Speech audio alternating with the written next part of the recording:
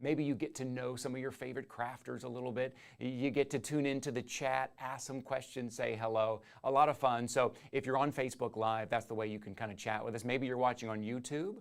You may want to check out HSN Plus because we're streaming there as well. So a couple of things I want to remind you of. This is going on today from 11 a.m. to 11 p.m. I'll be here with you for the first hour. Natasha will be here with you and all of your favorite crafters in the middle of the day. And then I'm going to come back this evening to close things out. So 11 a.m. to 11 p.m. Maybe you're going to watch all 12 hours. Maybe you're going to watch a little bit here and there. Oh, I'm getting feedback in my ear as well. I'm hearing myself on a delay. We're getting all set up here. Sarah will be here in just a moment, but a couple of things I want to tell you. If you see something you love and you want to jump on it and you want to grab it, there's a couple of ways you can do that. You can scan the QR code, right? See QR code right up there. So you take your smartphone, you open up the camera app, almost like you're going to take a picture of it, and then you just aim it at the QR code, and then a little link will come up. You click that link, you'll be able to get what you're looking at, or even better, you might want to follow along at hsn.com. You'll see right down there at the bottom the big craft stream on hsn.com, and then you can shop along with us there. As I said, it's going to be all of your favorite crafters here taking some time. And then I do want to say hello. Let's see. Who do I see first? First name I saw was Janet saying hello from Denton, Texas. Wow, my brother lived in Denton for years and years. I grew up just outside of Dallas for a few years as we moved around Texas. Who else is here? Annette is here. I'm going to go back kind of at the top just to say hello. I want to make sure and try to catch everybody. Cheryl, thank you for joining us. Sandy is here. Martha, thank you. Teresa says hello from Indiana. Janine from Kentucky. It's such a great community. Every time I do these streams, I'm reminded of what a great community it is. Okay, so Sarah is going to be with us in a minute, but what I want to show you is kind of all of these items that Sarah is going to be using, so you can get a look right here up at the top, and then I'm going to kind of hand it over to Sarah. So I want to show you first up here, this is the Nature's Garden Vintage Rose Kit, and I have so much here I can barely even fit it into the shot. This is 17-piece stamp set here, your acrylic rose stamp set here. And then you're getting 3-piece vintage rose stamp and die set. And then 3 other die sets, your diamond trellis set here, your exquisite lace, and your classic rose. Okay, that's just part of the kit that you're getting here. We're going to move on here. You're getting 2 embossing folders, your Baroque frame embossing folder, timeless roses embossing folder, elegant lace border metal cutting die. And then on this side, this is your 36-piece 6x6 double-sided, your paper. I just love the designs on these. And you I know I kind of got the graphic there, but here I'll show you. This beautiful kind of vintage, almost watercolor look. And then 12-piece vintage rose flower forming foam, $109.95, 3 flexible payments of $36.95. Check out our clearance crafts too, up to 75% off on our clearance crafts. Okay, I'm going to move these out of the way just for a second because I want to show you some of the other things that Sarah is going to be using as she gets ready. Let's move it in right here if you do want the paper set here as well. Your linen card, 24-pack of your linen cards here. You 24 8x8 of your vellum there as well. And then also 36-piece here, 12x12. Again, this kind of beautiful kind of vintage timeless look here as well. We're going to show you, oh, look, we've got our animals with attitudes. I'm going to bring this into the shot here to show you. These are really fun. Animals with attitudes. This is going to be your stamp set here. 9-piece, what we're calling You Are a Llama Fun there, your stamps. I'll Stand By You, your flamingo there, 9-piece set. 9-piece sloth mode on, and then your 8-piece camel kisses and wishes. Okay, I got one more thing to show you before we bring out Sarah. I know everybody's waiting to see Sarah. I got one more thing I want to show you here. This is going to be another die set, your floral die and paper piecing set with your butterflies and blooms. Take a look, butterflies and blooms, trailing florals, and then 10 of your 5 3/4, 8 1/4, A5 paper piecing, hold and release sheets there. So you're going to see Sarah using all of these items as we go. Remember the QR code. Follow along at hsn.com, our big crafting event here today. And if Sarah is ready, I would love to see her and say hello to Sarah before I hand it over. Hope all is well. And everybody here on our live stream, the big craft stream. There she is. Hi, Sarah. Looking lovely today. How are you? Can you hear me okay? I am very well. Yes, I can hear you. We're all great here. I hope you're ready for a big hour time because I've got lots of stuff I'm going to teach you. Totally different to when we get to be on air. And it's like, come here, do that, mount that one in into this one. It's going to be, I'm going to do a flower making mini masterclass with you first, Ty. And then we're going to move into some colouring. I'm going to show you how to colour that amazing flamingo. And then I'm going to teach everyone how to do paper piecing with the paper piecing sheets because it's something I've never had time to teach on air before. And I think everyone's going to love it because it's a whole new technique. So I've got a brilliant hour, really educational hour planned for you. I love it. Okay, I'm just going to say a couple of quick hellos. We have 400 people already tuning in our live stream, saying hello. Thank you, everybody, for being here. Lovely to have everybody here very quickly here. Glynis, good morning. Gloria, good morning. Thank you for being here. I'm going to move this tab a little bit closer to me here so I can see all of you. If you have any questions or just want to say hello to Sarah, please chime in. I'll try to do my best to keep up with everybody here. Okay, I'm going to hand it over to Sarah here. As she said, a little mini masterclass. So nice to see you, Sarah. Thank you for being here. Let's have some fun today. Oh, thank you, Ty. Right, so the thing I wanted to teach everyone was flower making. Now, in the Vintage Rose collection, which is the one I'm going to be working on first, you can make all of these beautiful flowers here, Ty. Now, you get the foam, you get the dies to cut the different flowers, but you can make different styles. So this is quite an open flower. But then look at this one here. I mean, I have to just say, this is one of my favorite flowers I've ever made. Making this beautiful big, look how dimensional that rose is. This is definitely not a one for posting. This is like a gifting card, this one. But then also you can do them just like a single rose on a card like this. I'm going to show you how to do these lovely little buds on here as well. And then actually I'm going to be showing you with the foam, Ty, but you can do it if you want. When you run out of the foam, you've got the dies, you can use the same techniques, just scrumple the card to make all of your own three-dimensional paper flowers out of any cardstock as well. So everything I'm using from the Vintage Rose first, but I'm going to start with the die set.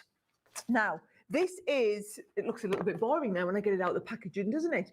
But can you see what we do? We give you, with the flower, Ty, you get 5 different sizes of the actual flower die itself, but then you get 2 of the like the leaf and the petal, which you can either do in a cardstock or you can do in the foam as well.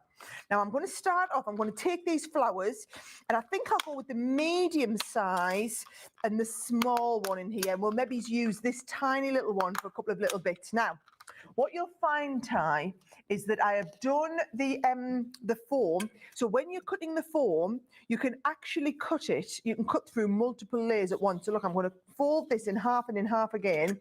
Right, that one's too big for there, but look, I can get, look at this. I can cut out 4 of this size flower in one pass through the machine. So what I'm doing is I'm popping that into my Gemini Mini. Now, what you need to know about these dies is they will work with any die cutting machine. They're not Gemini dies to work in a Gemini machine. They'll work in any machine. But because the Gemini's got lots of pressure, it's going to cut through that 4 layers, absolutely no problem.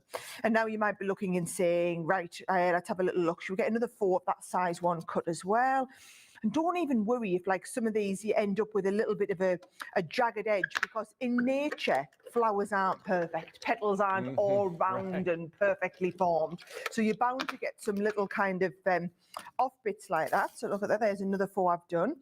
And then down here, look, I'm going to use these tiny little scraps because I don't like to waste anything. None of us crafters do, Ty.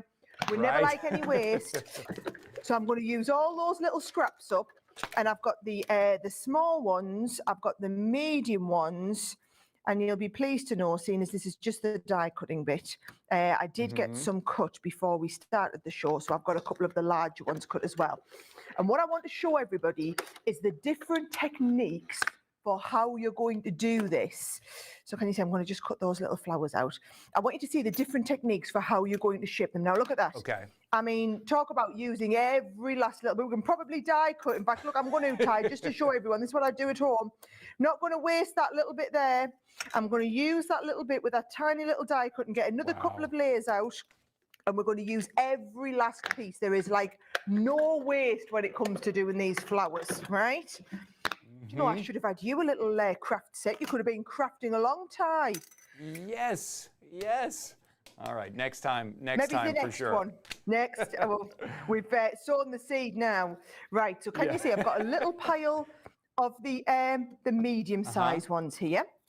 I've got a little pile of the small ones. And then I've also got a little pile of the bigger ones that I've cut, just because I'm desperate to try and get 3 demonstrations done, 3 different cards I can teach everybody over the course of the hour, right? And the critical bit, not the cutting out here, the critical bit is going to be the bit that comes next, which is the shaping. So here's what you're going to need to do for the shaping. You want an iron, this was less than 10 bucks. So it really is just a cheap and easy iron, right? You want to turn it, very important, to the hottest setting you can get. I'm going to turn it sideways so the camera can look at it kind of from the side here. But bear in mind, when I'm working at home, I won't be working like this. I'm doing this so that you guys can see really easily on the camera, okay? Now watch what happens when I take one of these little petals and I just hold it up against the iron. And as soon as I let it kind of move around, you can see it forms this little bubble shape. And then when it drops off onto the, I'm going to drop it onto the little bit of foam here.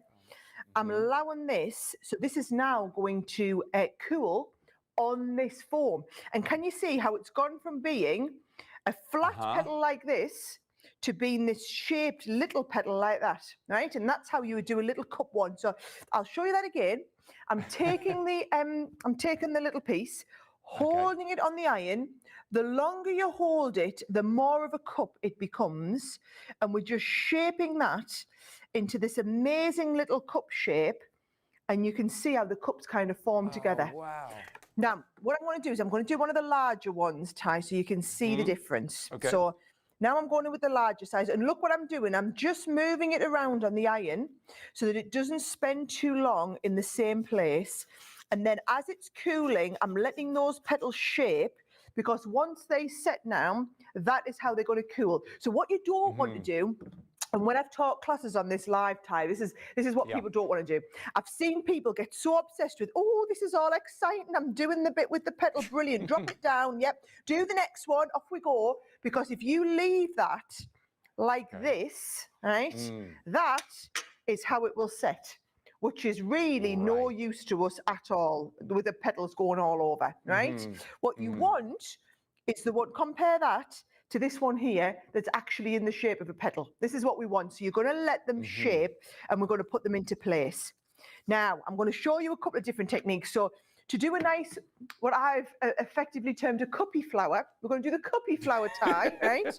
I'm going to do two big ones, and I'm going to cup up the 2 big ones. Now, don't worry that this is looking less than desirable at the moment, because once we get that, start shaping it, we can shape it. And I'm using these ball tools, Ty, and these sort of ball tools, we have loads of these. These are on the website, and they are called flower forming tools. So go and have a little look. Oh, that'd be the iron that I've just touched there. Maybe we'll do another one.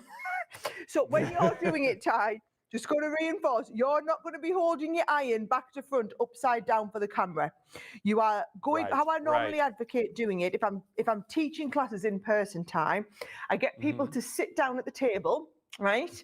And I get you to put the iron in front of you like this, so that what you're actually doing is you're holding it away from yourself onto the iron, touching it on the iron, let it drop off onto the paper here, bringing it into the space where you're working, and then doing the paper, okay? So that's the difference. So you're never going close to the iron. It's just terrible for the camera to get in and see. So I want you guys to be able to see what we're doing. So look at this. I've done a few nice cuppy bits here, and then I'm going to teach you how to do that amazing bud shape as well. And I'm hoping you're all seeing this kind of there's no special technique to this tie. It really, everything can be done in the after, you can fix it in the after bit, right? Okay. Now let's do that little bud in the middle. Watch this. I'm going to touch this on here, so we get that tiny little bud. Going to drop it on, oh, there it is, dropped into a nice little small bud. Now I'm just going to make sure I've got my glue gun plugged in and switched on here, Ty, because now we're going to come and glue the whole lot together, right? So I find a good pair of tweezers is handy at this stage. because look, we can move this about. There's my little bud to go in the center, and you're going to be able to get nice and close. Now watch this. I'll come in with my nice close cup like this, and then just a tiny little bit of hot glue in the middle, and then we're going to be able to position in that lovely little bud that we've got in the center. So while that glue's still wet, I'm going to place that tiny little bud in the center, right? Then all of that is going to shape up. You can see that coming together as a nice little bud. I'm going to bring in the next kind of cup shape one. I'm going to pop in now tiny little bits of hot glue. This is the trick. You don't want to put too much on because it takes ages to dry then. But then also you run the risk of deforming the flower, right? So you don't, because bear in mind, this foam reacts to heat.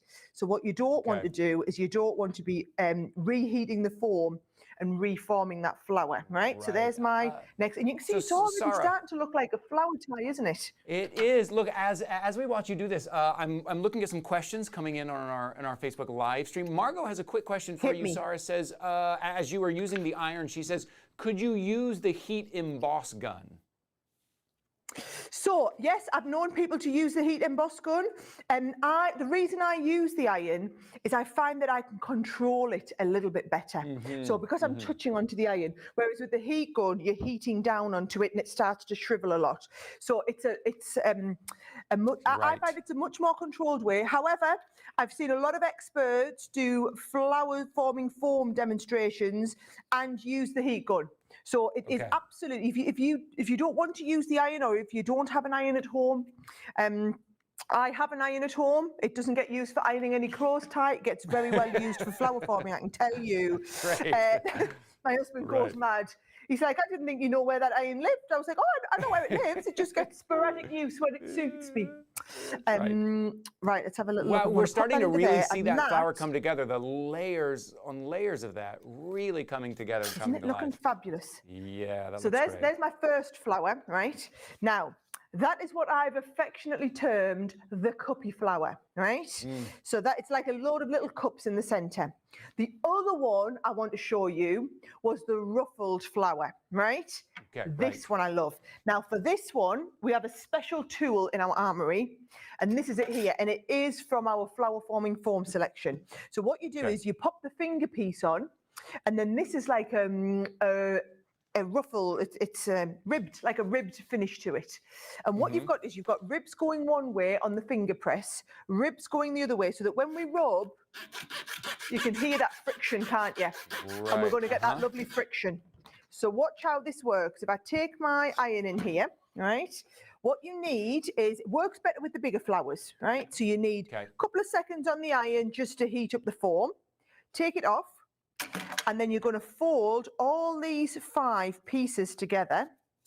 So we've got 5 pieces together. Nip them all in at the end. And then with your finger piece, give it a little bit of a rub over on the edge like that, right? And that in itself is heat and friction. Now, as you're looking at this now, you start to open these up. Let's get a nice big ball head tool. And watch this. I can then use the friction in between my fingers to get this lovely kind of rounded shape here on the petals. So can you see we've still got that lovely ruffle and like a bit of a pleat on the edge, but you've now got the friction in that piece between your finger, which gives it that love. I mean, that I just think is beautiful. And if I just put that, so that is the petal that we've worked on versus what we would cut out. I mean, there's no comparison, is there not?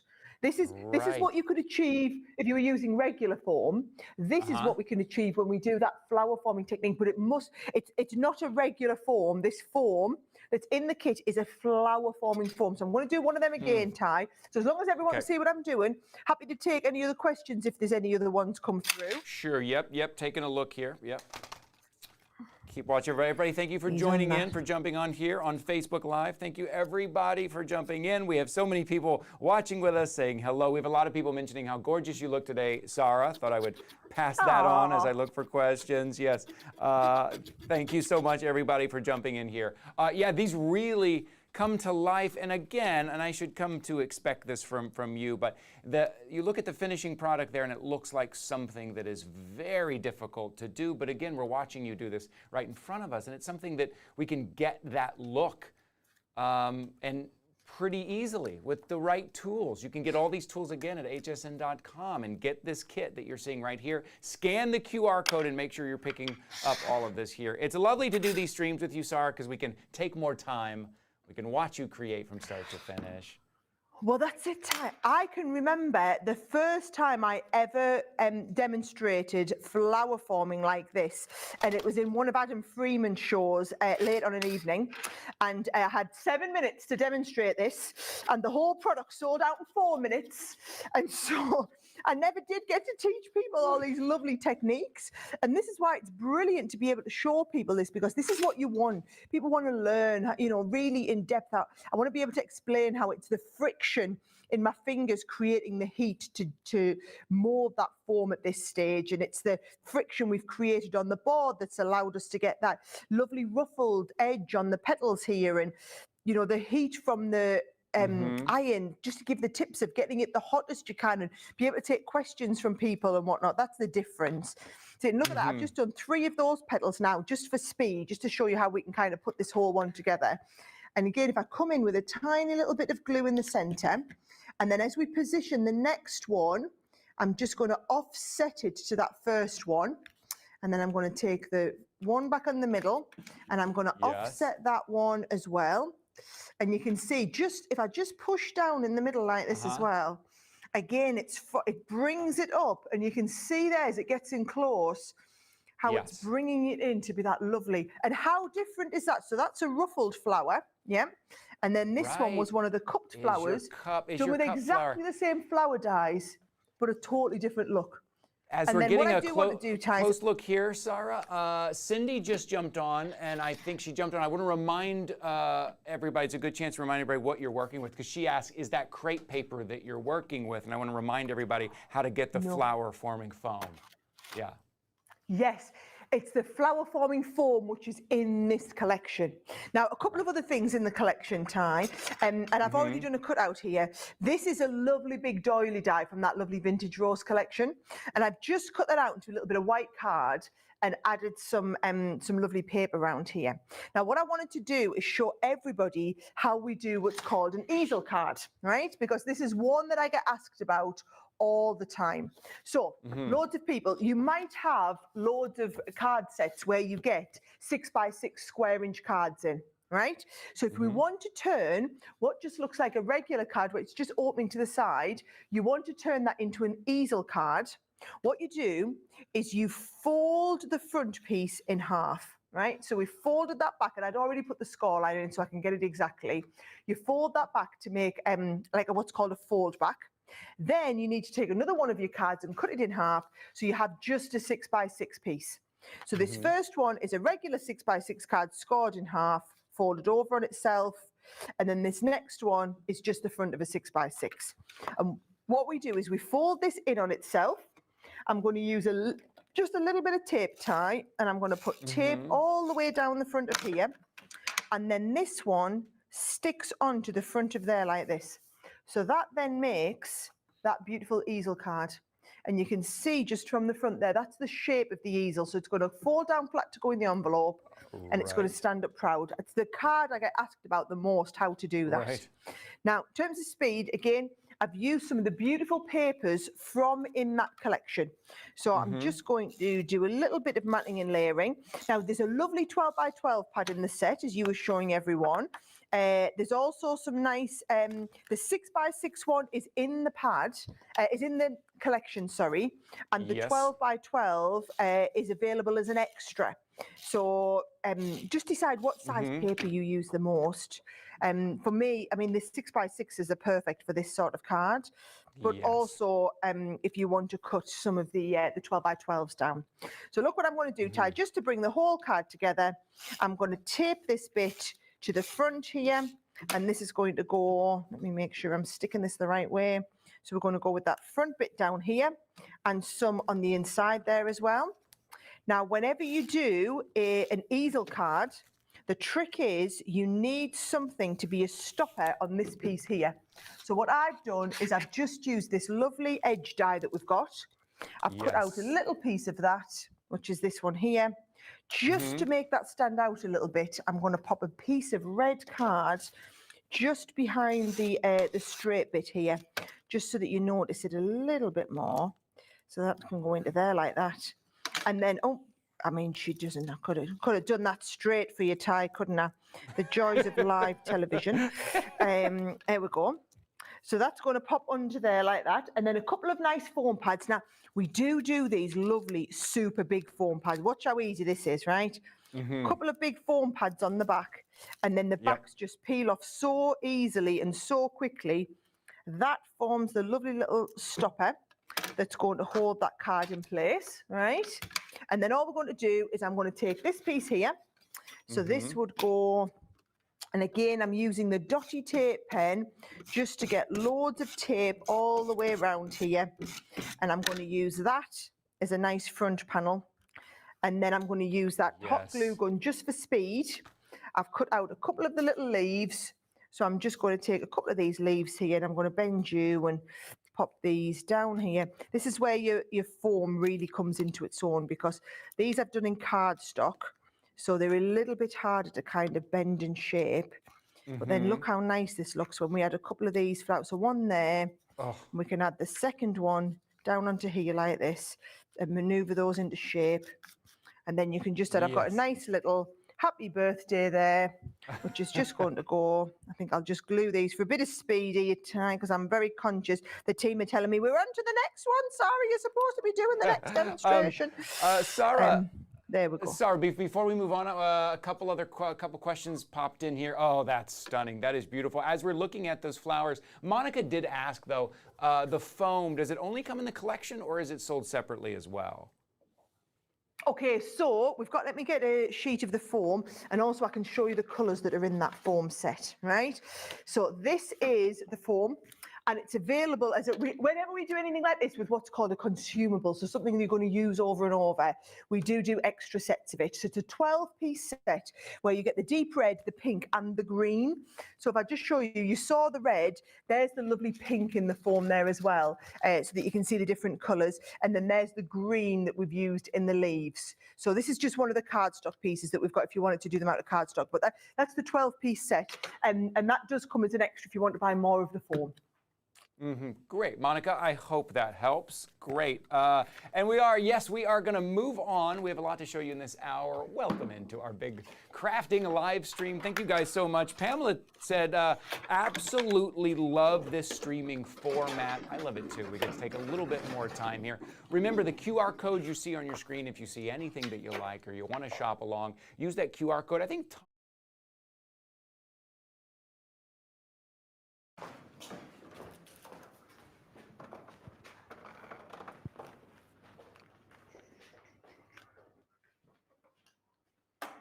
and Plus on your TV. The QR code should be there as well, Tom. So again, with your smartphone, just use that QR code by opening up the little, like you're going to take a picture of it, aim it at the QR code, and then the link will come up. Sarah's getting ready to set up here, but I do want to say hello. Pat is here. Hi, Pat. Pat says, where do you find item numbers if you wish to purchase? So as we're going along, you'll see us put up on the side of the screen here the item number, just like this right here. So see where it says 851876? That will be the item number for that kit that we just talked about. Again, scan the QR code. That'll take you to the page of everything we're going to be looking at today. But specifically, as we go through, we'll flash it up right there. Thank you guys so much for your questions and for hanging out with us here today. Everybody telling me where you're from. Some of you are still under some snow right now, so it's nice to be in your home watching a live stream as we follow along here. Also, well, some other things coming in right now. What's going on, DeWitt? So if they watch it on their phone, they can click the link that's pinned in the Facebook comments. Oh, that's cool. So if you're watching on your phone, you can click the link that is pinned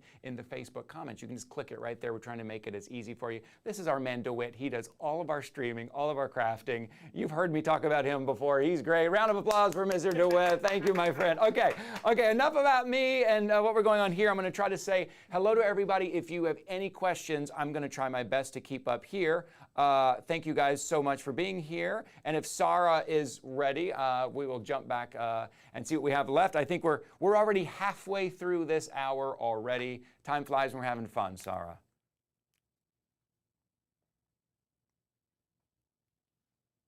Teaching you some flower making. Now we're going to get in and do that colouring. So what I'm going to colour are these awesome flamingos. Now these are what we call the animals with attitude stamp sets. So what you've got is you've got the animal, look at this, stand out and be fabulous. I'll stand by you, be flamazing. We flamingo so well together. Life is all about balance. So you've got the flamingos.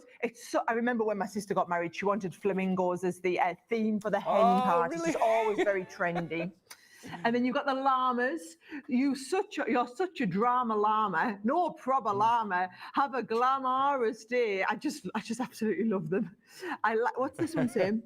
I like the way you roll. Nice, right? So you've got the llamas, and then of course we have to have the sloths. My kids are still, Ty, obsessed with sloths. Sloth life. I'm lazy but happy. Love you a sloth. Sloth mode on, and then the last one are the camels, and the camels are super cute. Now, honestly, Ty, could have done a whole hour just on these. Yes. But what I thought was, of all the ones to colour, let's do the flamingos, because the flamingos are really fun. And I'm going to choose this one here, and I'm going to show you how to get depth and dimension using the tri-blend pens, right? Now, so I'm going to use our tri-blend pens. So our tri-blend pens are alcohol-based pens, which means I'm going to colour, I'm going to stamp with our Finesse alcohol-proof die. So really important, if you are using an alcohol pen, you need an alcohol-proof die, right?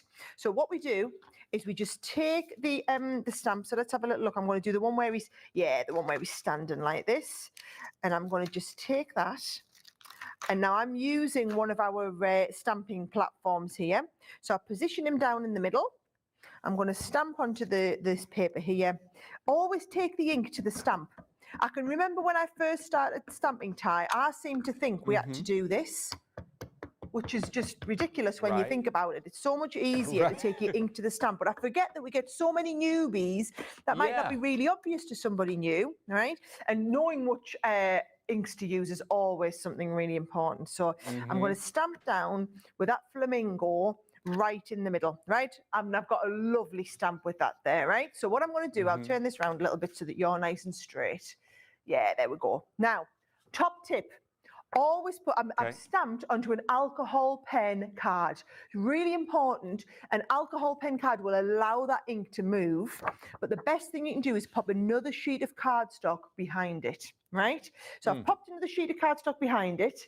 I'm going to use my bright pinks, right? So this is one pen. You can see it's bright pink. So it's BP 1, 2, and 3, right? Let me just show you those colours. So you've got the bright pink 1, you've got the bright pink 2, and you've got the bright pink 3, all right? So you've got 3 different shades of the pink. It's the same if I want to use the pale pinks or the pastel pinks. You've got the light pink, you've got the mid pink, okay? And then you've got the darkest pink. But what you'll find is this is a whole different set of pinks to what that is. Right. So you decide which one it is you want to colour with. Don't mix the pens. As long as you use the same pen, these 3 will blend together. These 3 will blend together. You don't blend these with these. So I'm going to just use this one because it's in my hand, and I'll see if you can get really up close because I want you to see exactly how we do this. So we start off by just giving a base of colour with the lightest shade. So this is of the 3 colours, this is the lightest one. And I'm just making sure I get into every little nook and cranny there, using the point on the pen so that we can colour this in all the way, and we can get right round all those lovely edge pieces. And it's a little bit like when I put my mascara on in the morning, Ty, and I feel like I'm holding my breath and I've got my mouth up. I'm like that when I do my colouring, especially when I've got the edges. If only you could see me. I'm like, I'm here and I'm like, Yes, making it. Those faces is what makes it work. Yes. There you go. I've got a nice base of alcohol. Now I want you to think about where would we have shade. So I've come into the darkest colour. Okay. And we'd have shade down the top of his head like this, right? I'm saying it to him, it might be a girl.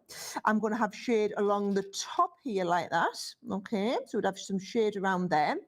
And then I would have shade underneath each of the feathers. So I'm just coming under the feather line, and then I'm coming under this feather line as well. Now, at the moment, you're probably looking and thinking, what on earth? This is not working. What's going on? She's put some random bits of colour in the most ridiculous places, right? All will be revealed in a second, right? In fact, I might bring that all the way down here. So there is my darkest one, okay?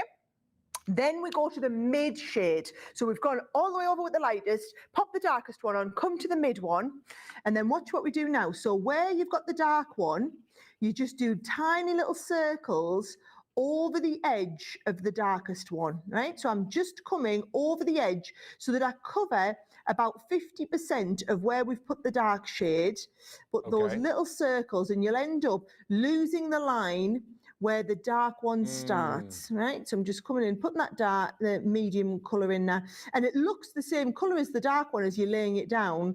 Trust me, it's not what you can see. You can see here there were 3 completely different colours, but it's going to look that way because when your pen is wetter, so when we've just laid down the alcohol, that's when it's going to look darker.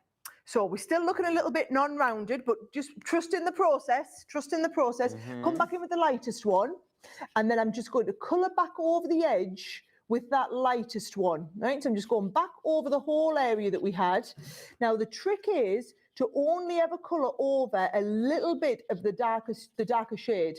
You don't want to colour all the way back to the end, because what happens is the lighter colour bleaches out the darker one. There's more alcohol in the lighter one, so it's the opposite to what you would think. You think, oh, lighter one, it's going to blend it. No. What it does is it bleaches out the darker shade, and that is how the blending process happens when you're working with alcohol pens. So what you're going to do is you're going to just trust it at the moment. It's still not quite blended, but it will. As soon as the alcohol evaporates, you'll get that lovely blend. And remember, if you're not happy with it, you can always go over it. So I'm looking there and I'm not quite happy with the end blend. I'm going to come over a little bit more with that, blend these bits in here, and I've got that lovely ombre shade going on from light to dark. And whenever you want to just blend a little bit more, you just go back over, and we're starting to get that lovely blend coming through. So you can do that, and then I'm going to do exactly the same. Beautiful. As we watch you there, Sarah, a quick question here from Nora. Nora, thank you for your question. Nora asks, are the tri-blend markers refillable? If so, where can I purchase the refills? Okay, so they are technically refillable because the end nibs all pull out of the edge. What I would say is it is quite a laborious, slightly messy process. So they actually have quite a good sized transorb in these, which is basically the little bit of foam that holds the ink inside. So yes, they are absolutely refillable, and if you go online and just search Spectrum Noir refills, you'll see all the places that stock them. There are 216 colours of alcohol pens, and all of our pens use exactly the same alcohol ink. So whether it's our tri-blends, our illustrators, our any type of pen, they all work in exactly the same way.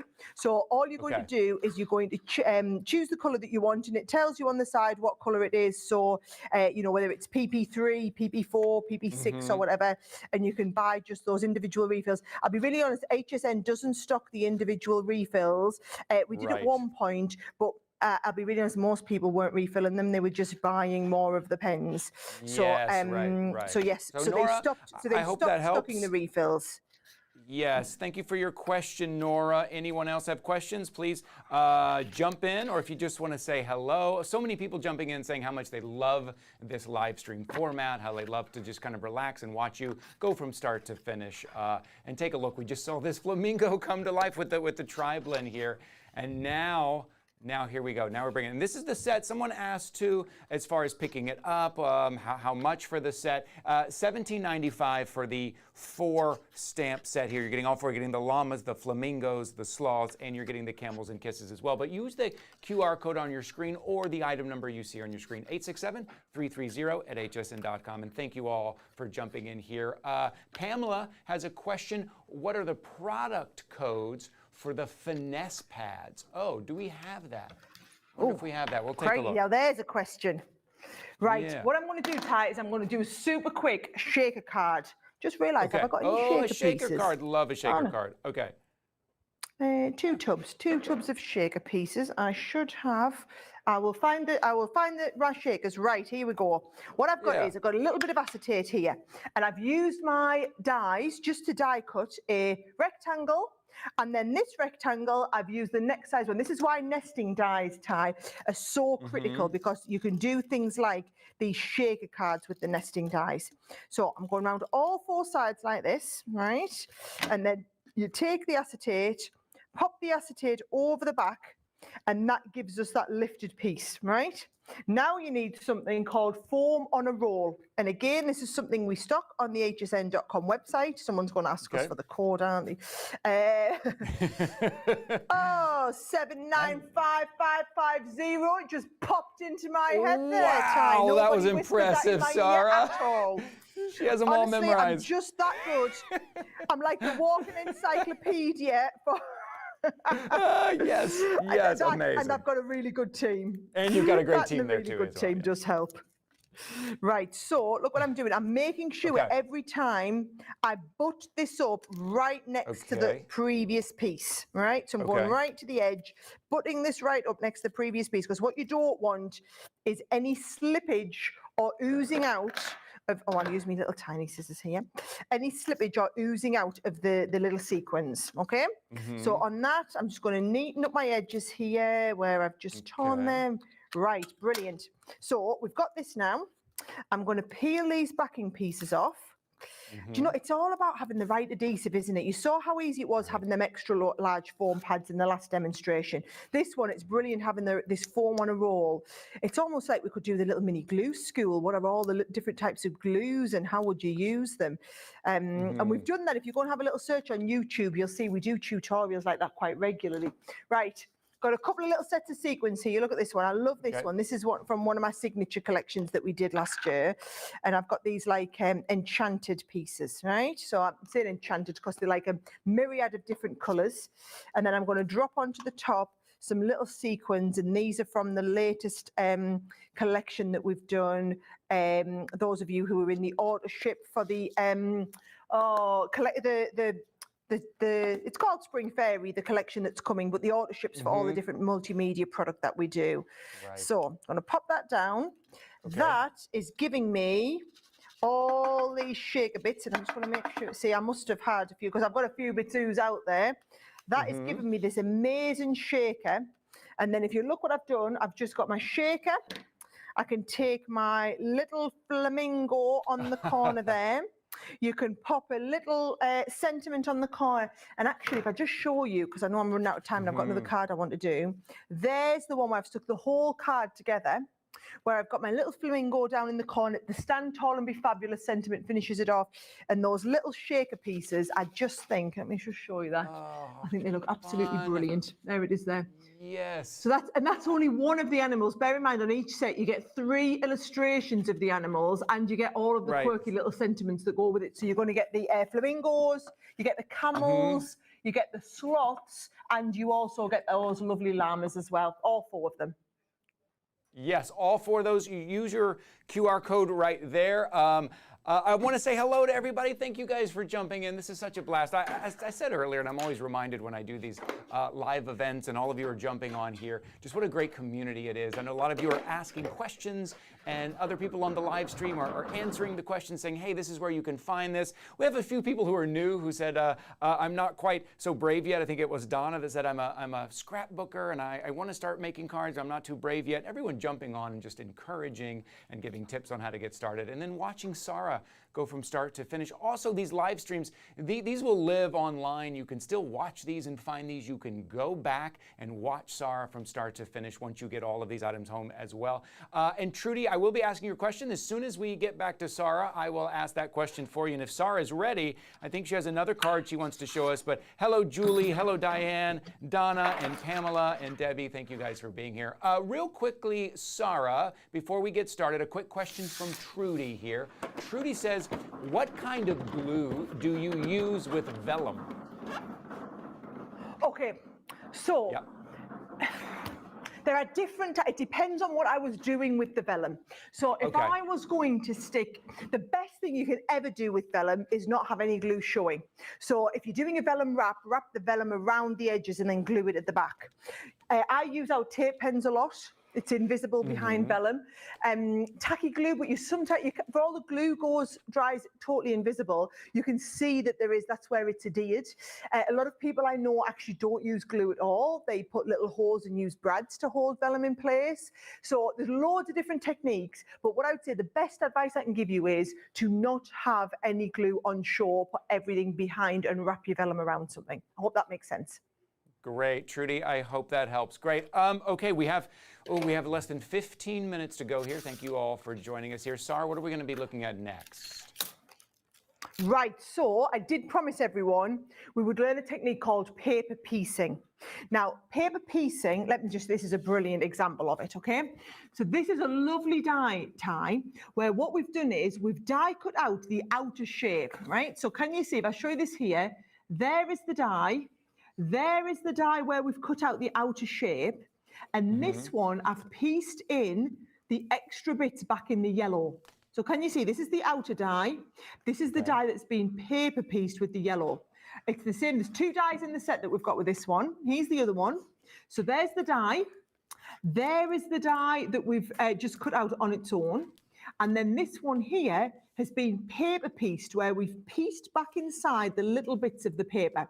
So what I want to do is I'm going to show everybody how to do that paper piecing technique. Now in the set, you get both of those dies and then you get 10 sheets of this special product that we developed, and it's called hold and release foam.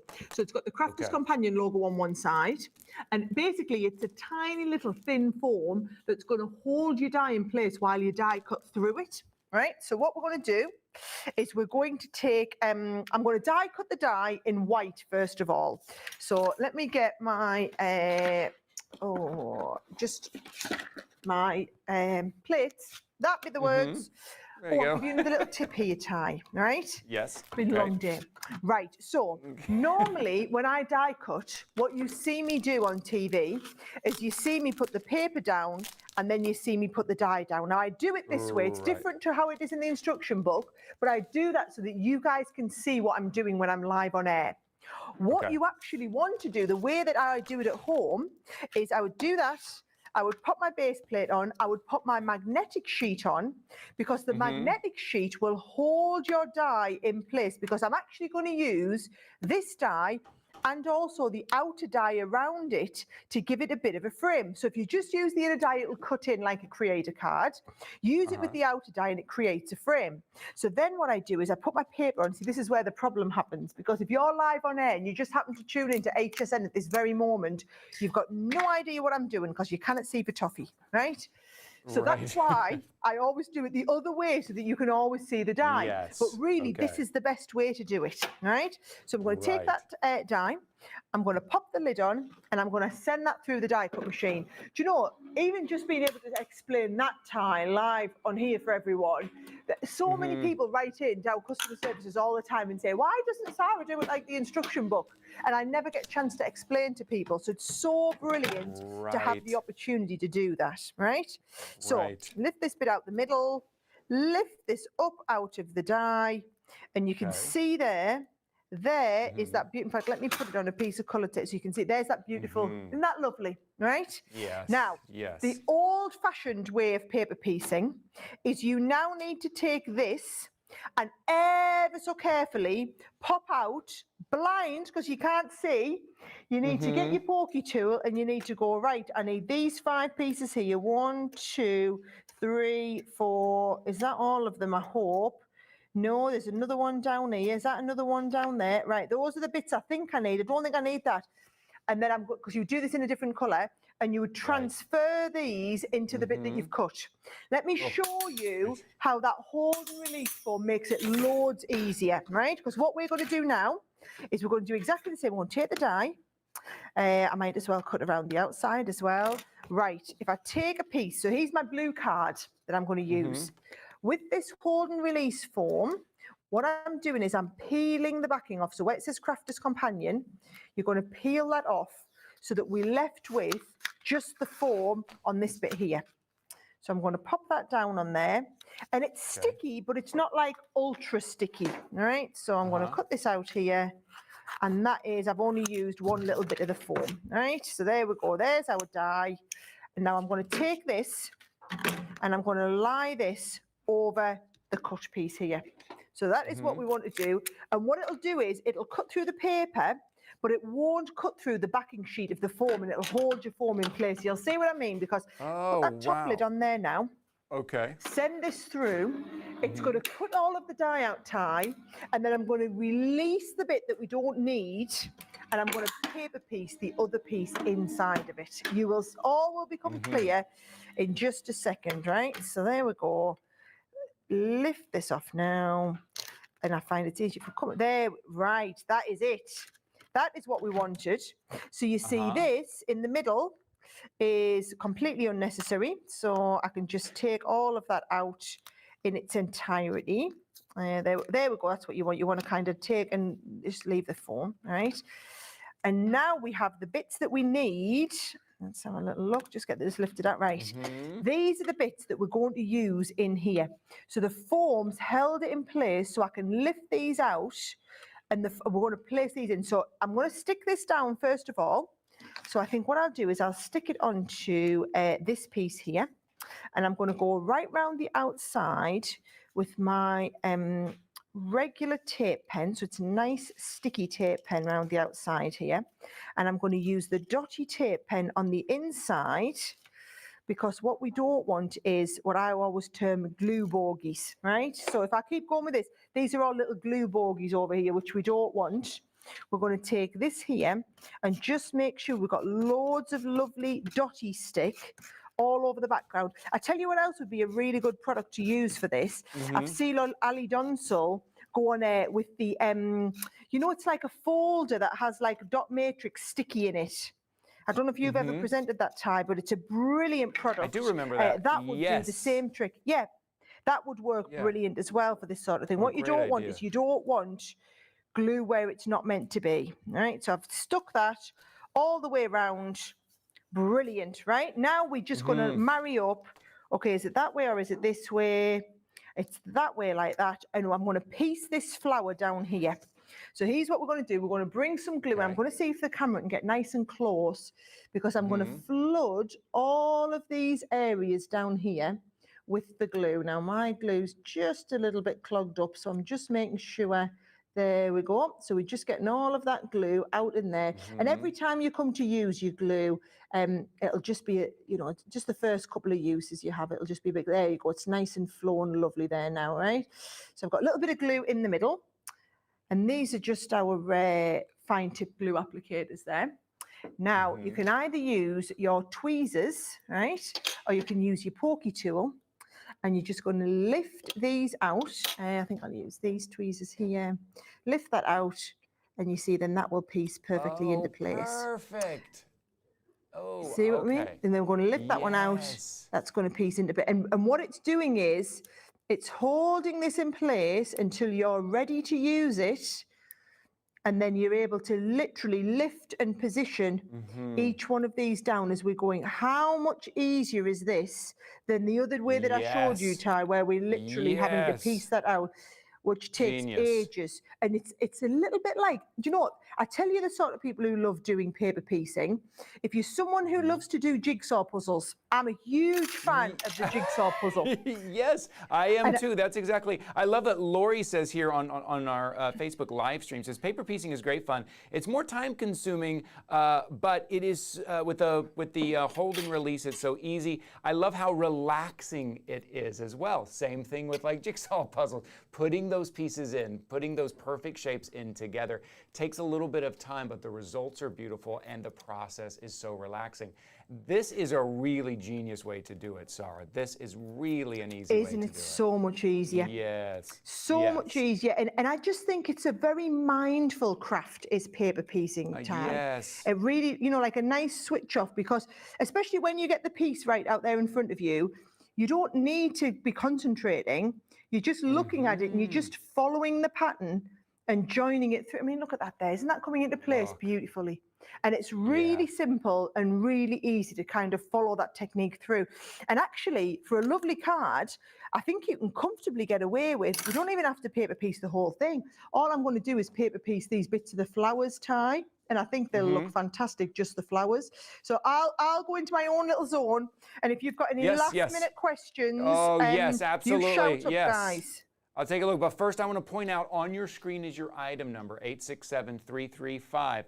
That is for, you're getting both of these die sets, the butterflies and blooms and the trailing florals, and then you're also getting that paper piecing hold and release sheets, which just makes it so easy, what we saw Sarah using right there. So you can use the item number at hsn.com. You can also search the big craft stream at hsn.com. You can use the QR code that you see on your screen there, whether you're watching on YouTube, if you're watching on Facebook, however you're watching HSN Plus as well. Maybe you're shopping the live show on one side, you're watching the big craft stream on the other side. So you can use the QR code to make sure you're jumping into that. I do want to remind everybody, I had a couple of questions about craft cart shipping deal today. We don't have one today, but a lot of our clearance crafts are up to 70% off. Most of the things that you're seeing here and online, we have all these crafts on sale just for this big streaming show today. So make sure you're taking a look. Maybe it's stock up items, maybe it's new items, maybe something you were just introduced to there. So take a look right there. All of your tools, all of your papers, all of your crafting items here. I want you to make sure you're following along. And remember, 11 a.m. to 11 p.m., we are just getting started today, and I want to make sure you guys are following along. Thank you all for jumping in. Over 500 people jumping in and chatting, saying hello to Sarah as well. Again, if you have any other questions, I think we had some people ask about a gnome stamp as well. Go over to hsn.com, take a look at that.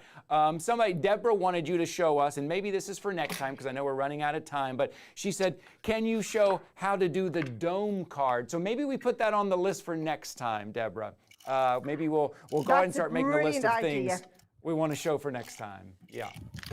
Yeah, I'm happy to take requests, but yes, it will absolutely be something I'll need to kind of build up and prepare for, as it was showing people. But that's good to know what sort of cards people want to see.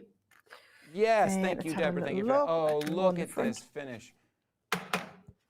Isn't that lovely? Yes. And then I'm just going to take, I've got a couple of little pieces of the card. This is from our lovely hydrangea cardstock that we just launched when I was on HSN a couple of, well, crikey, it was only, was it last week or the week before? Week before last. Right, yeah. So I'm going to pop that onto there. And then you can just do all of your little bit of layering here. I've got a tiny little bit of layering to go on that one. And you'll see it just comes together. This is what I call a fold back card. So this is a 5x7 card tie. Fold this little bit back at the front, and it just gives the card a little bit of interest. So we can pop that to the side there. And then you take this lovely big centerpiece that we've done, but only put tape down the left-hand side, because we're going to position that in the middle of the card like this. And then actually I've got a nice little sentiment. So where's those lovely big foam pads that we had? Watch what a difference this makes when I just take this foam pad and I'm going to 3D that up onto here. Beautiful. And then I'm going to 3D that up onto the front of here. We've got lovely just the addition of the framing and the layerings and the color, and it just, that kind of three-dimensional look that makes it look like we just watched you go from start to finish here. I love this look here. Oh, this just in. This is very exciting. Okay, DeWitt, thank you, DeWitt, for finding this out. We do have a craft cart today. We just found out $7.50 is all you'll pay on shipping for your craft cart today. We just found out. This is brilliant. this is our first hour of the day, and I can't believe the hour is already up. Sarah, it is always so lovely to see you. Everyone commenting how gorgeous you look today. I want to make sure and pass that on to you. But just watching you take us from start to finish and how lovely everything is. Thank you so much for starting our day with us here. I've loved it, and I hope you guys have a fantastic 12 hours of live crafting with everybody on Facebook and YouTube. And I guess I'll see you in a few weeks. Yes, can't wait. Thank you, Sarah. And I want to say, okay, remember everybody, we're here all day. DeWitt, come on out. Norma, thank you for reminding me. Let's see what DeWitt is wearing today. This is a what are you wearing day. Take a look. I mean, sharp dresser. Take a look. Look at this. Very, very floral. Got a little floral going on here. Deep colors. Floral noir. Floral noir. DeWitt, ladies and gentlemen, don't just love him. Gets everything going. If you're tuning in for the first time and you're like, who's that sharp dressed man? He's the guy who keeps all of this going. He's the one who does all of this, sets everything up, and he's behind the board here for 12 hours today. He will be behind the board here. So thank you guys for joining me. You can stay right where you are. Back. I will be back this evening to close out, but I believe I'm handing it over to Suzanne Runyon here. But thank you guys so much. I will see you this evening. Happy crafting, everybody. Thank you, Ty, and thank you, Sarah, for great demos and, of course, stunning crafts, as always, from Crafter's Companion. So many good ideas, right? And that was only the first hour. Can you believe it?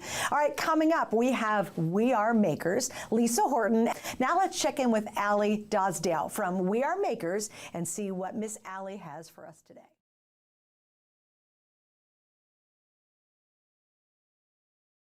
And I love this opportunity to just craft with you. I can't wait to share this fun project. We're going to make a card today from start to finish. It's a very special card. It's a card you can use for Valentine's Day, you can use for Mother's Day, you can use for a birthday celebration, anything you want.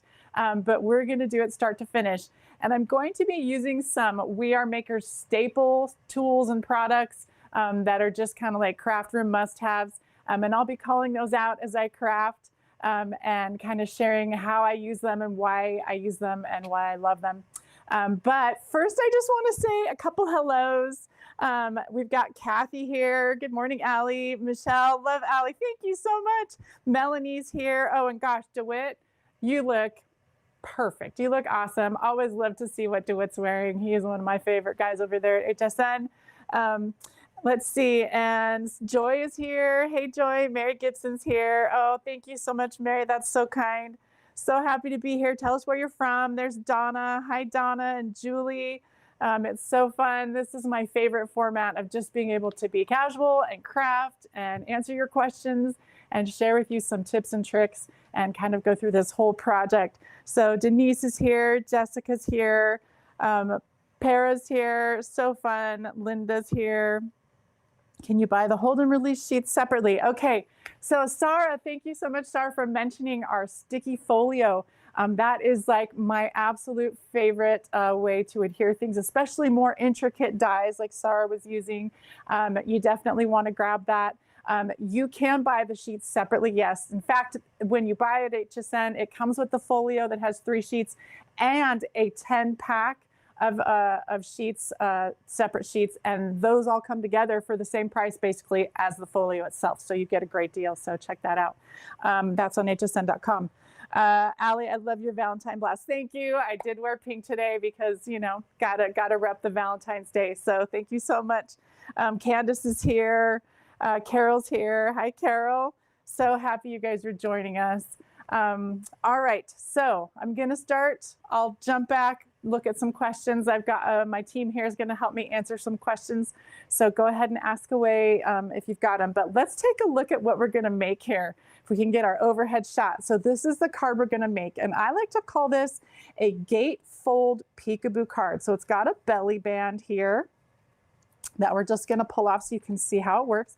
It's got these, what I call accent folds. I like those. And then you open it up, and isn't that beautiful? And then you've got a peekaboo. Oh, it's upside down, guys. Ha ha, there we go. Peekaboo window here that you open up that reveals a little pocket with a couple of tags. And this is where you're gonna write your message, and personalize this card for whoever you're going to gift it to. This is also a great place to put gift cards, to put photos, you know, to put special little notes, whatever you want to add in here.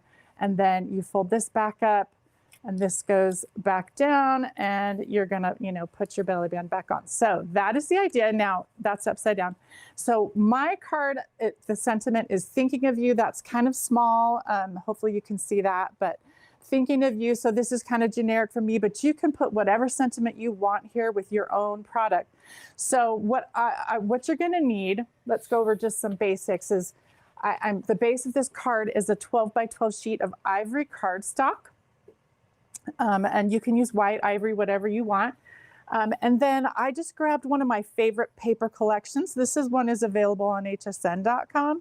And it's called the Bo Bunny Brighton collection. Sorry, it's a big collection. I got to grab this whole thing over here. And it comes with a couple of packs of embellishments. This is our papery pack. That's got like 200 pieces in there. Some of them are just paper, and some of them are actually washi stickers, so they've got a peel-away backing.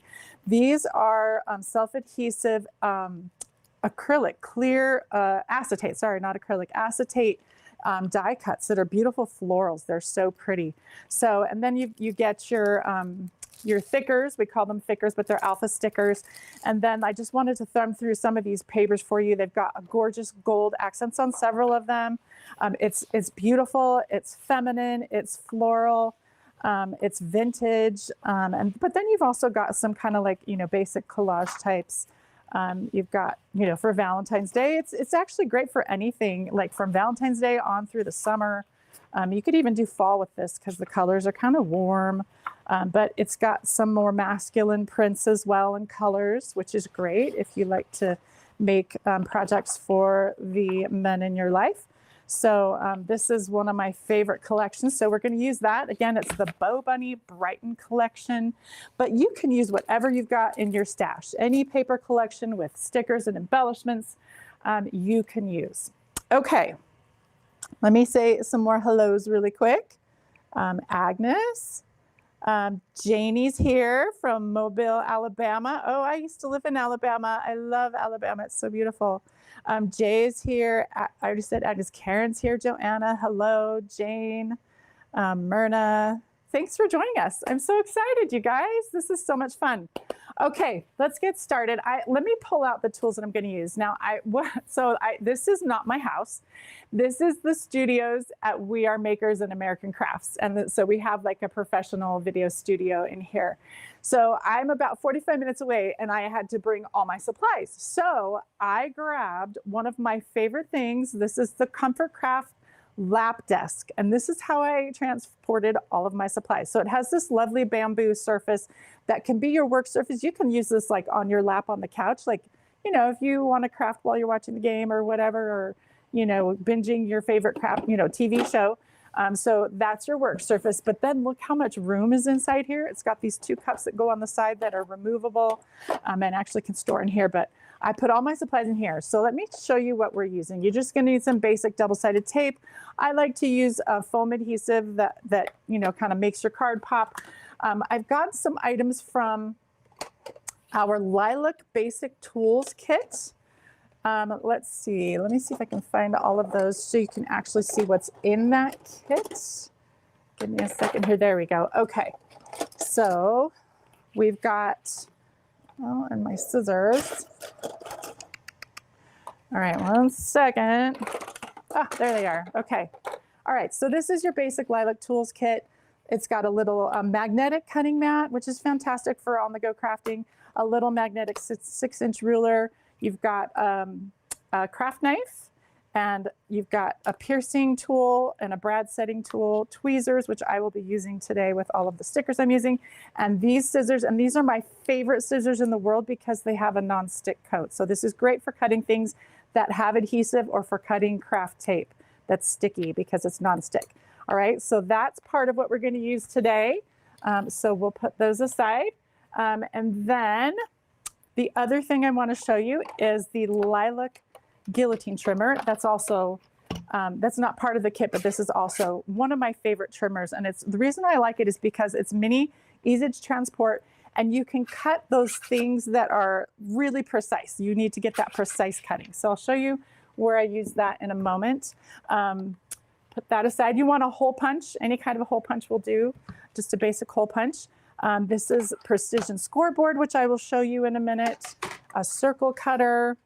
So you're going to need a way to score, cut. Now let me show you what comes inside this craft desk, because there's a whole set of tools that do come with it. These are your Comfort Craft scissors, which is fantastic if you're cutting things and you're doing a lot of cutting and your hand gets tired. It's got these nice, soft, cushy handles, which I love. It's got lighted tweezers. Let's see if I can turn that on so you can see. Yep, there we go. So those are lighted. You can turn it on and turn it off, and they're fantastic tweezers. We've also got, and I will probably be using these for something in a moment, but these lighted goggles, which are fantastic.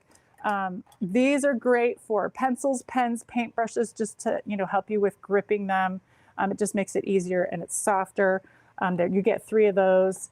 And then you also get this fantastic ruler, which has larger numbers there, so you can see how large those are. And then it's got this grip handle right here. When you push that, this non-slip surface comes down and it keeps your ruler from sliding when you're trying to cut along this hard edge here, the metal edge. And then is just a basic craft mat here. But what I love is look at the size of those numbers. Fantastic for people like me who have the reading glasses that they have to break out. Okay, so I'm going to move some of these things out of the way so we can craft. All right. First, we got to trim some paper. And let me tell you about this trimmer. This is our Comfort Craft trim and scoreboard.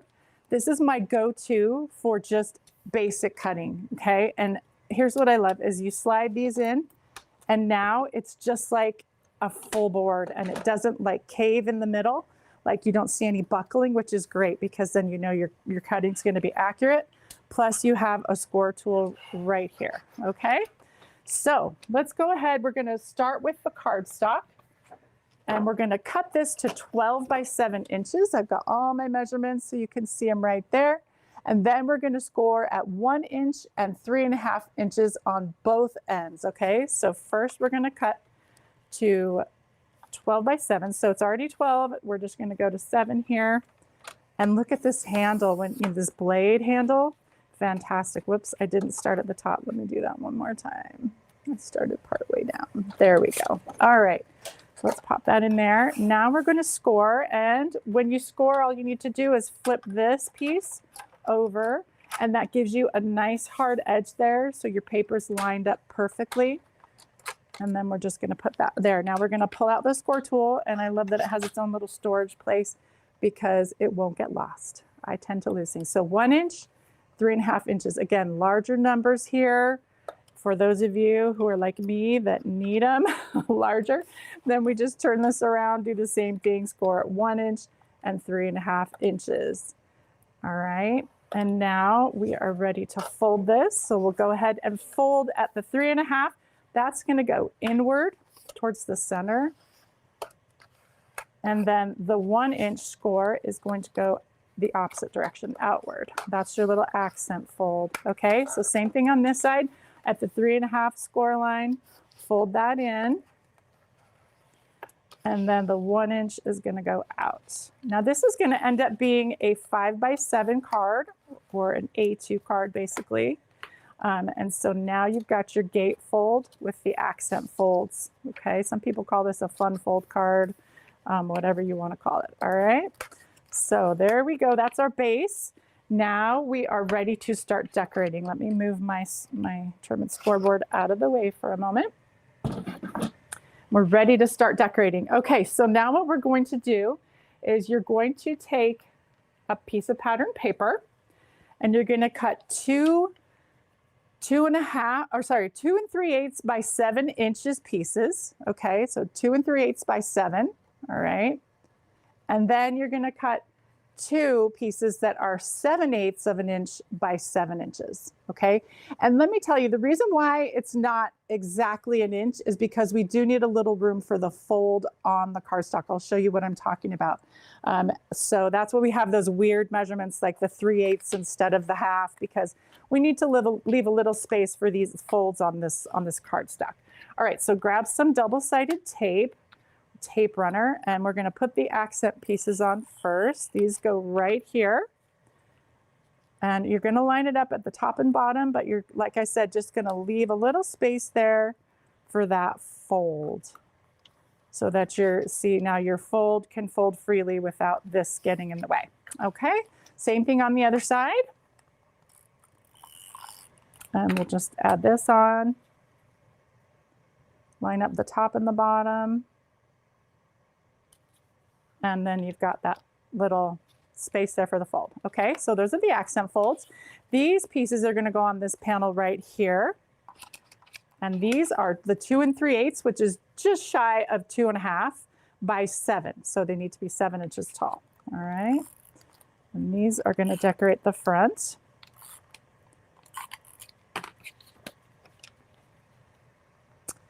And we'll place these on. Now, again, I love these gold accents on here. This is so pretty for Valentine's Day. It would be pretty for Easter, you know, whatever you want to do. Again, it's the Bo Bunny Brighton paper collection. But you can use your own, whatever you've got will be great. Okay, let's stick this one on right here. And again, we're just shy of the 2.5 inches that this actually is, this little panel, and that's so that this fold can fold easily right there. Okay, so that's looking pretty. We've got the front of our card done. Now let's open it up, and we're going to decorate on the inside here. All right, so now you're going to need 2 more of those 2 3/8 inch by 7 inch panels. Okay, so there's your measurements, 2 3/8 by 7 inches. You're going to need 2 of those, and I matched those to this paper here, but you don't have to. You could use a different paper, you know, that kind of complements that. It's up to you. So we'll just put some adhesive on here and pop this on. And again, it's just short of 2.5 inches wide because we want to leave that fold free. See how that fold there is free? The paper isn't right over it. That just makes it easier to fold. All right, so let's go ahead and put this other panel on. And I always like to have a work surface under me when I'm crafting. Like, I don't want my table to accidentally get adhesive on it, or I don't want to accidentally cut it up if, you know, I'm using something like a craft knife or tweezers or whatever. I don't want it to get scratched. So I always like to have a work surface underneath me, like a cutting mat. And this is a great work surface. And it's a great size because you get your full, you know, extended more than 12 inches. You've got your 13 here and plenty here. So, all right, so there's that. All right, so now we're going to make the peekaboo part of this card, okay? So here's what I'm going to do. I'm going to cut a 4 by 4 7/8. Okay, again, we're using weird measurements just so that it's a little shorter so the fold isn't covered, but this is 4 7/8, okay? And then it's 12 inches long, okay? So that's what we're going to do. We're going to score it at 5 inches. Those are your measurements and your score line, okay? And then we're going to cut a 3.5 inch circle on this paper, and I'll show you how to do that. All right, so let me grab my favorite scoring tool. Now, can I use my trim and scoreboard? Yes, I can, but I want to use this one, and I'll show you why. This is the precision scoreboard, and I'm going to see if I can get this so you can see this metal ridge right here. Can you see that metal ridge?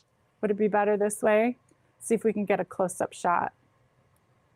Ah, yes. Okay. Metal ridge. Do you see that? So this is a whole new way of scoring paper. Usually we're pushing down into a groove and scoring that way. Well, that has a tendency to tear really thick cardstock and white core cardstock. Well, now with this, we are actually folding the paper over this groove with a special tool. Let me pull this out and show you. This is our scoring tool. If we can get that close up one more time, please. I'll show you. This has grooves. See, this score tool has grooves rather than a point that pushes down. And there are 2 different sizes of grooves, one for thinner paper, one for thicker paper.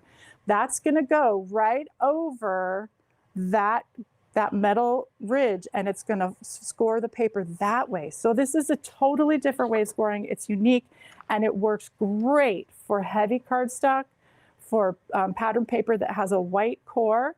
You know, when you want to get a really solid, nice score line. We can get that close up one more time so you can see how nice that score line is. You see how that's creating that? Now let me hold this up so you can see. Look at that score line. That is fantastic. You're not going to get any rips or tears on that. Look how beautiful that is. Not a single tear. And this is pattern paper with a white core. Oftentimes you'll see a tear there with traditional scoring. So this is a great tool to have, which I absolutely love. It's my favorite score tool ever. All right, so let me put that away. And you can see we've got our panel here, 7 inches this way, 5 inches this way, okay? So what we're gonna do is we're gonna cut a 3.5 inch circle right here in the top part of this panel, okay? So, and we're gonna use the circle cutter. Now this circle cutter comes with replacement blades. I think there's 3 total that come with it. And it also comes with a tool to help you replace those blades, which is super easy to do. So if your blade is sticking out there, you're just going to pop this over. See that? You're gonna pull it out, and that saves you from getting poked by the blade. And then to replace it, you'll just pop it back in, right? And slide it off, okay? So it's got everything you need there in this little compartment that you can store it in. It's fantastic. All right, so we're gonna actually place this. You twist this if you want to adjust the size. And this is fantastic because it goes all the way up to 12 inches. So you can do a full scrapbook page. And it has a measurement down to 4, but here's a little tip. You actually can go further and get a nice 3.5 inch circle. So that's what I'm gonna do. Now I'm gonna go about 1 inch below the top. Okay, see, I'm gonna use my measurements here to help me. There's 1 inch, so I'm going to start my circle right there. And if you want to be really precise, you can measure so that this handle is in the center. You can actually take measurements and get that exactly even between the 2 sides, like make sure your measurements here and here are even. But I'm just going to eyeball it, and I'm going to start it about 1 inch below the top, okay? So I'm just going to slide this over just a tad. Right there. Okay, now you hold right there on the handle, and you just rotate this part around. And while you're doing that, it is cutting a circle for you. I'm just going to go back. There we go. All right. Okay, so there's our circle. Don't throw this away. Hang on to that because we're going to actually use that with the belly band, okay? And now we have a little peekaboo window for our card, okay? All right, so let me show you how to attach this. This part back here is how you're going to attach it. We're just going to put some adhesive on the pattern side right back there. And we're going to stick that down. So I like to fold it over so I can line up that scored edge, oops, up at the top, okay? Hopefully my head stays out of the shot. Sorry if it gets in the way. All right, so we've got that. Just make sure that gets where it needs to go. Okay, so there's our panel. And now you can fold that up and you've got your peekaboo panel in there, okay? All right, now we don't want this to show, right? So we're gonna cover that up and make it look pretty. So I have cut from this same paper that's on the front. I've cut a panel to cover that up with. And here are your measurements. It's 4 7/8 by 7 inches tall, okay? And that's just gonna go right here to cover that up so it looks nice and pretty.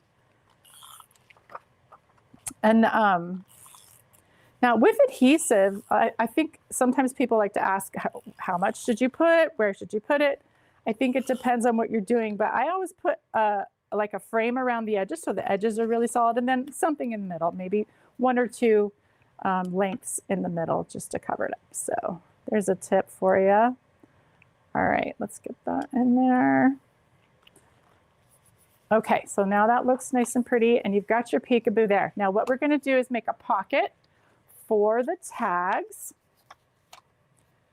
And the pocket is going to be 4 7/8 inches across by 2.5 inches tall. Okay, now this is a new pattern that I haven't used yet, but you're going to see it when we make the belly band as well. But it's a great paper that has a lot of the colors in this that sort of pull everything together. So what I'm going to do is I'm only going to put my double-sided tape on the 2 sides and then across the bottom. That way I have a pocket and I'm leaving the top opened so that we can put the tags in there. Okay, there we go. Now we can slide the tags in when we're ready to make the tags. All right. Okay. See how that's coming along? Okay, so now we're going to go ahead and cut some tags. And this is where I want to talk to you about trimmers. All right, so could I use my trim and scoreboard to cut these tags?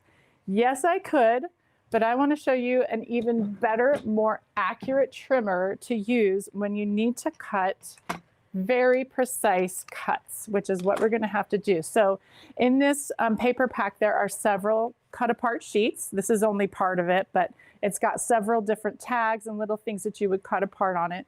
I'm going to use this tag and this tag, but I want to show you because if you notice, there's no like room there, right? You have to cut precisely between those two tags. You can see that there. You have to cut very precisely. So when I want to cut very precisely, this is the best kind of trimmer. And I like this small size because it's great for like photos. If you're into scrapbooking, it's great for, tags or smaller pieces. But what you can do is you can line it up perfectly, exactly where it's going to be cut, right here at the edge of this, the base right here. So I'm going to go ahead and slice that down. And you can see, take a look, perfect cut there. All right, so let's go ahead and do the other side. We're going to line that up right there. Again, perfect cut. Okay, so then all we need to do is use our small scissors here from the Lilac tool set. And any of these items, if you want to pick them up, go ahead and scan that QR code or go to the link in the comments and you can pick them up. Now, these scissors from the Lilac hand tool set, they're great for trimming like fussy cutting. I like to call it fussy cutting, which means you're cutting like, little bits here and there. You're cutting out maybe a flower from a piece of patterned paper. I'm cutting this little scalloped border here on the tag. And it just makes it easier to cut. Fine, and they're very sharp, so they do beautifully on these curves. Sometimes when you have scissors that aren't very sharp and you try to cut curves, it just kind of tears. But these are very sharp scissors. Plus, as I said before, they are nonstick. So there's that. Now, for this hole right here, I'm just going to use a 1/4 inch hole punch. That's your standard size hole punch. You can just use whatever hole punch you've got. The one I'm using is part of our Crocodile collection. It's a Crocodile Power Punch. The nice thing about this is you can actually open this up and kind of see where the hole is, so you can line it up perfectly to punch the hole. Okay, and let me go ahead and trim this one off because we'll be using 2 tags. One's kind of more decorative and the other one is where you're going to put your message in your card.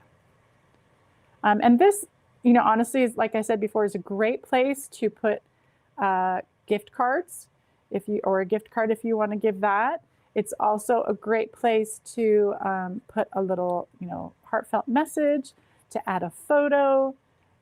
You know, add maybe stickers if you're giving this to a child for Valentine's Day or for their birthday. So lots of great options there. Okay.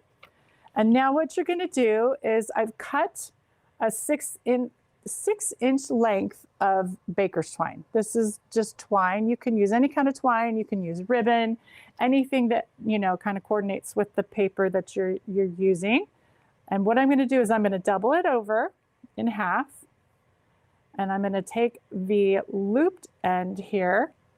And this is going to go right through here. Let me do this one because you can actually see that hole better probably. This is going to go right through the hole there. Hold on, got to make it smaller. Right through the hole. Sorry, there we go. Grab it from the back. Open up that loop with your fingers. And then these ends are going to go right through. And then you're going to pull. See that? That's how I like to do tags if they're just going to sit on a card or on a scrapbook page. Okay? So we're going to do that to both of these tags, just so they have a little embellishment or decoration to them. And those are going to fit nicely into our little pocket. I love these interactive cards. I love giving my card recipients something that they can actually participate in with the card, not just read it, but they participate in the card. Okay, so let's go ahead and put these in our pocket here so you can see how that works. Okay, see, isn't that pretty? All right, let's see, where are we at? Okay, we need to make our belly band. So what we're going to do is take a piece of this pattern paper that I used. Okay, it's multicolored. 12 by 2 inches, okay? And then you're gonna score both ends at 3.5 inches from the edge, okay? So we'll do that. We'll use our precision scoreboard to get, again, those nice, beautiful score lines that will not tear. Okay, so we're gonna put this edge over here at 3.5. And do a nice score line there. Flip it over, 3.5 again. All right. Again, my favorite score tool. It's a revolutionary way of scoring rather than, you know, pushing paper down into a groove so it can tear. It actually folds the paper over the ridge. So fantastic. All right, so this is our belly band. Okay, and before I actually tape the this on, I want to make sure it fits. All right, so we need to give it a little more space. I'm just going to give it a little extra space there on the sides.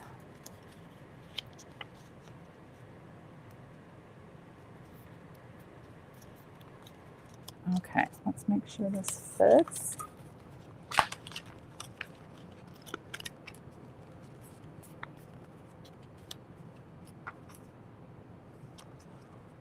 So when you're doing belly bands, it's generally going to be a card that will not stay closed unless you add a belly band. Okay, so that's going to work. All right, so what I do is I take my double-sided tape, I do a line at the very end of this and a line at the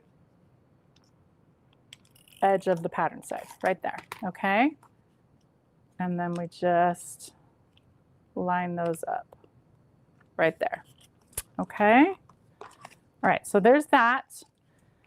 And then this is going to go right on top of there. This is our circle from when we cut our peekaboo window right there, okay? We're going to use, that's going to be where our sentiment goes.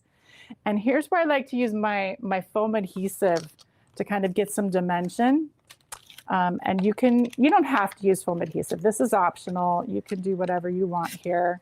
But I like to add a little dimension on the top of my front of my card.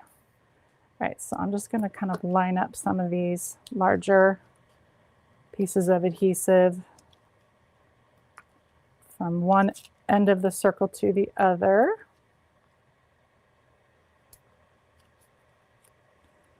And take off the adhesive backing.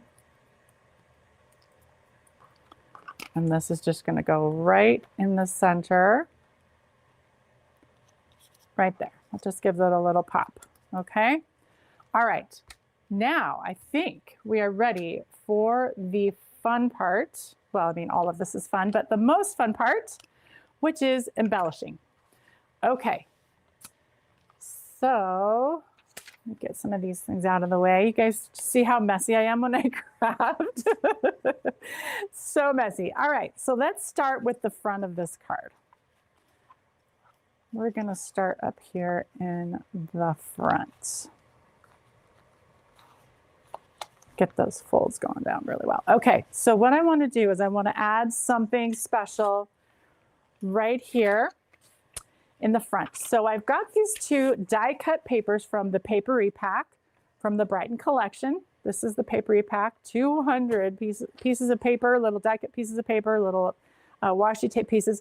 I'm just going to cut these lace borders off, and I'm going to use my larger scissors. These are the Comfort Craft scissors that come with the lap desk that we talked about at the beginning, with the nice cushy handles for cutting, which I totally love.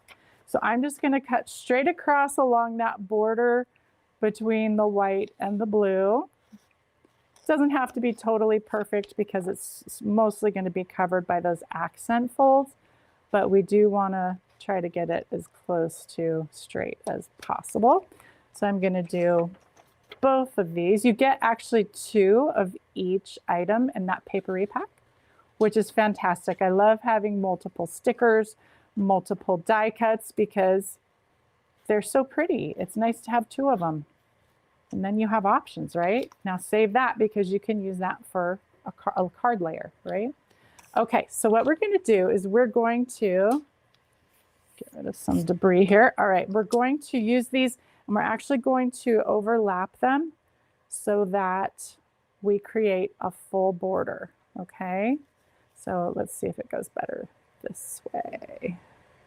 Okay, so we're going to kind of overlap them right there so it becomes a border. So it looks like it's one unit, one piece. Right, so I'm going to put some adhesive right here along this edge and then just overlap those there. And then we'll just put some adhesive along here. And then we'll add this, and it's going to hover over, you know, overlap the end, but we'll take care of that in just a second. I need to scoop this back just a little bit so it doesn't get in the way of the fold. There we go. Okay. So once we've got that down there, we're just going to flip this over, and we're going to use our non-stick scissors and just trim that right off. Okay, see how pretty that is when we fold that over? It looks so nice. I love that. Okay, let's do the other one. We'll just overlap this piece right here. Let me see if it works better this way. Oh, let's see what that does. Hold on a second. Okay. Using this side. So we can overlap that. Yeah. Oh yeah, that looks good. Okay, let's do that right there. Stick that on. There we go. Very nice. Okay. So now we'll just add some adhesive right here along the edge. And then place that on. And kind of try to not go over into the fold because we want to make sure that fold can do its thing. Okay. Again, my favorite small scissors. And we're just going to trim that right off. Okay. Okay, you know, I think what I need to do is trim just a little bit of the pocket here. Looks like I accidentally pushed the pocket too far over to the right. So I'm just going to peel up a teeny bit of that and just do a little shave with my scissors. Again, because these scissors are so precise, so sharp, you can really get those little cuts that are kind of difficult or risky with other scissors. So just trimming off a little hair of that pocket because it seems to be getting in the way of the fold there. Okay, much better. All right. So do you see how that border looks when those accent layers come over it? Look how nice that is. So pretty. Okay, let's embellish the inside here a little bit. And what we're going to do is we're going to take this beautiful die cut piece of ephemera and we're going to just trim off like these sides. Okay, so for this I'm going to use the big scissors again, and I'm kind of just going to follow this line right here with these scissors. These scissors, again, very sharp, really good scissors. And by the way, don't ever mix paper scissors and sewing scissors, fabric scissors, just so you know.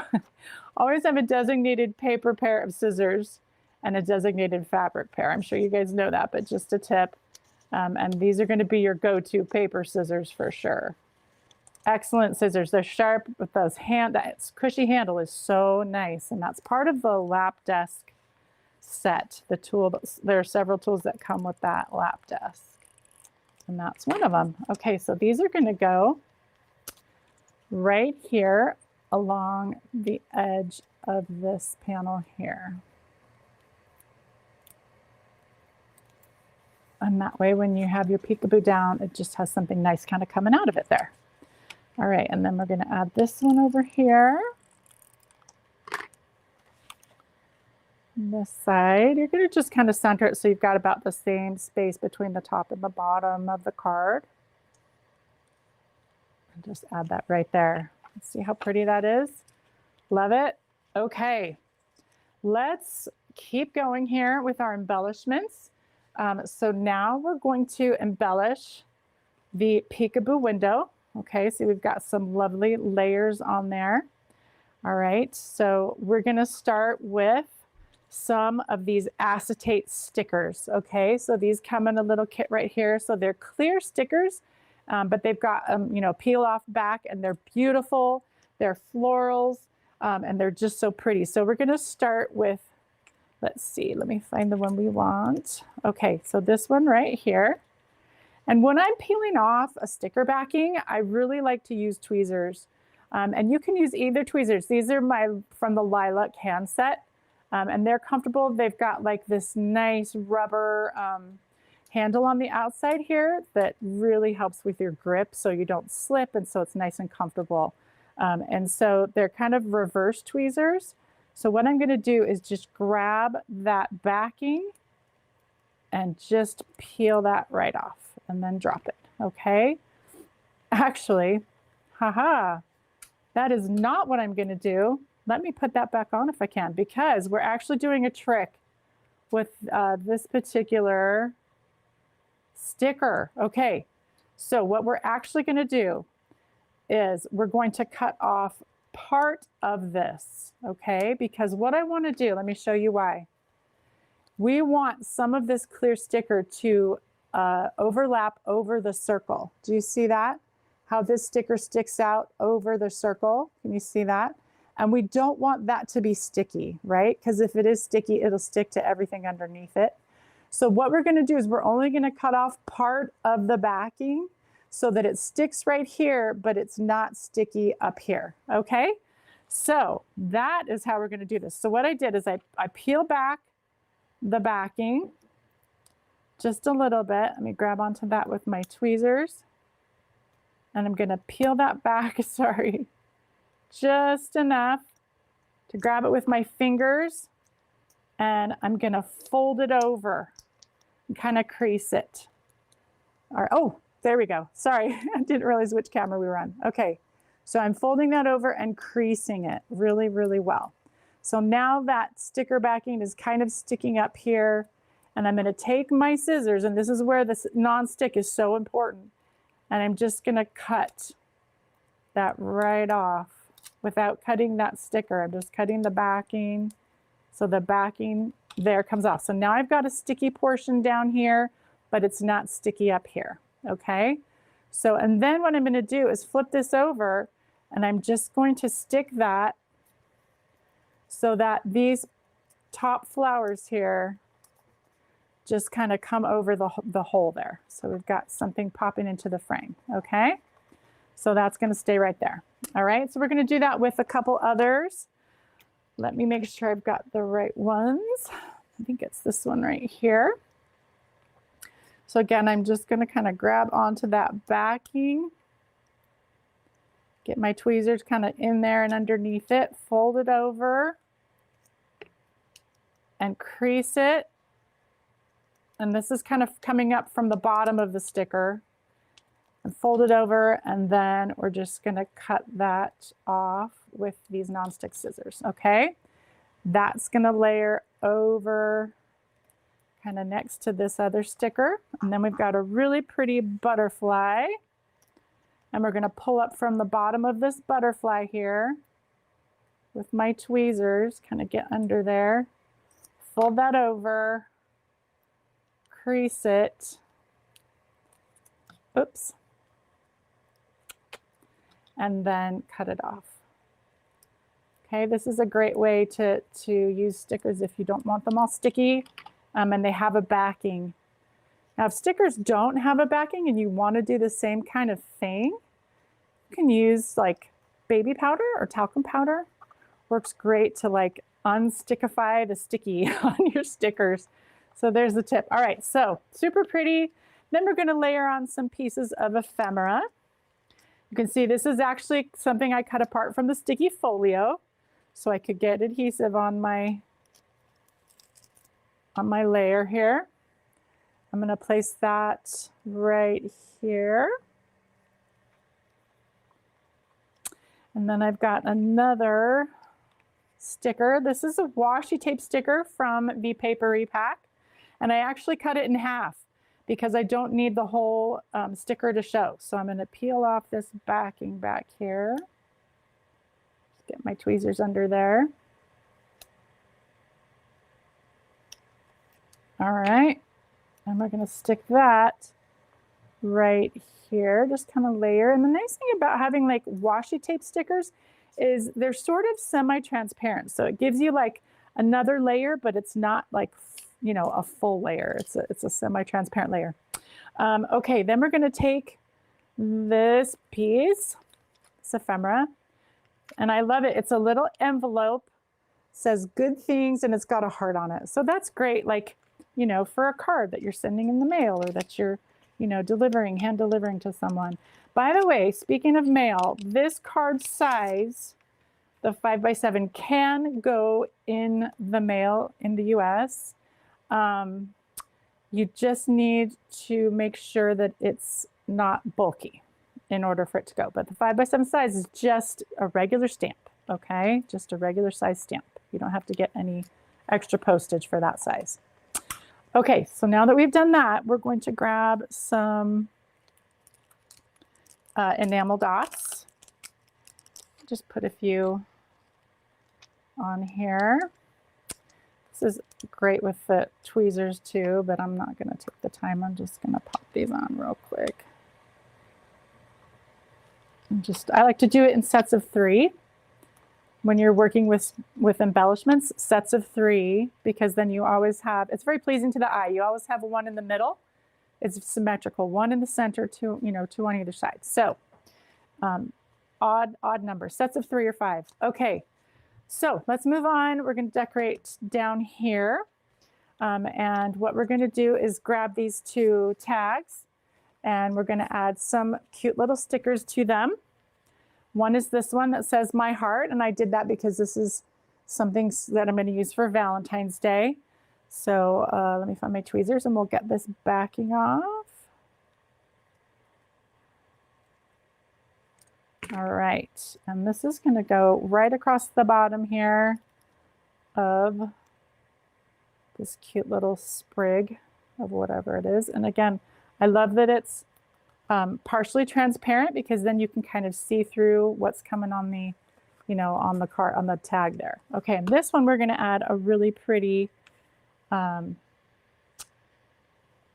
let's see, I think it's this one. Yep, we're going to add that one on the sticker. And this one you're going to actually pull off the entire backing because we're going to stick it onto the tag entirely. Nothing overlapping. Ooh, let's see.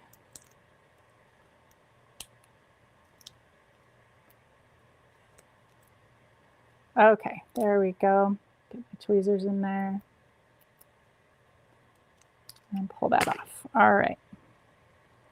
That's just going to go kind of right there. And there's a little bit hanging over that side there. So then I'm going to go in with my non-stick scissors, trim that off, and it's good to go. Okay, and that's where I'll write my little message, pop that in there. Now we're going to decorate this pocket just a little bit. And we've got another washi sticker that's going to go on there that says today. And I love this paper collection. It's got like this really pretty vintage vibe to it. And I love the look. So fun. All right, we're going to stick that on right about there. And then we're going to stick on a pretty flower. Get my tweezers to get that off.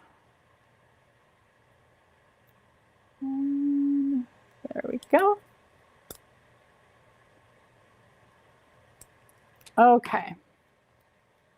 Just put that right there. All right, so that's done. Now, let's see what else we got. I think that's pretty much it. Is that it? No. Oh, gosh, we got to do the belly band. Okay, okay. Hang on a second. Belly band. Here we go. All right, we're going to put some pretty florals on the belly band. And that's the advantage of these kind of semi-transparent stickers is you can see some of the pattern underneath through, and it just looks so pretty. So let's see, this one's going to give me a little trouble. There we go. All right, get my tweezers. Get in there. Okay, so this one's going to go up here at the top. Okay, and I do have some like hanging over, but I want to kind of leave those. Let's see if you can see that a little bit hanging over here. So if I were at home, I would grab a little bit of powder, talcum powder or baby powder, and just unstickify that. Or you can use your fingers and just repeatedly like touch them, and the oils from your fingers will, you know, de-stickify it or whatever you want to call it. Okay, let's get this one. This is the second one we're going to do. Get my tweezers in there. Okay. I'm just going to kind of go this way like that. And then we've got this cute little sentiment here that says thinking of you. And I've got some foam adhesive on the back so that it pops up. And I have found, talking about bulk, if you're mailing this, I found that foam adhesive actually works pretty well. If you're mailing it, it's flat enough that it can go through the machine. I haven't had a problem with sending anything with foam adhesive on it because it pushes down, it squishes down.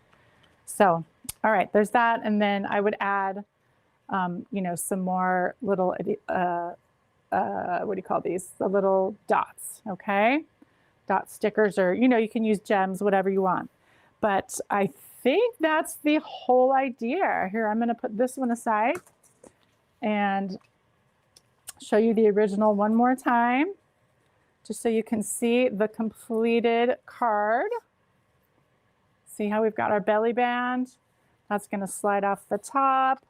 You've got your accent folds here with the pretty border. Open it up. You've got a little more pretty here. You've got your peekaboo window. That comes up. So fun because you've got multiple interactive elements on this card. You write your message here. Maybe you attach a gift card here or a photo or something. And so your recipient has plenty of fun things to do with this card. It's just a fantastic way to show someone that you love them and that you care. And again, use your own paper stash. Make this masculine, feminine, you know, whatever you want it to be. Make it for a child, for an adult. You can do whatever you want. So let's take a look. Let me go through and see if there are any questions. Are there any like really important questions that we need to answer? Love the sticky folio. Yes, I love it too. Let's see, let me scan through. So much paper, so little time. Oh my gosh, yes. Very pretty, thank you. So JJ, I have remote. Okay, let's see. I have the lap desk and love it. Oh yes, lap desk is awesome. Okay, craft tray set, use it all the time. Yes, to color and watch TV. Okay, so don't forget, grab that lap desk if you like to craft in other rooms in your house, if you're on the go. It's got all those tools included that really help with, you know, crafters who may have, you know, reading glasses like myself, or maybe crafters who are, you know, struggling with pain in their hands, but you've got these for fitting over pencils, pens, markers, and there's 3 of those. These are fantastic. They make it so much easier to grip small things. You've got your lighted tweezers, which, you know, make it easier to see. Like when I was working with those sticker backs, this is what I needed to wear. So they're magnifying glasses and they're lighted. And when you close them up, it turns off, and when you open them, they turn on. So that's what I would use for little tiny bits and pieces that you're working with. The scissors that come with the comfort grip, so fantastic. The ruler with the large print and this non-slip handle right here. You push that down and this non-slip grip comes up, and it holds on, it grips onto the surface so it doesn't move while you're using your cutting knife and straight edge. Fantastic. And then is that it with that? And then that also comes with the bamboo surface. This is your work surface. These cups are detachable. So you've got everything you need stored there. I use that all the time when I'm crafting in front of the TV. Precision scoreboard. These are my favorites, guys, of everything I showed you. The precision scoreboard, again, this revolutionary way of scoring over this metal ridge here, rather than trying to push the paper down into a groove. You're actually going over, and then you're using this special tool that actually folds that paper over the metal ridge. It is revolutionary. It is the best way to create a non-tearing score line that is really precise, really beautiful score line. Comfort Craft trim and scoreboard. This one, again, it folds up. You just remove these, slide those out of the way. It's got your score tool stored right there. Larger numbers, which makes it so easy to see. Nice ergonomic, large handle on the blade, so you're not trying to grip a little teeny blade. It's fantastic, and it folds up and stores flat.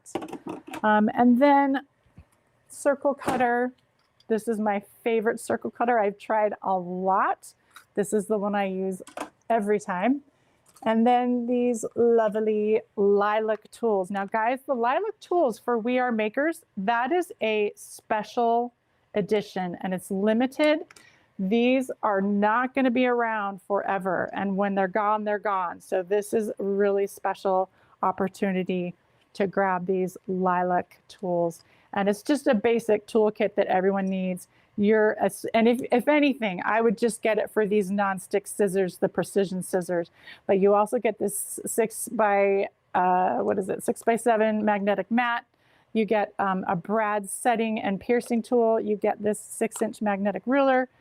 You get a lovely craft knife. This is really good and sharp, and you get these fantastic tweezers. So that's a staple every crafter should have. And don't forget, my favorite way to cut very precise cuts, especially if you're cutting apart these cut apart sheets. You need to get exactly right down that.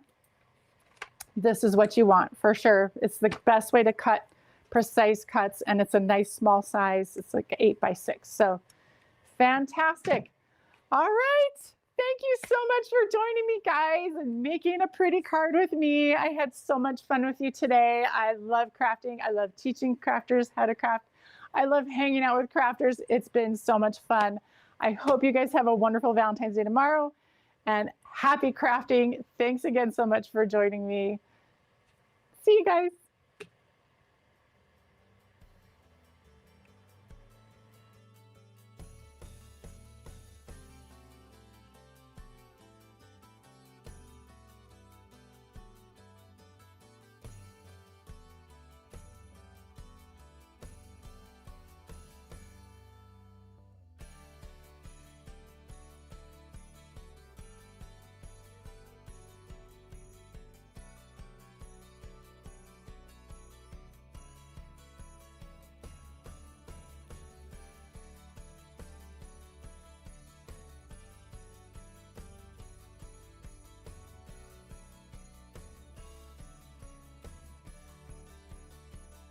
It is always great to see the latest from We Are Makers. They never ever fail to disappoint, which I love. Well, we're coming up on hour 3 of the Big Craft Stream, and we've barely gotten started, which is pretty darn amazing. All right, next up we have Lisa Horton. Lisa is a true example of a self-made crafter and entrepreneur. She's brought us many fantastic and often delightfully eclectic crafts for over a decade. She's one of our favorites at HSN and a frequent guest here on HSN Gets Crafty, and she's excited to hang out with you. Take it away, Miss Lisa. Hello, everybody, and welcome. That was a fabulous hour from Ali, wasn't it? I really do like those lilac tools. So I'm Lisa. Some of you may know me, some of you may not. So let's introduce myself. I'm Lisa. I am from the brand Lisa Horton Crafts. I've been trading for a long time now, but first time being part of this amazing event. So first things to say is, where do we shop? Where can we buy these amazing products? So you can go to Facebook and there is a link you can follow to do your shopping. You can hit that QR code and scan if you need to, and you can shop that way. And also there is one other way. Yes, of course, you can head on over to the HSN website and you can grab your products there. So I hope you can spend an hour with me. I'm going to craft, I'm going to craft, I'm going to craft. So we're going to have a great time. We're going to use brand new products. We are going to use my ink pads. We're going to use my tool. We're going to use some, I'll tell you what we'll do. Let me flick you over. Let's get straight into it. And I will kind of talk you through the products we're using. And we've got so much to cover. So let's start thinking about creating with inks, creating with stencils, embossing folders, our tacky mat, and hang on, let me go over. So look at this. We have got some gorgeous, gorgeous products here. These are so hot off the press that I haven't even got the packaging for the embossing folders and these layering stencils. They're amazing. So what do we have? Let's start right from the very beginning and go through everything on my desk, and then we'll get straight into a demo where we use our inks, our layering stencils, and our 3D embossing folders, and of course with our Ultimate 2 and other bits and pieces that we do have on the show. So let me move some things out the way first of all, and let me talk you through these first 4 products. And I'm going to move all this out of the way simply because that is going to bother me. Let me leave that over here for now. You don't need to see that. So here we go. This is our spring foliage. Now this is our 3D embossing folder. We are known in the industry. Everyone recognizes our folders everywhere. This is a background folder. It's a 5x7 folder. And this is going to give you that gorgeous foliage effect. But we don't just leave it there. We always try and give you the layering stencils that coordinate, just to kind of give your creativity a bit more longevity and give you options. You might not want to emboss. You might just want to stencil, or you might want to do both. You might just want to emboss and not stencil. So we also give you that layering stencil. And this is our spring foliage again. And you possibly won't see here, but there are down the side here these the little holes, and they're what we call our peg holes, and they fit over our system, which we will run through that in a few minutes. So that is our spring foliage. And then we have this absolute delight. So this is our rose butterfly, and yet again, it is a 5x7 embossing folder, and it has this gorgeous butterfly here and this wonderful, almost, I want to call it like a floppy flower, or it's kind of almost wilting, but not. It's very, very beautiful. And then we have our open flower here. And of course, here we have the full bloom. But what you can do is kind of use part of the embossing folder. You don't have to use it all of the time. So alongside that, of course, we'd have to have our layering stencils. So we have the layering stencil that matches with the folder. Now I'll pick out another one of my layering stencils just to show you. Yours won't come like this. Yours will come in a beautiful package. You will get yours in a gorgeous envelope, and you can keep all your layering stencils inside. So that's the first part of what we're bringing to you today. Now I'll move those to one side in a moment. And then I'm going to talk to you about our inks. So the other thing we have is our absolutely, I mean, these are stunning inks. So we've just got 4 today that we're working with, but we do have plenty on the HSN website, so go check those out. We also have our interference ink pads, which are our shimmer ink pads. They are also on the HSN website. So if you're shopping for inks, great place to go today. So these are 4 of my most favorite colors. We have our Pina Colada, our Shocking Pink, our Deep Ocean, and our Garden Sage. Now this is blending ink, but it's a matte chalk blending ink. So when I open the ink pad, have a look, you'll see it's a beautiful vibrant color, but it's on a felt pad. So this is going to give you really good stamping, really good blending, really good faux bleaching techniques, the smooshing that you do when you put the kind of ink onto your card, add a little bit of water. You can do your resist techniques, and they're going to be a very, very good all-rounder. The other thing about these inks is they don't muddy. So when I say that, I mean, when you sometimes get a dye-based ink, if you put color over the top of different layers, you kind of get that muddy, dirty tone that can appear. This doesn't happen with these because the color sits on top of each other. They're absolutely beautiful. We're also going to be using our blending brushes, and I'll just pop those there for now. We'll be using a range of blending brushes, but generally it will be our chunky brushes or our slim stencil brushes, which again are also on the HSN website. And then let's get into the tools we're going to be using. Now these tools are a game changer. I absolutely love mine, and it's on my desk all the time. We'll start with the Ultimate 2, and I'll take these pieces out for now. And the Ultimate 2 is it is a platform in that it sits on your desk. You've got a great working area. You get your inches and centimeters around the edge. You get this gorgeous silicone mat that comes with it, which I think is around 2 or 3 mil thick. You can heat onto the mat as well. So it's got a lot of uses independently of using it on the tool. Now I'll move that out of the way. And I love that I can do this. I love this crafty session that we're having because it lets me go into all detail about the products. Now, also on the Ultimate, we have this area here, which opens. You have one at the top. You have one at the bottom, okay? Now, housed in there are some tools, but we'll come to those in a second. But let's flick this over. On the back, we have a scoring tool. Now, please remember, these measurements around the edge do not relate to the scoring tool. These are your inches and centimeters, which we've replicated front and back for you. But on this side, we have inches closer to the edge. And on this side, we have centimeters close to the edge, okay? But here we have a 1/8 of an inch scoring tool. And we did this because it was a plain back and we wanted to fill it with something useful. So each of these grooves are 1/8 of an inch. So if you need to do a quick piece of scoring or decorative elements on your card, you can certainly do that. But please don't think these relate to these. They don't. But let's come back to the most important feature of this tool. And that is these 6 peg, almost like little, I don't know, they're molded into the plastic, so they're not going to move. They sit in position all the time.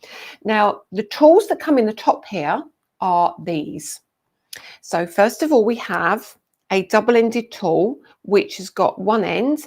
It has a scoring tool for the reverse, okay, and you can take this off. You can remove that, and then we give you 3 further ends. So then you can take your ends. I've got one here, which is actually almost like a pokey tool. You pop that straight back in there, and you pop that straight over the top. So now you've got your pokey tool. You see that? Hopefully you can see that nice and clearly.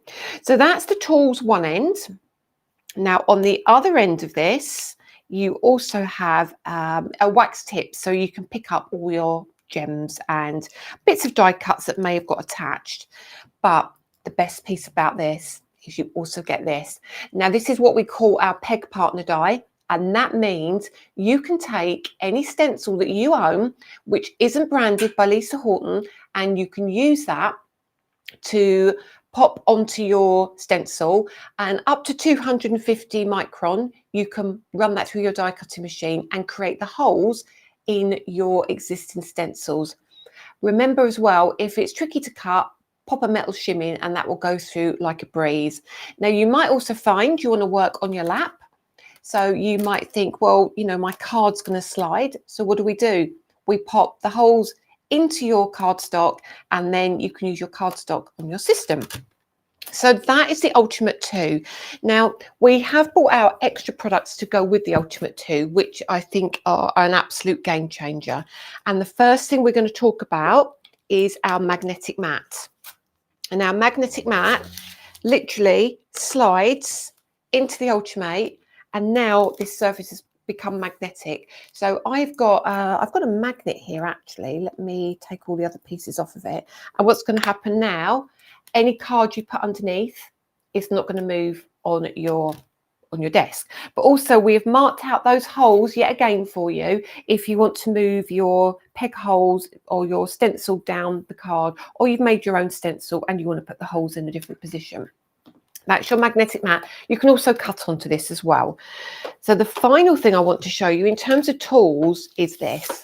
This is, oh, I'm so excited about this. I'm so very excited. So this is our tacky mat. Now this is 9.5 inches by 9 inches. And this is just stunning, and it's going to be ideal for you to use with your Ultimate or without your Ultimate. So let me show you what I mean by that. I'm going to actually move the Ultimate just out of shot for a moment, and I'm going to bring in the tacky mat. Now the tacky mat, mine is very well loved and very well used. And you'll see on mine, I have taken, on the front and the back, you will get some clear acetate, but I've taken my front acetate off. But what you'll get is this kind of this, again, another acetate sheet. And I don't know if you'll pick it up, but let's see if I can get the camera to get it. And at the top here, we have the holes again.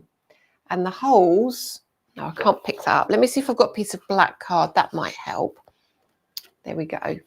You might see the holes at the top. There we go. Just a little bit across the top there. So they fit perfectly onto your Ultimates. You can pop this in your Ultimate, and you can pop your tacky mat over the top. You can choose to do that or not, as the case may be, but I'll move that out of the way for now, and we'll bring that Ultimate back in because that's going to be our workstation for the hour. Let's bring that back in, and we can take our tacky mat. So we take our other piece of acetate off the back, and we pop this inside like so. Now you could put your sheet underneath if you wanted to. However, I'm not going to worry about that, simply because it's going to play havoc with the cameras, and I want you to see everything I'm doing all at once. So what does this do? Well, this holds your cardstock in place. It's going to be absolutely great for when you're using your layering stencils. It really is. It's going to make life so much easier. Now, if I do that, I can lift that up very easily. However, if I do that, it doesn't move. So let me bring that down a little bit for you to see. The card does not move. It is absolutely amazing. So I really hope you can see the benefits of this as we go through our demonstration. So that's the tacky mat, and throughout the whole hour, that is going to stay in my system whilst we create a card. So where are we going to start? Now, there's one thing I haven't spoken to you about is the die set that's on the show. Now, again, these are so new. Let me bring the dies in as well. These are going to form part of one of our cards we're creating. We have this die set as well on the show. Now look at mine. Mine is still the prototype. So this is, honestly, this is so new and hot off the press. And you guys are the only people to have this at the moment. I haven't even got this in the UK yet. So you're very, very lucky people. And I'm sure my customers in the UK will be screaming now saying, when are we going to get that? Because it's so cool. So let's now crack into a demo, and I'm going to bring in a piece of cardstock, and I'm going to bring in, let's bring a bigger piece actually. Let's bring in one that's roughly A5. We don't need the whole A5 sheet. And what I'm going to do is I'm going to pop my cardstock into the top right hand corner. Now my card is now firmly set. What's going to move more is the actual Ultimate on my desk. What I did mean to say is actually the Ultimate comes with a bag as well. So it comes with a felt bag that you can actually put underneath, and it will stop everything moving. So let's start right from the beginning and bring in some stencils. But I think actually, I tell you what we'll do. Let's show you some samples first of where we're going to go, because we have a ton of samples here that I've created, and it's always quite nice to see those first, isn't it? So what I'll do is I'll just cover that tacky mat up just for a second, and we will run through a few samples. Now the first one, look at this. This is using the spring foliage, very, very simply. And then all we've done is applied those stencils over the top and popped it onto that gorgeous frame that's on the show. Let's look at another couple. So that one is 5x7. And then the same elements, okay, which are also 5x7. So it looks completely different, like so. And that is just using the stencil and not using the embossing folder at all, and mixing the ink and doing some faux bleaching. And then we have another one, which I've actually adapted for Christmas because I thought these gorgeous autumn colours would be so pretty. You could also do that in reds and greens, and that would look really, really pretty as a Christmas card. And then let's look at the rose. Oh no, hang on, one more there. So one more of the foliage. And now the rose, look at this. Look how beautiful this looks. How cool is that? So now that has been embossed, and I don't know if the camera will pick it up. I will try. I think it should do. You should get all that detail coming through from that gorgeous embossing. And of course, you get the butterfly as well. You could cut the butterfly out. You could not ink the butterfly if you didn't want to. And then I've changed the colour up. So all of these at the moment are 5x7s. Look at that. How absolutely stunning is that? And how different, just in two different colours, is that? Okay. And a few more, and then we'll crack on with how to make one of these gorgeous cards. And then here we've got one in the reds on a A6 card. And then we have another one using the interference inks, which hopefully you can see shimmering on that card, just using a piece of the embossing folder. And just a couple more. We've got that gorgeous one, and that's just stenciled, literally just stenciled, no embossing. And then this one, I've created a card base from that die that we've got on the show. And then we've used some of those gorgeous interference ink pads that are colour changing just with that. So as I say, go check those out as well. It's definitely worth having a look today to find some really cool products. So let me now bring in my stencils. Let's start with the absolutely gorgeous rose. So when we create stencils, we create the amount of stencils we feel you need to do the job. And this one has 6 layering stencils, and every element is different, completely different. So when you place yours over the peg system, you're going to find it looks strange when you first do it, and you think, what has she done? What is she making here? This doesn't look right. And also all of your stencils are numbered. So there'll be a number. I've marked mine with a Sharpie simply because it's easier for you guys to see. But all of your stencils will have a number on them. So I always say start from number 1 and go all the way up to the last stencil. Now here, oh, I thought, why is that not going to go on there? That's because I've still got my plastic on there. So now we place our stencil over those pegs, and that stencil is now in position. That means nothing's going to move. That's not going to move. Your card's not going to move because it's on your tacky mat. And all we need to now do is bring in some brushes. So let's start by bringing in a green. So I will move the other colours out of the way for the moment, but we will come back to those all shortly. So let's start here. We're going to use what's called garden sage. And what I tend to do for the larger areas, I use a blending brush, but we will use the stencil brushes as well in this demo.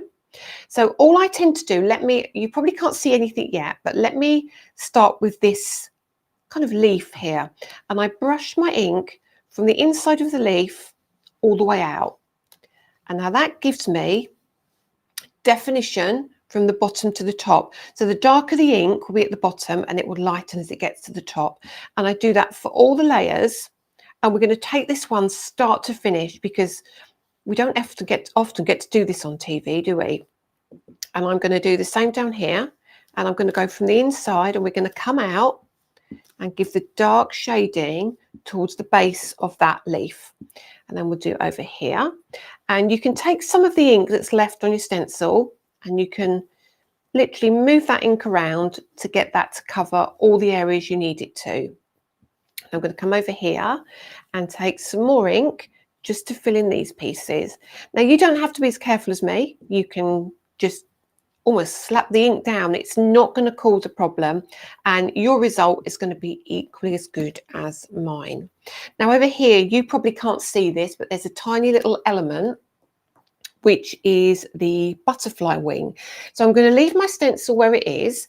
I'm actually going to move my ink pad just down here. I know it's a little out of shot, but that's fine. And I'm going to bring in my shocking pink. Look at that. It's so beautiful. It's so bright and vibrant. And let's bring in one of my stencil brushes. And I'm going to take some of the ink and I'm going to dab the ink off in the lid. And I'm literally going to colour this little part of the butterfly wing. And I'm going to keep it quite pretty and quite delicate there. So that's all the elements on the first stencil. And all we do is lift off. Absolutely glorious. And then the next one is stencil number 2. Now this is where I like to change it up a bit. So we could now, these are more leaves. We could now go back in with that green, couldn't we? But let's not do that. Let's mix it up. Let's come in with a yellow and a blue. Of course, what do yellow and blue make? Of course, they make green. So I tend to now, let's find another brush. I'm now going to use one of these brushes again. And we're going to come in with that yellow, that pina colada. It's almost like a sour yellow. So we have one called Juicy Pineapple, which is a warmer yellow, but this is more of a, almost a limey yellow. So what we're going to do is we're going to cover up all of these areas now with this gorgeous, vibrant yellow. And we're not going to stress too much, but we're going to make sure that we cover all the area of the, the gaps in the stencils. So we don't want to leave any of the elements not inked up because when we put the blue on, it won't change colour because it won't have the yellow underneath it. And we'll pop down here and you'll see this comes together so quickly. And we'll pop the ink over here. And then here, there's 2 more pieces of that butterfly. So we'll come in just down there. And I'm going to pop the lid back on here. And I'm going to show you the beauty of the 𝗖𝗔𝗟𝗟𝗜𝗡. So if I lift that up now, you can see that's a glorious yellow. Yes, it is. But I can now take that stencil with ease. Don't even think about it. Pop it back on. And we can change the colour up. So we're going to change it up now. And we're going to use the blue.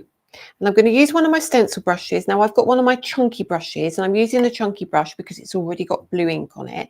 And the ink pad we're using is Deep Ocean. This is a delightful colour. And now when it mixes with that yellow, it's going to turn green. So let's bring that ink in like so. And, these inks, I know I say they're amazing, but look at that. How amazing does that look already? It's changing the colour of that ink into a different green. So we've now got 2 different tones of greens in our foliage underneath. And then over here, we're going to fill all of these areas and make sure that we cover exactly where we need to. Try not to leave any areas uncoloured, or they will remain the colour that you've already got down. So you'll have kind of more yellowy leaves. But you see some of these look really pretty with a little bit of yellow on them because it looks like the light's shining on them. And we'll pop that down like so. And then over here and just over here. There we go. And of course, we've got the butterfly again, but we've already done the butterfly in yellow, so I'm not going to worry about that. Now look at those leaves. Aren't they beautiful? It makes such lovely foliage. Now the next one is our big open blooms. So let's pop the lid back on that one. And I think for this one, we'll do the pink. We'll go in with the pink. So we'll bring in our shocking pink again. And let's bring in our stencil brush. And what we're going to do is we're going to take all that ink and we're going to tap off in that lid. And we're going to start around the edge of the stencil. I'm just going to come in slightly. So hopefully my head doesn't get caught on the camera. But I'm going to come from the outside and I'm going to go in circular motions and I'm going to come in around that edge. So you get the most colour on the edge, not in the middle. We're going to go up here and we're going to go all the way along to this one. And it doesn't matter if the ink goes on here because we don't need this space. We're gonna cut this out anyway. And then we'll pop that down like so. And I bring in some of that ink from the edge and down here. And then just work your way all the way around the edge. I mean, this is the longest one to do because it's a big open area, but it's fine. And I come down here and around the edge here until that's covered. And I can see here, I might need a little bit more and a little bit more up here.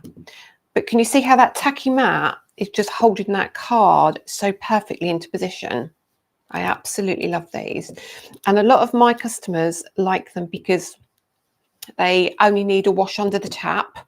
You don't need to do anything drastic with them. Literally wash them under the tap. Just make sure you don't dry them. You leave them to dry on their own. Or if you're going to dry them, don't use something that has fibres in it because the fibres will pick up and stop your mat from being tacky. So that's that. Now I'm going to lift that one up. So already, how gorgeous is that? Now, the other thing you could with the Ultimate is you don't have to work the way I'm working. You can turn your Ultimate round and you can work that way so you can see it more clearly. I tend to do it like this because it's just the way I've always done it. But there is no reason why you can't turn it round to fit the way you want it to be. Now, this next layer is really cool. And what we're going to do with this, we just need to be just a little bit careful with this. And we need to be careful simply because it's got so many delicate pieces in it, if you like. But what I think is we'll stick with this brush and we'll just be a little bit more careful. Here, we don't have to be, but with this part, yes, we do. Now, we can do a couple of things. If I brought the blue in again, I'll just show you very briefly. If I brought the blue in, we could actually have some of these flowers looking a little purple. Now, if I do that just with a little bit of the ink, let me see if that shows when I lift that up. Can you see that's become a little purple? So you can do that. And actually, if I do that at the bottom of each of the flowers, it will kind of make a bit more sense to the design. So I'll take a lot of the ink off and then we'll come down here and we'll pop a little bit more of that purple at the bottom and maybe around here at this abstracty looking flower and just around here.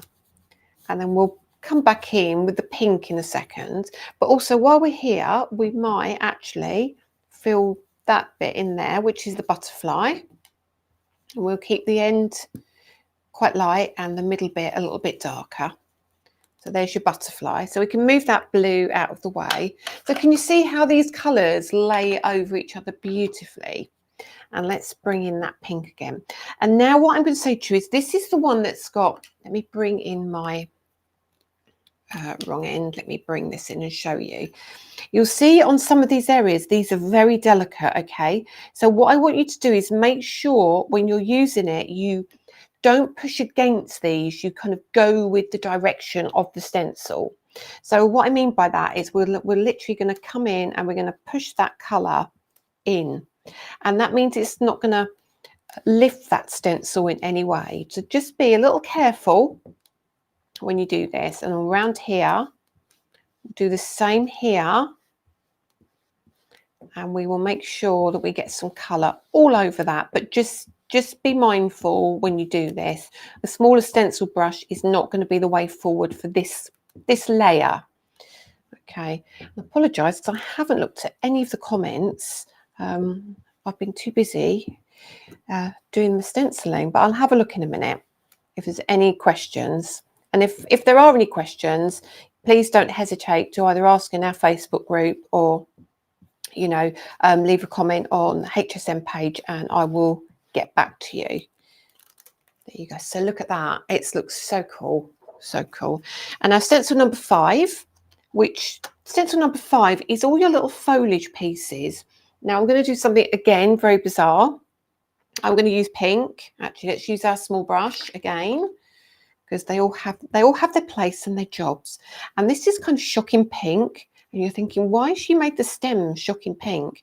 But they won't be when I finish, because what I'm going to do is bring in the green. Now we're going to have our butterfly tummy. That's going to be pink there. And we'll leave that stencil in situ and we'll change that ink up and we'll bring in the green. And then we'll put our veins on and then we'll be done. And then we can cut it out, pop it onto a card and do a second card. So, oh no, don't use that brush because that one has blue on it. So bring in the green and literally over the top.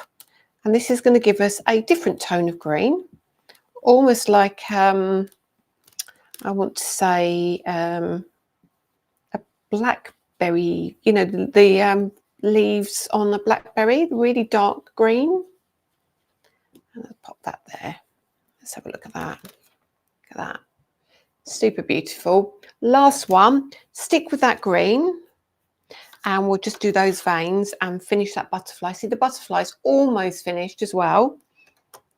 And then we'll bring that green in and we can be quite vigorous with this green and cover all of those veins. Now, you don't have to cover the veins. Sometimes I do, sometimes I don't. If I emboss it, I don't always use this stencil. I sometimes think I'll get the detail out of the embossing rather than the stencil. But for this occasion, I think let's do the veins so you can see everything. That's that. Finally, just the tummy of the the wing of the butterfly, and we'll just do that in, let's do that in a yellow. So bring that yellow in, and I might add a little bit of pink to the yellow, and you'll see why in a minute. So if I just add the yellow there, okay, and then a little bit of pink over the top, and it will give you that orangey look now. And we've got our pink brush. So mixing your colours of your ink, you know, gives you so many different looks. Pop that down there like so. And we'll take that off. Now that's all done. And what I'll do is I'll turn this around like so. And we can lift that final stencil off and look at that. Let me bring that in. So now you think this isn't going to move, but if I just do that, it just comes off really easily. And it doesn't make your card bow. So hopefully now you can see all that lovely detail. Hopefully. So now we're going to move our mat out of the way. So that's the Ultimate. It's going to sit just at the back for now. Okay. And let me, 1 second. Make some space. There we go. And bring in our paper trimmer. And I've just got my little trimmer here, and we'll trim this out.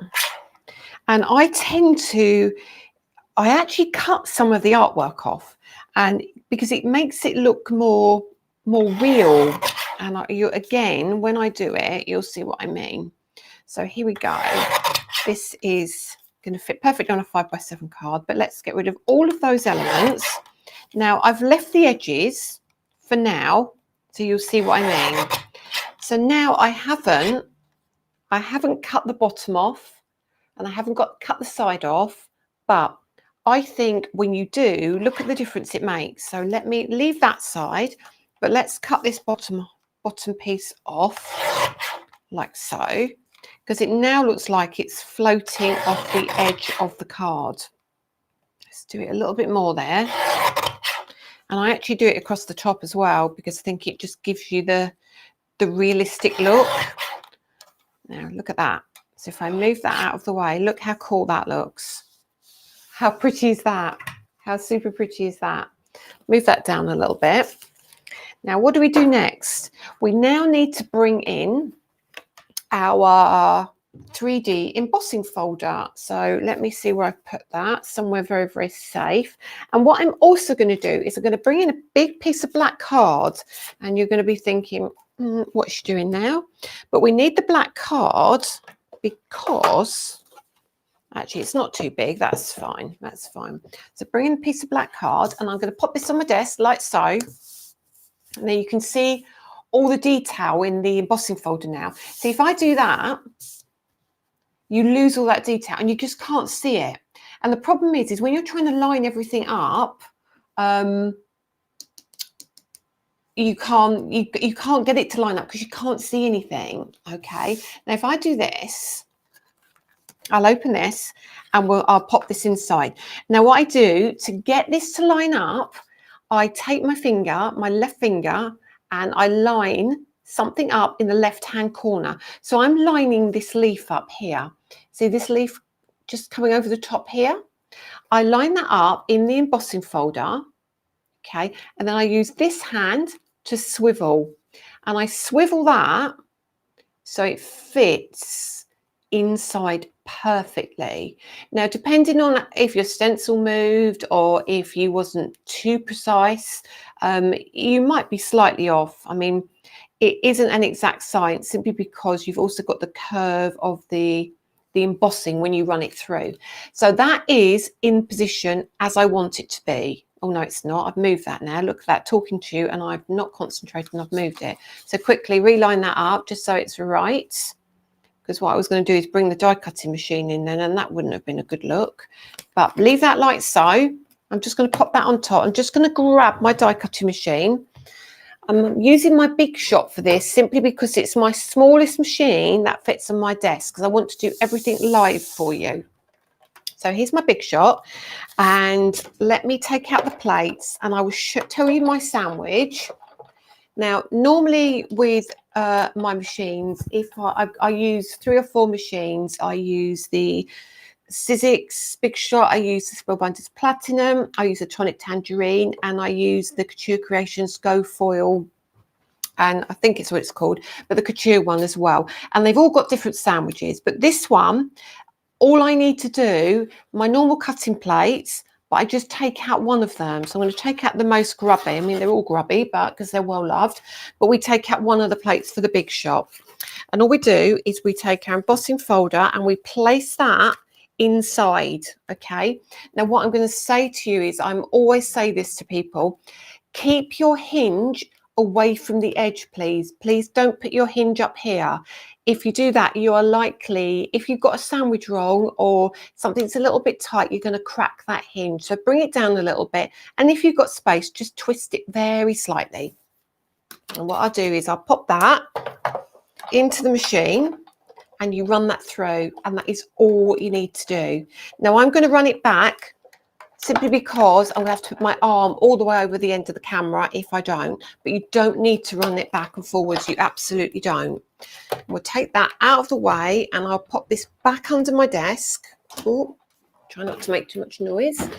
And then I will show you how this looks. So we take that out and we'll move this out of the way. I don't know how well it will come across on camera, but I'm sure there are plenty of people who are watching who must have at least one or two of my folders that will be able to vouch that this absolutely looks a delight once you've embossed it and stenciled it. So let me see if I can bring that up without losing focus and get that. Yeah, I'm sure you can see that. That is absolutely beautiful. Apologies, I'm just trying to avoid the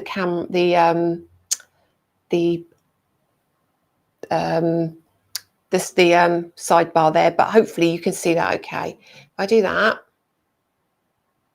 I'm going to tilt it slightly, but it's beautiful, absolutely beautiful. So that's that. Then what we do, just pop it onto a card. So to be really, really quick, I already cut my cardstock. Now look, I did one in yellow as well. So they look completely different in different colours. I absolutely love how they look. So just by changing your colours, you can make it look so super pretty. And just have a look at some of the comments. Gosh, that's beautiful, pretty, that's gorgeous. Thank you so much. Thank you so much. We're looking for the answer to connect with Lisa. Oh, I've missed a comment. If DeWitt can put it in the comments for me. I cannot find the nesting dies for Lisa. I also have the original Ultimate. Will the accessory mats fit? Yes, they absolutely will. So Penny, yes, they will fit in your original Ultimate. Everything will fit inside the Ultimate 1 and the Ultimate 2. You will have no problem at all, okay? Let me have a look. Yep, that's fine. So please don't worry. They will fit into both of the machines, okay? The other comments I can't answer, so I'll have to leave that with DeWitt to look after for me. Okay, so now we have these fantastic 2 elements. Now, I've just got one piece of black card, but let's see how different they look. So this one, obviously, you can see is embossed. This one is not embossed. Now, they look so good, embossed or not. Okay. So this one, look at that. How cool does that look? Now that one, I haven't trimmed it properly to size, but just by popping the black behind it, isn't that just lovely? And then if we use this one, which is really pretty, you can see again, it looks completely different.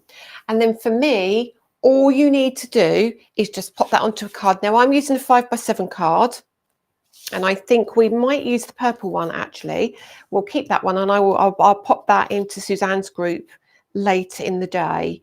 But what I will do is I'm going to just trim that piece off at the bottom. It doesn't matter if we come over here.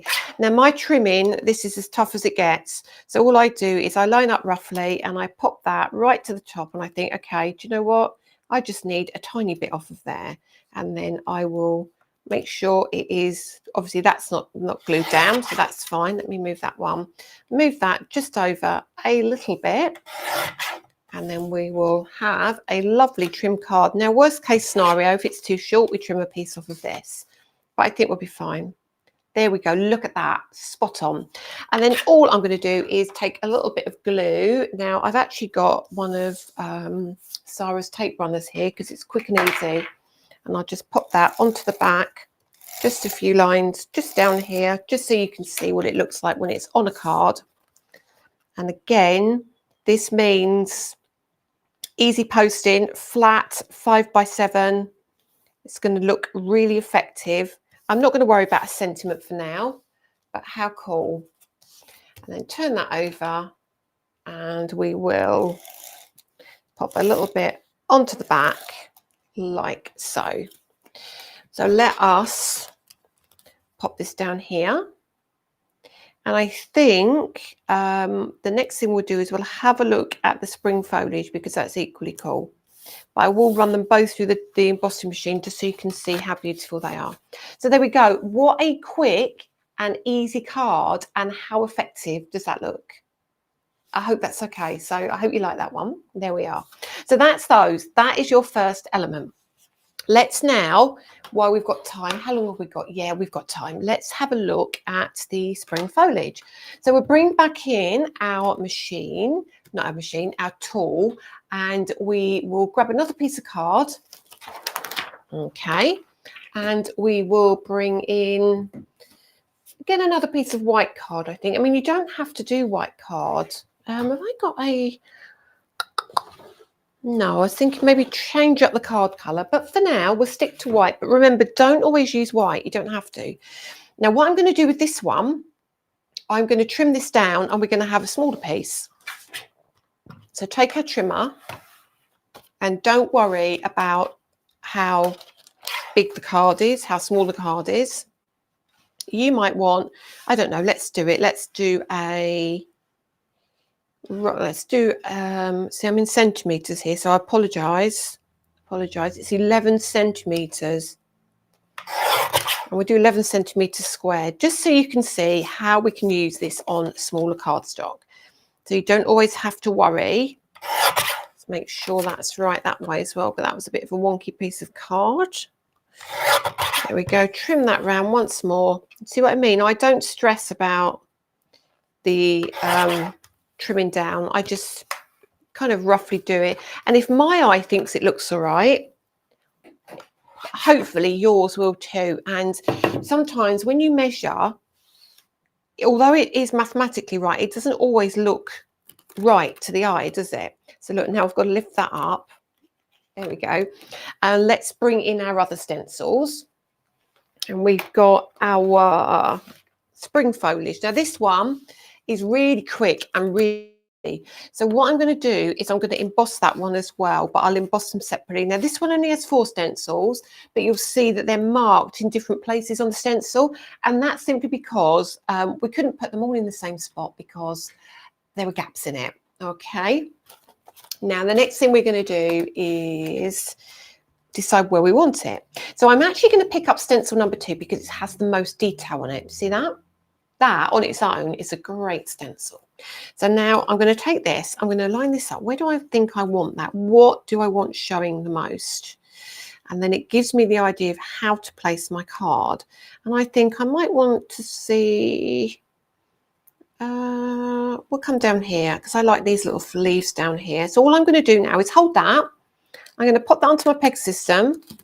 And now it's irrelevant of the card size because nothing's going to move. Okay. But we will go back to stencil number 1. So all you do is take your stencil off. That's not going to go anywhere. Let's start with number 1. Pop this in like so. There we go. And let's bring in those same inks again. We have absolutely no reason why we can't use the same. And I'm going to come in with that Garden Sage again, and we'll find that little green brush that we had. And all we're going to do now, again, as I said to you before, do you remember I said, you know, this can lift, or like here it might lift. Yeah. So again, you come against it. So don't push that way, because all you're going to do is push the underneath the stencil. So you come down. So you bring that ink down. You don't go up, you bring the ink down. So over here, bring that down like so. Straight the way down. And where you feel you get to that piece, literally brush it down. Brush it down. And then the rest of it, you know, you're good to go. And also, look at that, your stencil, you can see that's been held down by that really cool tacky mat underneath. So if there's nothing else, honestly, the tacky mat is going to be an absolute game changer. So we now lift that up. This doesn't move, and I can see, look, I haven't inked that properly, so I can go straight back over and not stress, and then lift that up. Done. You just don't have to worry about anything. We're trying to make sure that everything for you is going to be really, really easy. Now, again, what we're going to do is we're going to do some green, but we're not doing all green. So I'm going to be light with this green, very light with the green. I'm not even worried if it covers all the areas. Might not, because we're going to come in with the yellow and the blue as well. Just keeping an eye on the time now, because I've got quite a bit to get through. I could do it 2 hours, really. Oh, you'd be fed up of me by then. But there we go. So look at that. Random, very odd looking. But look, I do that. Looks quite nice, very odd, but let's pop that stencil right back on there. Don't worry about it. It will fit perfectly. And then we'll take that away and we'll bring in the yellow. So now let's change our brush up. But what I am going to do is I'm going to bring in a stencil brush, and the reason I'm going to do that is because my lovely, lovely brush here is beautifully and yellow. What's going to happen if I don't? Here we are going to find that ink on top of there is going to contaminate that brush. So use a different brush and go straight over the top. So now we can pop some of that colour over here and then around here completely randomly. And this is going to give us a really lovely autumn feel to our leaf. You can even bring in some of the pink, and we might actually bring all 4 colours in so you can see how great they look. Lift that up, look at that. Look at that already. And then pop that back down. And maybe let's bring in some of that blue, and then we'll bring in some of the pink. Then a couple of more stencils, and then we're done with this one. Really quick, this one. And I'll dab off again, and then we'll go, let's go over here. So this is just going to give us some different tone on some of the leaves. I'm not going to be precious about where the ink falls. So some of it's falling on different parts of different flowers, different leaves, but it's cool. It's absolutely fine. And then we go straight down in that corner, and then we'll leave the stencil on. And I can see that's quite light up in this corner, and we will bring in the pink. Very gently, we'll place some pink on. Okay, there we go. And straight over here. And this is where it's going to give it the autumn tones. And pop it over here, just in the middle.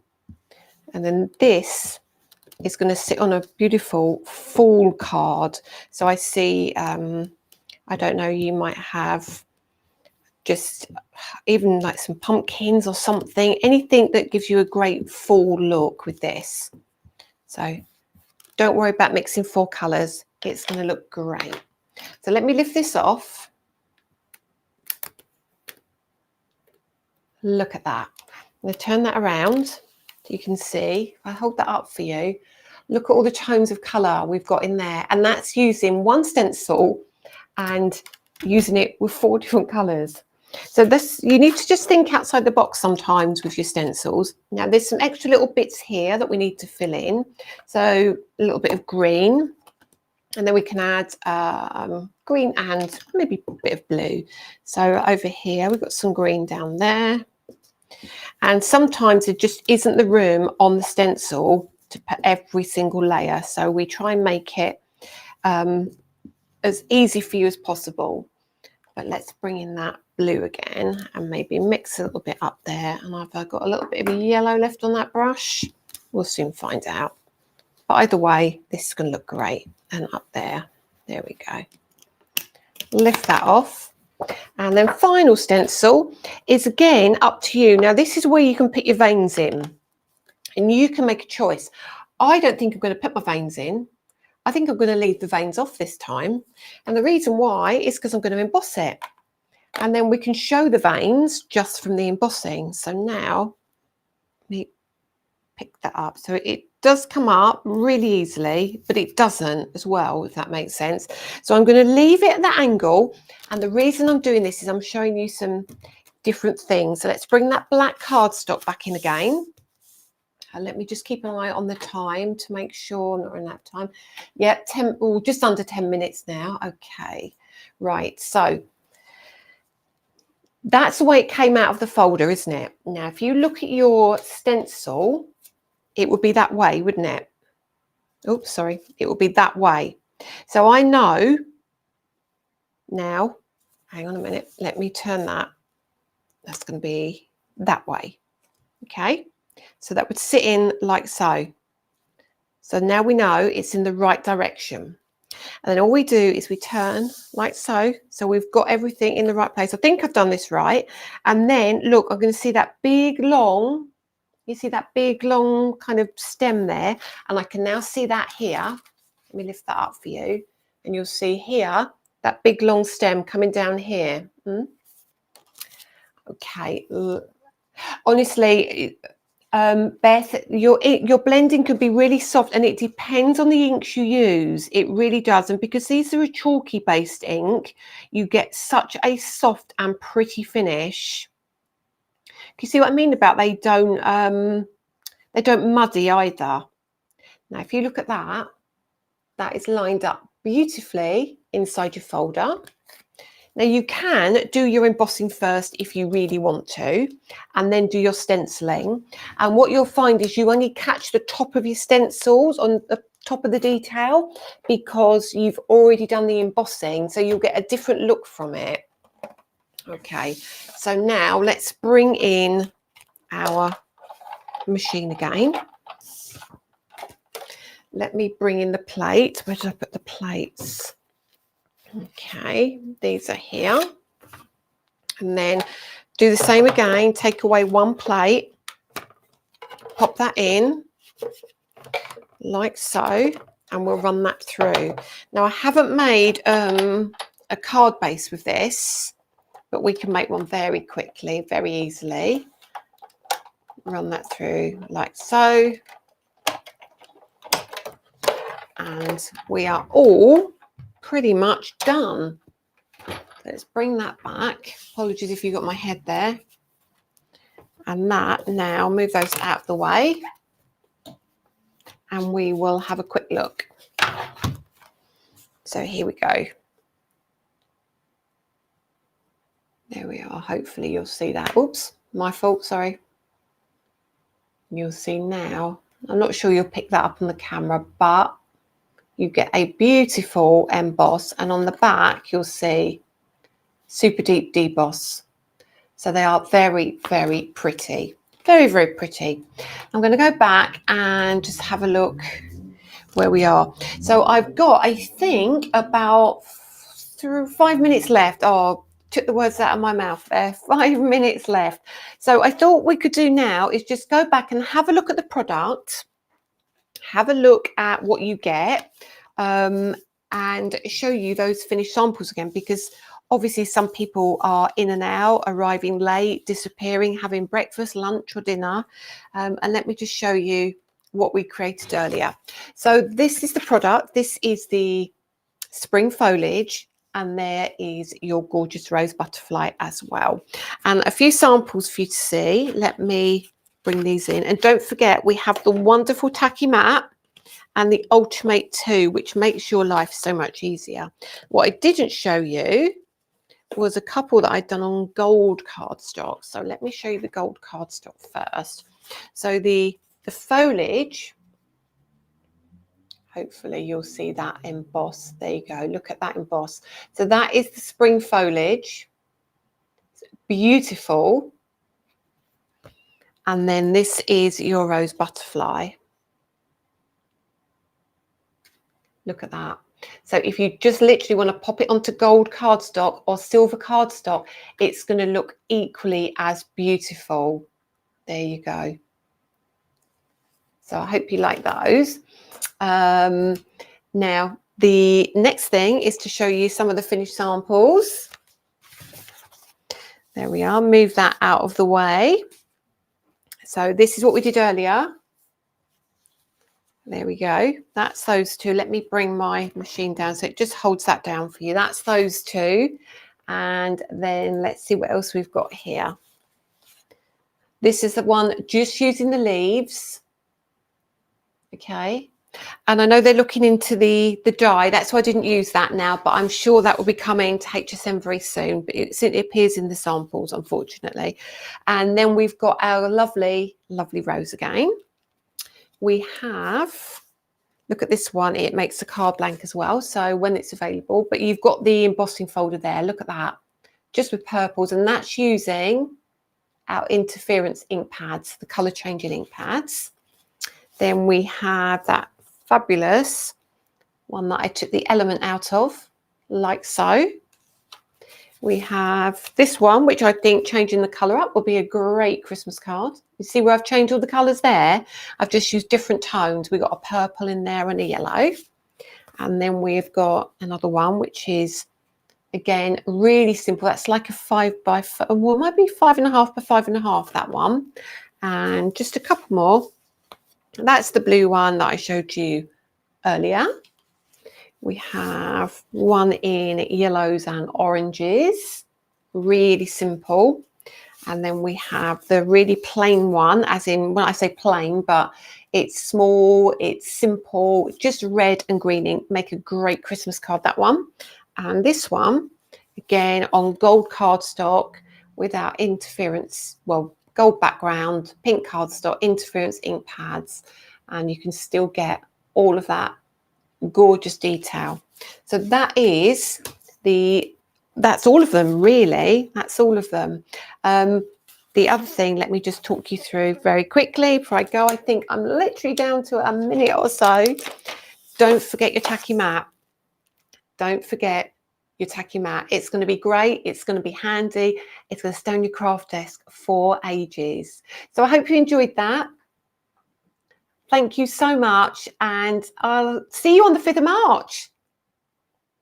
Yeah, I'm coming over. I will see you on the 5th of March. Thank you so much for taking part. Enjoy the rest of the day.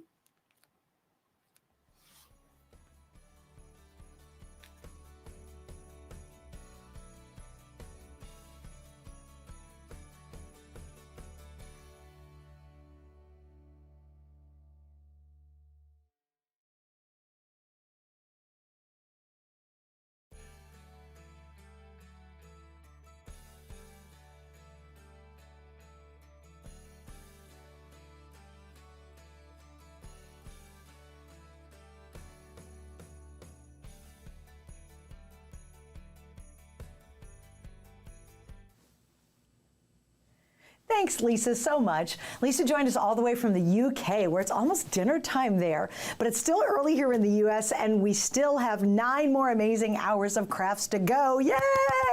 This event reads really like a who's who of crafting elite. And they've all set aside their time today to really show all of us how to work with their products. And we really appreciate what they're doing.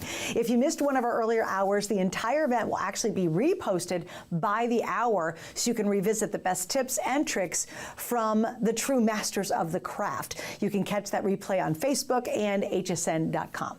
All right, speaking of, it's time to turn the reins over to the lovely Jennifer Tryon from Tonic Studios. Miss Jen? Hi, I am host Natasha Lloyd, and I am so thrilled to be taking over for the next 3 hours of this event. I mean, up to 70% off clearance on all these crafting items. I've been watching you in the chat. I know you're all having as much fun as I am here, so let's get right to it.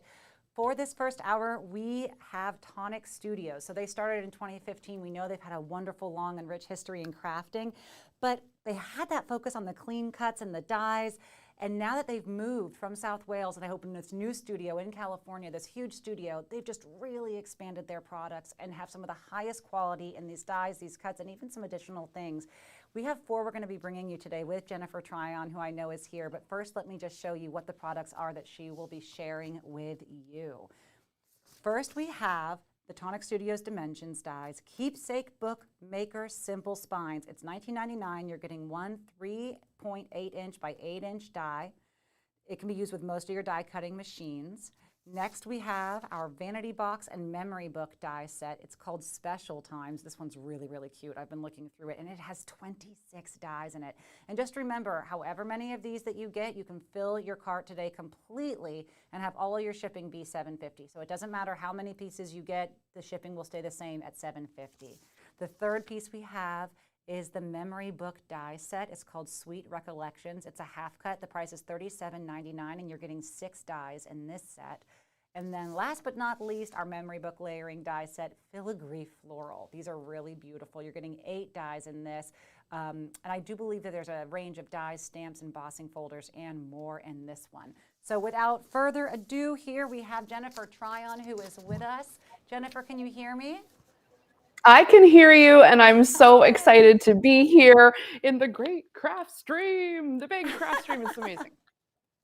So I fun. know, I agree. Some of these are really, really fun today. I really was reading a lot and looking at all the different things you can do, particularly with the Special Time set.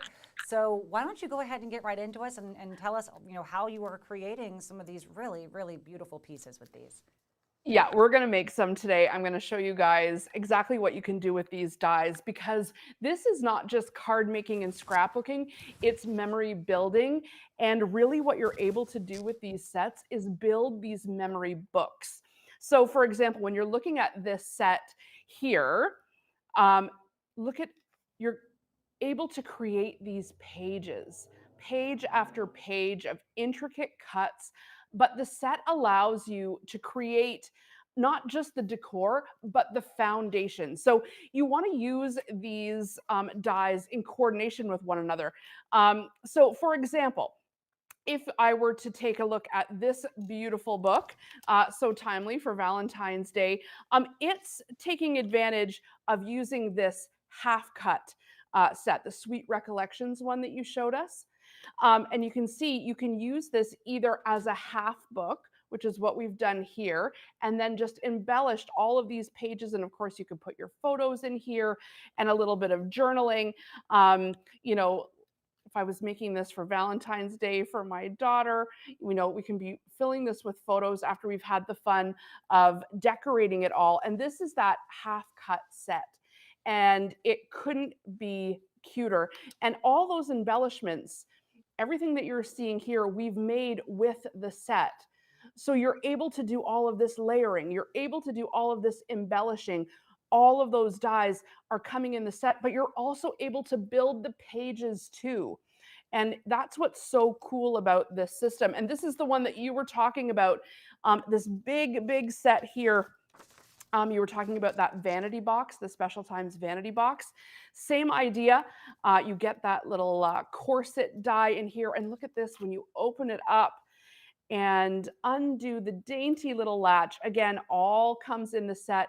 You can be layering and making page after page of your own boxes like this, so that when you're giving this as a gift, this isn't just giving a card. This is giving an entire memory encyclopedia, because everywhere you look is a different bit of embellished goodness. And you're going to put journaling and little keepsakes and photos and all of this in every aspect. And I'm going to show you this, one of my favorite parts of this entire box. Check this out. How cool and interactive. To be able to put, some quotes or some little photos or, just some keywords about how you feel, and then have it be like interactive like that. It's very, very cool. And that's with this set here. So there's three, basically I'm looking at mega die sets, because you're getting so many dies on the sheet, because you're able to build those pages. You're able to do, you're able to do those embellishments. You're able to build the pages. But what I want to emphasize as we're going through these sets is you want to start with the foundation set. And that's this one right here, Natasha. It's the spine. And you want to use this spine, and it looks like this. It's a big spine die. And let's just get it going, and you'll see what I mean. Because in order to build these books, you'll see this one I've used as a recipe book, not just a memory book. But if you were wanting to give a gift, and maybe you give your sister or your daughter or somebody like that all of mom's or grandma's recipes, you could be giving it as a whole album. And this set is going to help you make it. I've used the full set, the half set, and the spine. And what the spine is going to help us do is create the place to put the pages. Okay. So let's cut that out with our die cutting machine, and then let's build this book, and then we'll start embellishing, because the light's going to go on at some point and you're like, yes, I get it. I need this set. And then from there, I can take any one of these other sets. Once I've got my spine, take any of the other sets, and then I can continue book building, and then using those books for whatever I want. Memory book, journal, travel diary. You see what I'm saying? Okay. Jennifer, I have so a question. Can the vanity box be used on the Empress? Of course. Of course. Yes. I've got my Gemini here today, but of course you can use it with whatever die cutting machine you have. Even if it's a crank machine, as long as it takes thin metal dies, you can use any of the dies from Tonic Studios, no problem at all. So I've got my Gemini plates here, and I'm just going to lay down this spine die. And I'm going to go ahead and take just a piece of cardstock and line it up. And nothing fancy here. Anybody who's watching today is probably familiar with die cutting. But what's going to happen here, if you're not familiar, is this metal piece right here is going to cut through this cardstock. And it's going to give me this, not just a cut, but part of this die is going to put embossing lines into that sheet of cardstock. And what that's going to let us do is fold. So it's going to partially cut and partially allow us to fold in order to build that spine, the backbone of all of our books that we're going to use with that die set. So it's coming out of my Gemini here. Anybody that has the large Gemini or the Gemini Junior or the Empress, you'll be able to use this no problem. And now if you can see here, now we may have to zoom in, but it's cut out the shape, but it's also left a whole lot of embossing lines. And what that's going to let us do is fold. Now, when we're folding this, first off, like let's say we've got a page and we've cut that out already, we can go ahead and create the size of the spine. So if this was my front page that I cut out of, you know, one of the other sets here, like the filigree set, you can see that the set, it comes with the big, large die. So I've already cut that out, and then all of those embellishment dies to go with it. So I'm going to use this as my front page. And I'm just going to go ahead and size up the size of the spine that I want, because it doesn't need to be the entire size of the book, because this has got a bit of a rounded edge. So I'm just going to leave a little mark where I'm going to cut here, and that way you can customize whatever size spine you want. And now I can go ahead and fold on these lines, and everywhere I've folded, I'm just going to put a little bit of adhesive. Now I'm just going to use this red line tape. You could use glue, tape runner, whatever you've got handy. But when I adhere this together now, I'm going to have the makings of a very strong book binding. So I got some red line tape down there. I'm going to peel this off. And what's going to happen is the sides that have been embossed are going to now start to stick together. Right. And I'm just going to keep on folding my way across the spine, just like that, adding that adhesive so that the spine comes to life. And if you wanted to do a really thick book, you like a true scrapbook with, say 10, 12 pages, just cut a couple of these out of cardstock, and then you'll place them together side by side so that your spine becomes bigger. All right, so then move on to the next one. We're folding.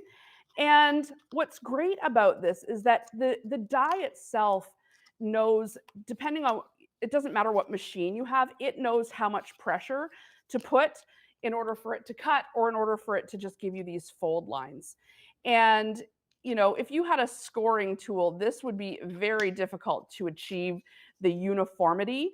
So make life easy, use your die cutter, and because the die is formulated in a way that's going to allow you to both cut and emboss, which is great, now we've built, see what I mean? We've built that spine, and it's ready to go into the center of our book. So let's get a few pages over here, because I've been building these all day. It's so fun.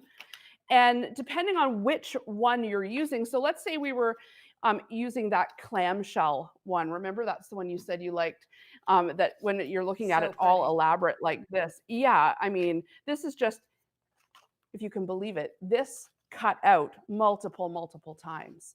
So, wow. And then, so this is one cut, this is one cut, and then those are the side embellishment to make that corset.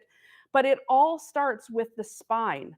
And we want to make sure we get that spine glued on there properly so we can attach those pages. And that spine is going to go right in the center there. So for this one, I'm just going to cut it to size. I'm going to use a little bit of adhesive. Glue is great. Tape runner, whatever is going to be strong. Glue is always strongest, especially when you're constructing like this. And you're not worried about rippling because you're on the bottom here and we've got quite a base layer. But once you get that spine on there, then what you can do is go ahead and start adding your pages. And what these die sets are great for is once you've got your spine on, is going ahead and pulling out the page builder parts. So you can see here, this die is giving us exactly what we need to build the pages for that vanity box. And so once they're cut out, like we've got here, let's just go ahead and take some of that cardstock and we'll cut out a couple so that you're seeing how easy and quick it is. So I'm just going to cut down a 12 by 12 piece of cardstock so that it fits through my machine and doesn't waste any extra paper. And on it goes. I'm using, again, the Gemini here. So if you've got a Gemini at home or whatever die cutting machine you have, you can be using it here. And what you could do when you're making these at home is you could kind of assembly line cut the pages, the back cover, the front cover, all of the pages, or you can build it as you go. Sometimes with projects like this that are intricate and you want to take some time decorating page after page, it's nice to kind of be able to sit down and do maybe one a night. Maybe you only have an hour here and there. So you'll build one page, then build another page the next night, build the next page. And essentially what you can do is get out your set once you've built your spine and pull off another one. There we go. I just realized that rainbow page you pulled out, those were all the tags layered, wasn't it? Yes. Like, oh, that's was so right. clever. Oh my gosh. Yeah. And once you kind of see it and once you kind of get it home and get playing, let's take a look at just how many variations that you're going to be able to do. So obviously we've got our base layer here. Then we've got the die that can actually cut out the page and add stitching to it. Then we've got the one that won't add stitching, but it'll still cut it out. So if you wanted to layer. Then we've got the interior die. Oh, it's really stuck to that cardboard there. You've got the interior die that's going to help you embellish. So you've got all of, and then you've got them in the size of the pages for the interior. And then you've got the exact same amount in the exterior. So if you wanted to do back cover, front cover, and really, really be intricate in your cuts. You know what? You could also use this in regular card making to embellish, a regular card front if you weren't making an entire vanity box. Because you've also got all of these great embellishment pieces, like the little handles, for example, the little corset ties. These here, they're all coming in the set. When you see it just as a metal die, it's hard to see it come to life, but there it is. And you get that die cut, just like that. And you can add your ribbon. The outside ones, if you do them upside down, they almost look like a flower vase. If they were used to embellish something. I mean, that's the thing with these things. It's fun to, like, you can see one way that we've done it here, but you know what? You're going to get it home and you're going to imagine a whole new way to bring this together, which is so, so cool. And it all starts with that spine when you're building these books. So once you've got your spine in there, we're going to take another little bit of adhesive and get it in that spine. And I'm going to show you how easy it is to build these pages. So a little bit of that red line tape. You could use glue, you can use tape runner, but I've got this here. And then on goes your page. So that adhesive is on the edge of the spine. I'm going to go ahead and just put like a little bit of glue down on my actual page. Nothing, super fancy here, but I'm going to bring it to this side. This is the side that has the adhesive on it. And then bring my back page, also just a little bit of tape on there so that the two sides are gonna be nice and strong. And you'll notice here, I didn't put any adhesive on the top.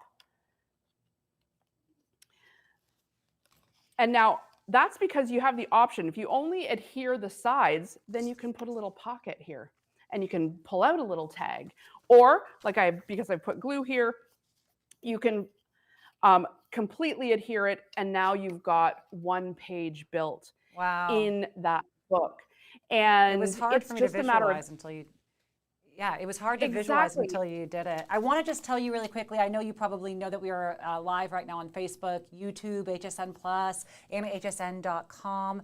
But we do have some comments coming in, and one that I just thought was really touching is Mary Pat on YouTube wrote, "Scrapbooking is my first love since turning 9 years old. Continued memory making throughout the decades. Love this." So I love hearing that. Oh, here's that tag rainbow page. And you know what? It keeps you young. It keeps your brain active, thinking of all these, new creative things. You're flexing that creative muscle that we all have. And the more you do it, the better you get at it. But you do need some tools to help you do some of this heavy lifting. And that's what I love about this set, is that you start with the spine and then you can kind of go from there. So you've seen how I've done that vanity box one. Now, how about taking a completely different turn and using some scrapbooking paper, let's say, to do something like a recipe book. And this one I've been using the half cut set. And I wanted to show you just how versatile this is, because this set made this, very intricate, the glitter, the gorgeous, the beauty. And also this just turned on its side, the homespun look. This is the same die as this. It's just used in this different way. See what I mean? The versatility. It's the next pocket level. creator for the book. Yes, it That's right. And it's all and it's all in the way you use it. And if you're looking for inspiration, I'd encourage you, once you get your die pack home, you'll notice if you just go on your phone's camera and then you see the QR code on the back, click on it. It's going to bring you directly to Tonic Studios, to their YouTube link, with tons of inspiration on memory book building. And they've got an entire playlist of memory book videos. So I know we're going fast here and I'm showing you lots of different things, but if you really want to break it down step by step, you'll get that home. You'll click the QR code, and then all of that education and support is there for you. You can join the Tonic Studios Facebook group, and everybody's making memory books over there, and you can be sharing what you're doing too, which is so fun. I love that. Deanna on YouTube said that she loves her Tonic Studio bunny and egg die set. Her bunny turned out so cute, and that she would recommend it. The egg with the chick is so cute. I love it when people add a lot of so's in there. They're my kind of people. I love the extra too. Okay, so let's build another page, this time for the recipe book. And we'll show it's exactly the same concept that we've done in this little Valentine book here. We've got our spine already installed here and some of our pages already going. So let's reverse engineer this. So the die set comes with, the page builder. You've also got, of course, the embellishment that I've kind of done on. So if you're looking at the die here, there's the pocket, okay? There's the embellishment. Ooh, yeah. Right? Yeah, and then if we're looking at this set here, we've taken it a step further in this set and gone and used this embellishment on the front, both of them actually, to turn this into a shaker front. So we've got the glitter right inside of this book here, and we're able to do that using this front and again, those builder pieces. So, sky's the limit in terms of how you use this. So let's just get this down. You'll notice this die here allows for some versatility too. It won't cut out the bottom. And that's because if you wanted to use it in combination with the filigree set, I know they all work in conjunction with one another. Exactly. So this set here, which is the filigree set, it allows you to have the large full page, which I've used on the back here, but then you can use the half cut. It's exactly the same size as the front. See, that's that same die that we used as the recipe. How pretty to open as it a that way. dual cover. Yes.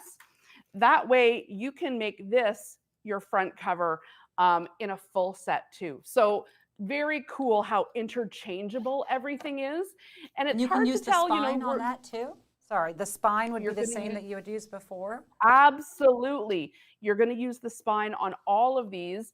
And in fact, there's an entire series of memory book dies from Tonic Studios. So you can be checking out hsn.com and be looking for all the different Tonic Studio dies, because they're all meant to work together. So once you've got that spine, then go ahead and choose your sets, because it's all going to work together with the spine and with each other.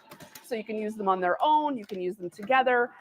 It's really quite limitless. So there we've got that half shape, and it didn't cut out the side because it gives me the opportunity to lengthen this if I want. If I wanted to build the spine on this, the way I did on this one here, I lengthened it, and then that way the spine could attach right directly to it. So that gives you that option. So when you cut it out, you'll just snip away the part that you don't need. No problem. And then if we were going to use this as its own page, we don't need any ridge at all. And then we can pair it up with an embellishment. So we can take a coordinating piece of cardstock and cut something out that's going to look perfect on the front. And I'll just find a nice sheet of, patterned paper that'll look cute on the front. Let's just go for some cute red dots here. It's very like homespun looking, for a recipe book, that's cool. For a Valentine's Day book, using your glitter or your mirrored cardstock, the way we've done here is just gorgeous. If you're using these up, if you're using these dies in all of these different ways, being able to give this to my daughter with a few photos that I just printed out on my printer, no problem. It's the same dies, just different papers, totally changes the look. So here we go. I've got a little pocket now that I can put on this page, and it just creates another place that I can put another recipe card. So I'll use a little bit of adhesive here. I love the Nuvo glue. Check out hsn.com for these kinds of supplies. We're always needing like staples like this, and this dries so quick. It's great.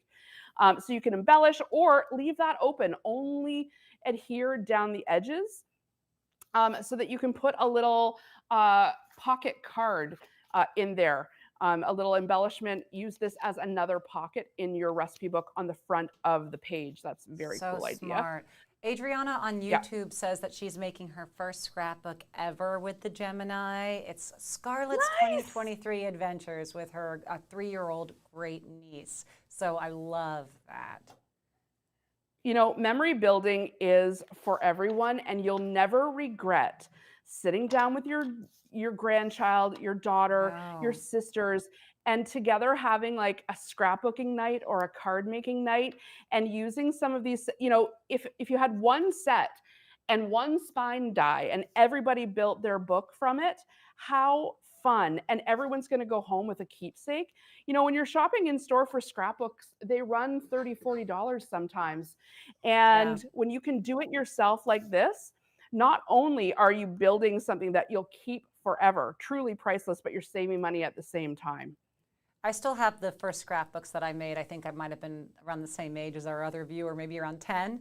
And I'll tell you, people don't necessarily love to sit around the phone as you scroll through photos, but they do love to, sit down with a scrapbook and go through that. People love to look. You through make the a ones that I've good, made years ago. you make a really good point there. So just to wrap up, look at how easy I can come up with the pages of this recipe binder using that set. We've got a pocket that we've created here. We've got pages that we've created, extra pockets in the front with the embellishments. And, this could be a journal for, how much water you drank in the new year. This could be a gift for your daughter or granddaughter, passing on your recipes, or it could be just a straight up scrapbook. The options are really endless. When you start with that spine and then you add on your different sets, it's beautiful. You'll be creating for a lifetime with these. I am totally blown away by the half ones that you did with the purple and the sparkles. I mean, I know I'm still learning with some of these particular tools, but when I see the creativity, especially when one can be invented and reinvented over and over again, having it on the half set is gorgeous. Using it as a pocket, I love it. And then doubling them and inverting them to have it almost be like the opening of that, like that gateway, that beautiful almost curtain opening. It's just so clever. Really, really beautiful. The recipe book is lovely. And yeah, these are really, really, oh, that's my favorite though. That's the one with the filigree with the double opening. Look at that. Isn't that so gorgeous? I mean, and that's the thing. You can use these sets so interchangeably that you don't even almost believe that it's the same set. And we didn't even get into all the ways you can cut in and embellish. But, the card makers and scrapbookers out there, they're going to know the kind of jumping off point this set's going to be. So enjoy it in your collection. Absolutely. Well, thank you so much for joining us. This was lovely. What a wonderful way for me to start my bit. But I know we're only maybe 30-40% into this 12-hour stream today. So this was a wonderful way for me to start it with Tonic Studios. And thank you so much for all of your insight and your craftiness, but mostly just your talent. That was lovely. Aw, thank you. I'll be back again 9 p.m. We're going to be sewing a little bit later on. Oh, yes, wonderful. with That's going to be fun too. The craft stream, I'm going to be watching all day. I love all people are so lucky. They can just keep this on wherever they're going with their phones or their computers, and love it. Yeah, just join us throughout the day. Wherever you go, take us with you. All right, so next we're moving from Tonic Studios to We Are Makers. So We Are Memory Keepers in 2014 actually joined the American Crafts family of brands. But what's really exciting is they kind of started expanding their interest from scrapbooking to just about anything that you can imagine. So that's when they moved from We Are Memory Keepers to We Are Makers, and that is now their name as of 2023. I think September of 2023. Maybe not. But anyway, it was last year. So if you know We Are Keepers, then you will know as well We Are Makers. And today, we are lucky. I love this. We Are Makers Thermal Cinch Binding Machine Kit. I think the best way for me to show it, maybe I'll have to do it like this. But this, let me look and see, am I getting you all in? Yes, and you're also getting this. Let's show it. Beautiful, beautiful. So this is $84.95, and it gives you the ability to bind books in minutes. You're going to get this thermal cinch binding machine, 18 thermal cinch spines, 6 in neutral colors, rainbow colors, or die cut, and then 12 thermal cinch glue strips, plus a clip, 3 binding spines. One is mint, one is blush, and one is brown, and then, of course, a set of instructions. So we love, love, love this. I was able to be playing with this a bit myself. I have my ideas on what it is I'm going to be using it for, but I know 𝗖𝗔𝗟𝗟𝗏 is with us. She is the absolute be-all, end-all. She is the We Are Makers expert. 𝗖𝗔𝗟𝗏, hi, it's so lovely to have you join us today. Hi, Natasha. I'm so Hi. happy to be here. This is so much fun. I love this all-day crafting event. It's fantastic. I agree. It's right up our alley. So this is like a very, very popular, little machine here, because it really takes out a lot of the hard work and the grunt work, and it really simplifies being able to cinch and create your own books, your own scrapbooks, your own journals. I mean, the possibilities are endless with this. They really are, and you're absolutely right. It is easy. It's the best machine. So we actually began as a company as book makers, right? We made family history books.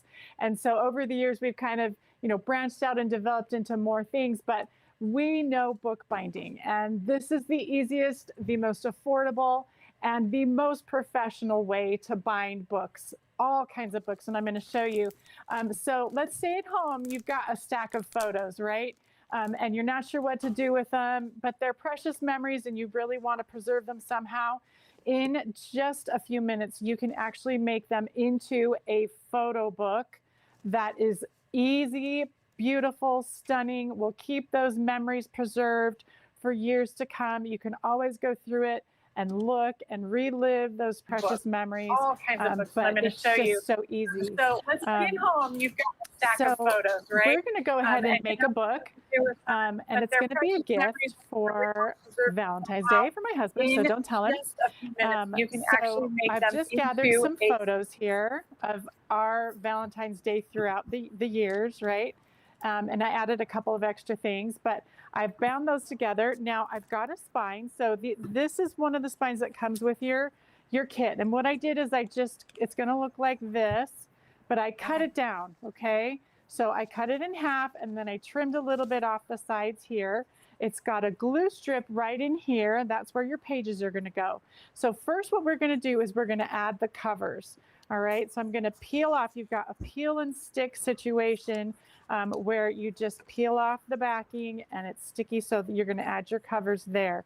And I'm just going to place them like right up against that glue strip there so that they are lined up with that. Okay, that's the back cover.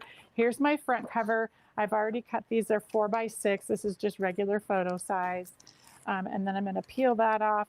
And we're going to stick this front cover just right next to that glue strip right. Let me push this down right there and just stick that right. Whoops, not quite lined up at the top. We're going to stick it right there. Okay. So there's those are our covers, all right? So that we can kind of see how the book is going to look. Now we need the pages. Now I found, this is the clip that comes with it. I found that having a clip to hold those pages together really helps. And you're going to want to make sure that your pages are even.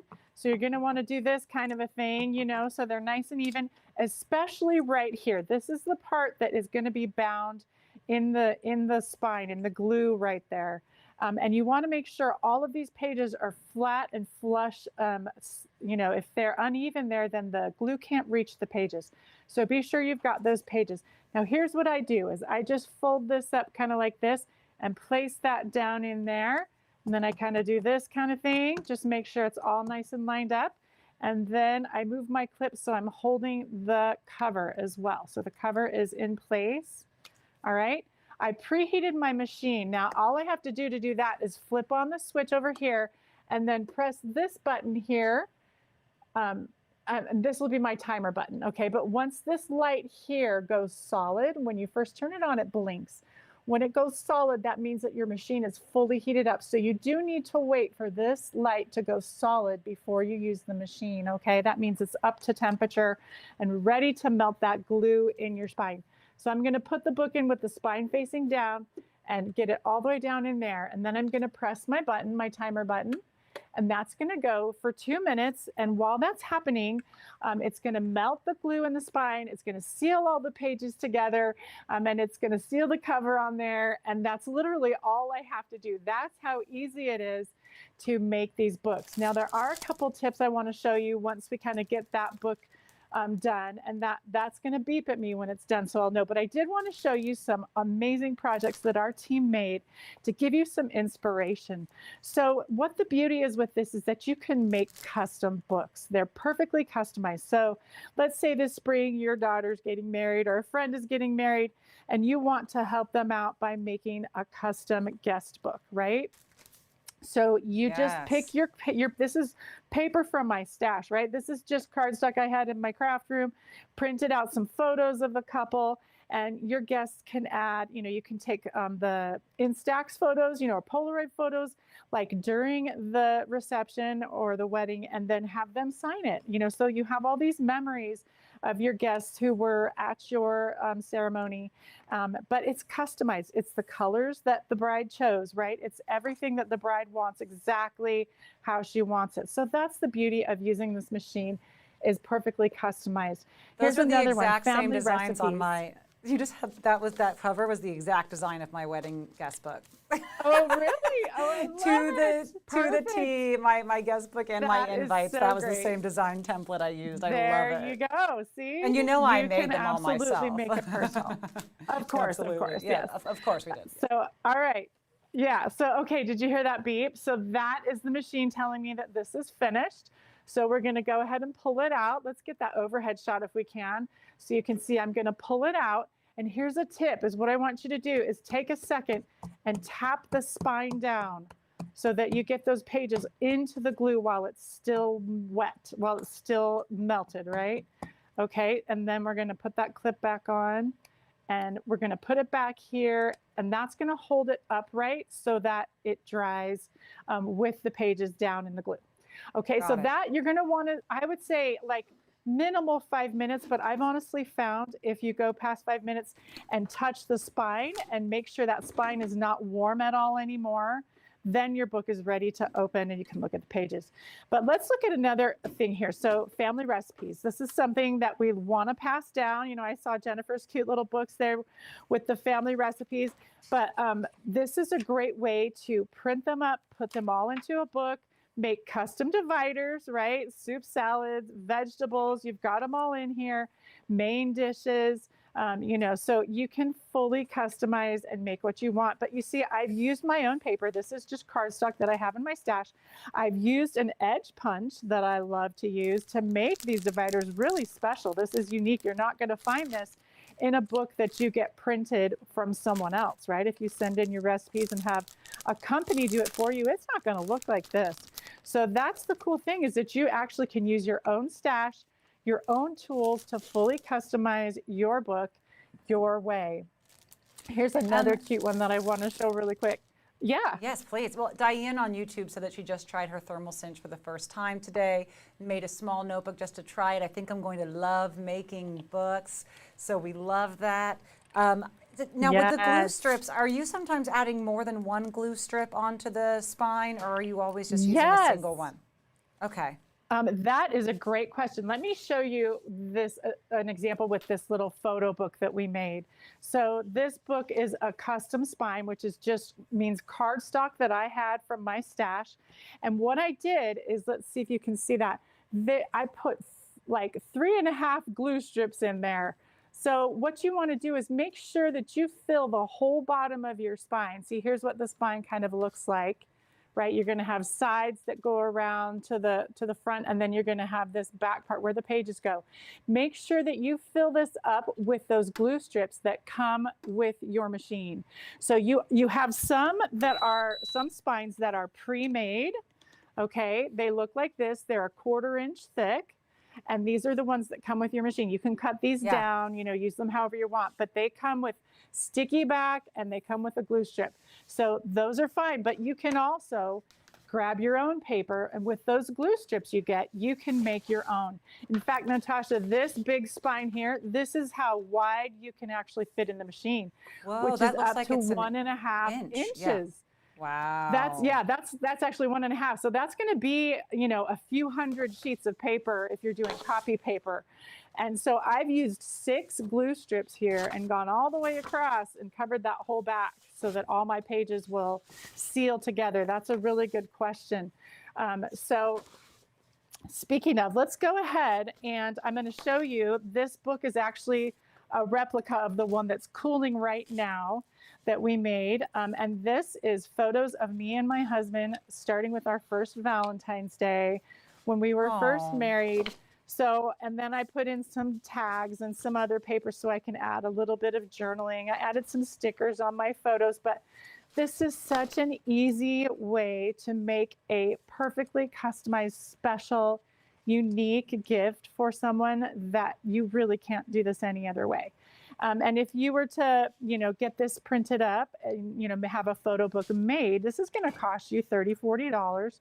And it's not going to be this customized. It's got my own handwriting in there, my favorite stickers. You know, it's me. This is me giving a gift from myself to him that I created. But it's great. I mean, look at this. Like, none of these are coming out. Like, I can shake this up. You know, those pages are solidly in there. They're not going to come out. Couple tips, like I said before, when you pull it out, do make sure that you tap down before you let it cool. The other thing is if you open that book once it's cool and your pages are loose for some reason, that means you probably didn't get them down into the glue. Just wait for it to cool and then pop it back in the machine. Let it go for the 2 minutes, take it out, tap it down again and redo it. And so that's a great way to fix any loose pages that you might end up with if you accidentally didn't get them down into the glue. So, all right, I want to make another project. Wonderful. And right before we get to that, I do want to ask a question. I think one of our people in the chat is answering it, but just to be sure. Can you just explain what to do for the wider spines on the cinch? If there's anything we should know ahead of time? Yeah. Yeah, okay. So what you're going to do is you're going to measure. Okay, let's take this book. We're going to make this in just a minute. So what I would do is I would take my stack of pages. So these are actually copies of letters that my mom wrote to me, or, you know, she typed it up when I was 21 years old, okay? And each week she'd write me a letter, tell me the news of the family. So I copied them, the originals. And so what I want to do is I want to measure how wide this is right here, all of my pages, okay? So this is 1 inch. This is actually 1 inch. So I need my spine to be 1 inch wide. Can somebody help me find my spine? Chastity, would you mind? It looks like this. And it's probably, try in there. Keep shuffling through. Maybe in the back there. Yeah. So what I would do is I would take some paper and I would score it, okay, at 1 inch there, right? So it's folded on each side. Let's see. Maybe it could be in my bag. I'm sorry, maybe the front pocket there, or like the bigger bag. Okay, so what I did is I took some paper. Here, you can see it like this. So my paper starts like this. I'm going to use a score tool to make those lines and make it 1 inch wide. Or in this case, it's bigger because this is a different spine. But for this one, it would be 1 inch wide. All right, so I do want to leave a little bit of space here so that, you know, my spine can cover the front covers, right?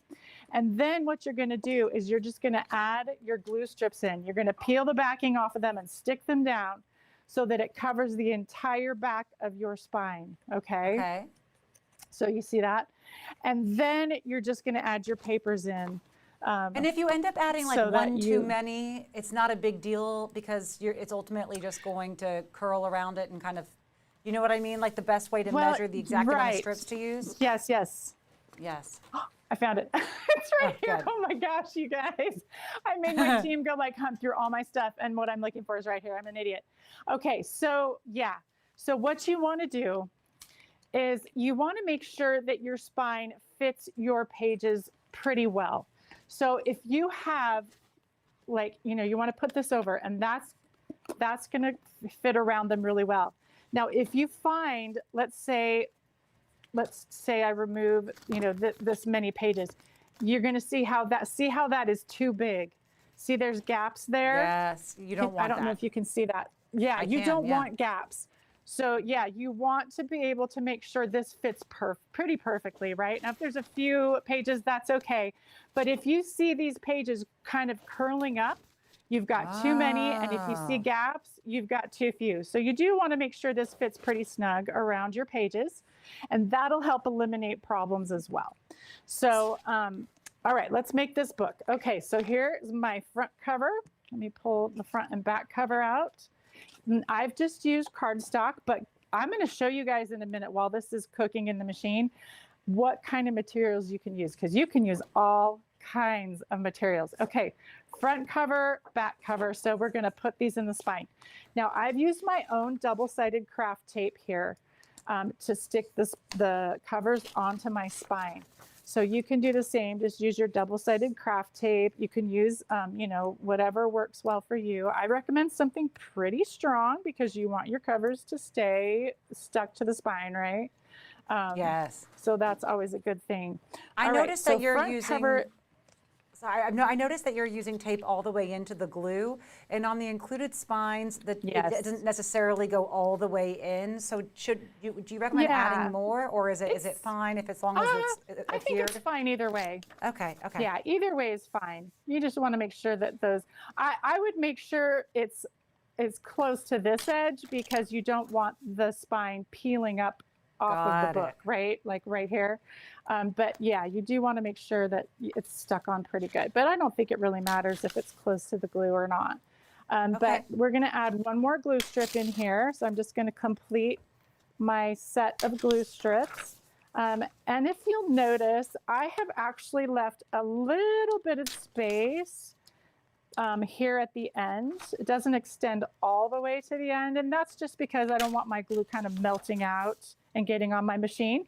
But if it does, all you need to do is take a baby wipe while the machine is hot, take like a pair of tongs and put that baby wipe in there with the tongs and just wipe it off while it's still melted. So that's a great way to clean your machine. If you notice any glue melts down onto the heating element, it's really easy to clean, again, with baby wipe and some tongs. I just did that last night, in fact, because I was making this book. And let's see, maybe it'd be easier if I just laid it flat. Let's try that.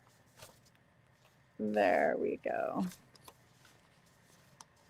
And so, and here's a cool tip too, is I actually cut a little, use my craft knife and cut a little rectangle in here so you can kind of see through to the title of my book on the inside. But you can put your title on the outside if you want as well.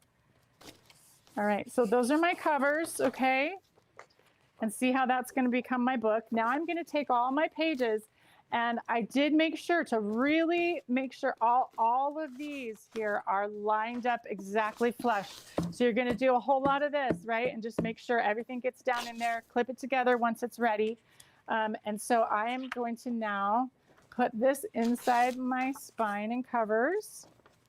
And then again, I'm going to do this, even everything up, just loosen that clip for a second so I can get everything nice and lined up. And then I'm going to clip it again. You can use your own clips, like it comes with one small one, but you can get pretty big clips. You can, I mean, you know, anything like that would work. Or you can do a rubber band and kind of go across this way. So now I'm ready to put this in. Just going to slide that all the way down to the bottom. I'm going to press my button here in the front, right there. And that's going to go for 2 minutes and melt that all together so that it will stay. Now, let me show you the materials. This is so fun, Natasha. You will not believe what we were able to make books out of. It's insane. All right. I can't wait to see. So we've got wood. This is wood veneer, okay? And this is actually a fun way to do a different kind of a spine. This is called an inner spine or a hidden spine. So we used paper, but instead of putting the covers on the inside of the spine, we put them on the outside. So isn't that cool? And then we just added the pages in. And so the glue strip is still right here, but your spine is on the inside of the cover. So that's really fun. Oh, we that's used beautiful. vellum. Vellum makes a very pretty cover.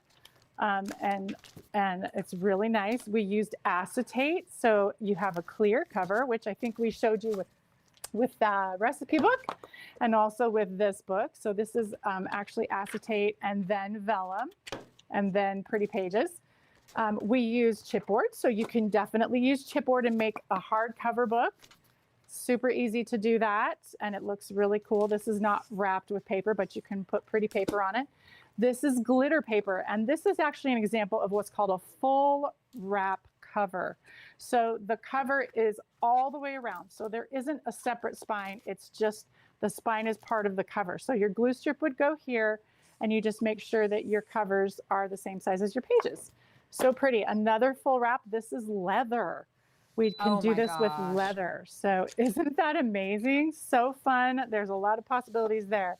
Now I'm just going to take this out since my timer went off, and I'm going to tap it down. Again, we're just going to make sure those pages get right down into the glue. And then I'm going to put it here to cool. Okay. And we're going to let that go for at least 5 minutes, but until that spine is completely cool, there's no warmth there. Here's another idea. Take photos and use those as your cover. And then you could fill it with whatever you want. But and then this is again your hidden spine. Isn't that a great idea? A little bit of felt here makes a great cover. That's awesome. And then this is burlap, really pretty. And here's some canvas. And this is another full wrap cover. Look, this is a journal. We put some lined paper in here. It makes a terrific journal for a gift for someone. We used watercolor paper and actually watercolored on it and created a beautiful cover that way. This is great for kids, like if you want to make a sticker book. Fun foam. This is a fun foam cover. So clever. I love that. Isn't that fun? And this is stunning. This is actually handmade paper that we made a book out of. Isn't that beautiful? So you can do something like that. That's really pretty. Here's another fun idea is take fabric and sew a cover. So for example, you can, pull your paper cover out and place it into the fabric cover. But what's really cool is that we've now glued the spine on. So this is stuck on there. So it's really beautiful that way. But anyway, so many ideas for things you can do. But I'm going to show you my completed book of letters. And I chose this color because this was my mom's favorite color. And she also loved pansies. So I used my favorite pattern paper that has pansies on it. But these are just copies of my mom's letters that she wrote to me as a young adult.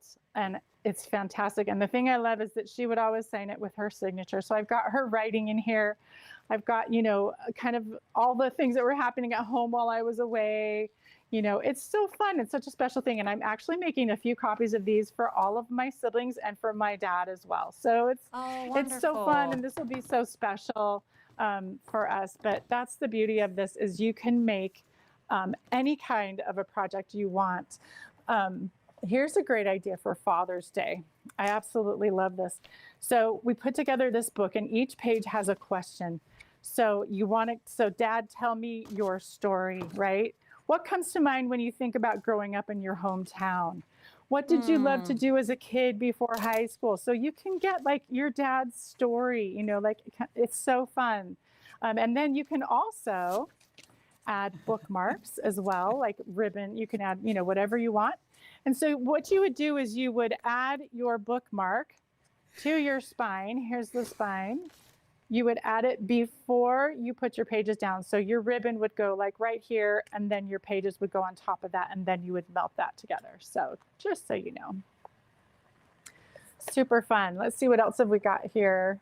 Oh, this one is so cool. So this is actually, what we did is we took a Bible and we took off the hard cover, and then we added this custom fabric and vinyl cover. So added some pretty pattern paper, but this would be such a terrific gift for someone in your life that is a person of faith. It's just such a beautiful book and customized, and this, I just think this is stunning. It's absolutely fantastic. But again, so many ways, so many different materials that you can use. You can print off coloring pages online. There's a ton of free ones online. And you can bind them together to make a coloring book. Now, I know some of the crafters had questions about how far this book opens. So here's how far it opens. Let me scoot this just a bit that way, but you can see it opens fully. I mean, of course, there's a glue strip right here that, is going to be there, but you can fully open this enough to color on it, to write on it, whatever you want to do. So that's a good way to show you the answer to that question. Here's another fun idea is if you've got someone that's retiring, make little cards and pass them around the office. And you can actually have people write down wishes and advice. And then you can bind it all together. And each of your colleagues has got, their own little card to you that's personalized, and you can put them together in a book. And that's a great keepsake. So much fun. You can make notepads. We did this one. We used one of our trimmers that actually has a perforating blade. So these are bound together, but they also tear away. So this is a great gift for a teacher, someone in the office, a neighbor, a friend, whatever. Fantastic gift idea. I did want to show you, people also have asked, how big can you make these books? So the width, the maximum width is 1.5 inches wide that I showed you and 12 inches tall. So that's the maximum there. But the minimum, honestly, is really up to you. Like, see this little book? I've seen people online in the Facebook group, I've seen them making 1-inch books, 2-inch books. You can go as small as you want to. Now, the advice that I would give is you want to have, a clip here so that you can actually get it in and out of the machine without your hand getting too close to the element. Speaking of, let me do a little tour of the tool because I want to tell you some of the amazing features. So obviously you've got your button right here. This is your timer button, and it's so easy, you can't miss it, and it's the 2 minutes, right? You've also got your indicator light that tells you if it's all the way heated, if it's flashing, if it's not fully heated, if it's solid, it is fully heated.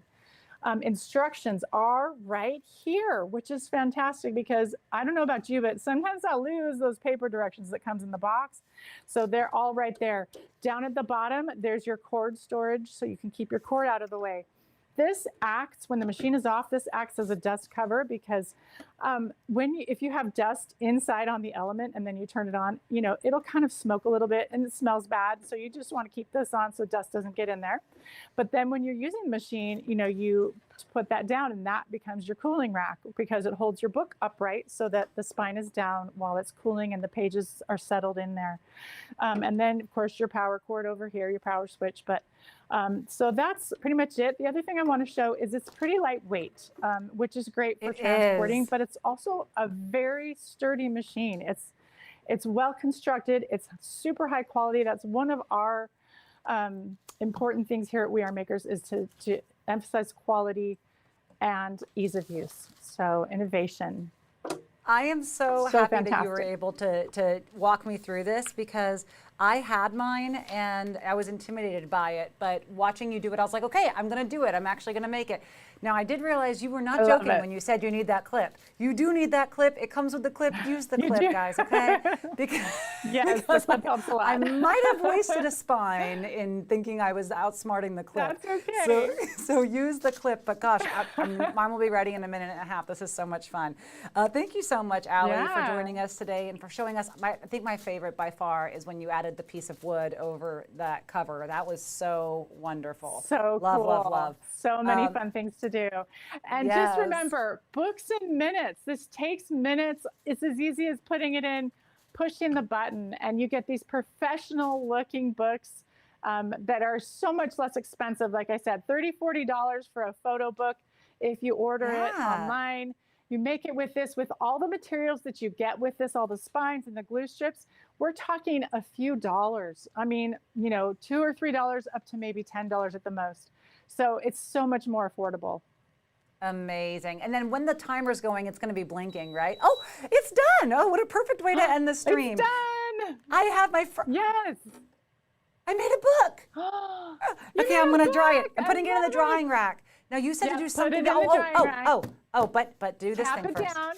Tap, tap. Yep, so that all the pages get down in there. And then leave it there for 5 minutes and really let it dry so I don't burn. At least 5, but you do want to touch that spine and make sure it's not warm anymore before you I will. open I'm going to move it out of the way because we're moving on to other crafts, but I'm not going to touch the bottom. And thank you so much, Allie. Thank you for letting me overcome my Thank fear you, of book Natasha. making. Have a great afternoon. Love it. So easy. Okay, you too. Bye. We are moving forward. I can't believe I did it. Can you guys believe I finally did it? We are moving forward here, and we are on our way to the 3 o'clock hour with 𝗖𝗥𝗔𝗟𝗏𝗡 and crystal art with a flair. So I know you love the way that sounds. I don't blame you. I do too. So we have 𝗖𝗥𝗔𝗏𝗡. Oh yes, thank you. Oh my gosh, wait till you see the samples that we have here. They're beautiful. We're going to have the crystal art Peter Rabbit spring wreath. It's just gorgeous. It's $19.95. That's going to give you the crystal art template, 2 pickup pens, 2 trays, 2 sets, a set of bags of resin gems. I'm going to see if I can find where the wreath is. Well, I have a photo of it here, but that's not good enough. But anyways, we'll see this one, I'm sure, coming up. You're also going to have your option. That's only $19.95. Wow, that's a great deal. And then the Crystal Art Easter Stamp Starter Kit. This is giving you 3 of the A6 stamps. There is a 3 and a 0.7 inches, a 4.2 times 3.4, basically a tulip bouquet, an Easter basket, and an ornate cross. You're getting all 3 of those stamp sets at a pretty good size, plus 50 milliliters crystal art glue, 20 bags of crystals, 2 trays, 2 jelly waxes, 2 styluses, and a set of empty poly bags and tweezers. And all of that is at $36.95. That's going to be the Crystal Art Easter Stamp Starter Kit. And that's actually looking like this when you get it. If you want to show me overhead, it's going to have all of these things involved in it. Is the Crystal Art Easter Stamp Starter Kit. And then we also have our 12 by 12 inch storage box kit, which is going to be $19.95. That's going to get you, here we go. Ooh. Now wait till you see, oh, I just lost my earpiece. That's okay, I don't need it. Wait till you see what this is going to look like. I can't wait to show this to you on the forward facing, because we have a finished one here in studio. But you are getting the Crystal Art template printed on the 12 by 12 inch canvas. So that means all of those storage boxes that we use around our home, I swear I paid something like $25 for mine just because I had sequins on it and I needed some beauty on these. Now you can actually store your craft supplies, anything else, in something that you made that is just absolutely gorgeous, and it's $19.95. You're also getting the jelly wax, the set of bags of acrylic crystals, the pickup pen, and the tray. And you're just going to choose between butterflies, the peonies, the ravishing rose, tiger, or tulip. So we have those options. I think the tulip is my favorite. Wait till you see this one. So clearly I have a favorite. Actually, can I show you really quickly, because I know you're going to be interested here. Let me just show you what this is going to look like. It's pretty ravishing. May I? I mean, okay, so I know all of you are just going to lose your minds over these. We have 𝗖𝗔𝗟𝗟𝗏 with us. She's a frequent guest with us here on HSN Gets Crafty. Pardon? Sarah Millsop. I'm sorry, Sarah Millsop. We just had Allie. I'm so sorry. We have Sarah Millsop. I'm looking at the wrong card, but yes, we just had her. Now we have Sarah with us. And Sarah, I don't know if you can hear me or not, but when I saw these boxes get brought into the studio, I basically just fell in love. And I can't believe you can get this for under 20 bucks. Are you kidding? You're making all the right noises, the oohs and the ahs and the sparkle and everything. I mean, it's what everyone loves. I don't blame them. Now I have another one here. I have the roses finished as well. But look, I mean, I would make a lot of wrong choices with how much I'd be paying for these in a store. Okay, so the fact that this is the whole set, and the set includes the box. It does, exactly. And I'm going to take you through, firstly, hello, it's lovely to meet you, because It's I lovely to haven't meet you worked too. with you yet. No, and I apologize for the name. I'm You'd be shocked how many times I keep making that mistake because of the first timer person, but it is wonderful to see you, Sarah. You've got a busy day. And thank you so much for having us in your digital event as well. I know I was only with you a couple of weeks ago and in the studios. I don't have a fancy studio here. You've just got me at home tonight, I'm afraid, but I'm still going to show you all the techniques for the products that we've got. I love all the crystals. I love the card. I mean, these cards, this is something where when I see, like, look, anything that has the crystal amount on it, it's beautiful. When it's something that's this user-friendly and it comes with all these templates, I just absolutely love, love, love. Of course, the boxes, and we don't have the wreath in studio, but this wreath is really going to be a fan favorite, especially for right now, because remember, no matter how many of these pieces you get today, everything is going to be $750 for shipping and handling total.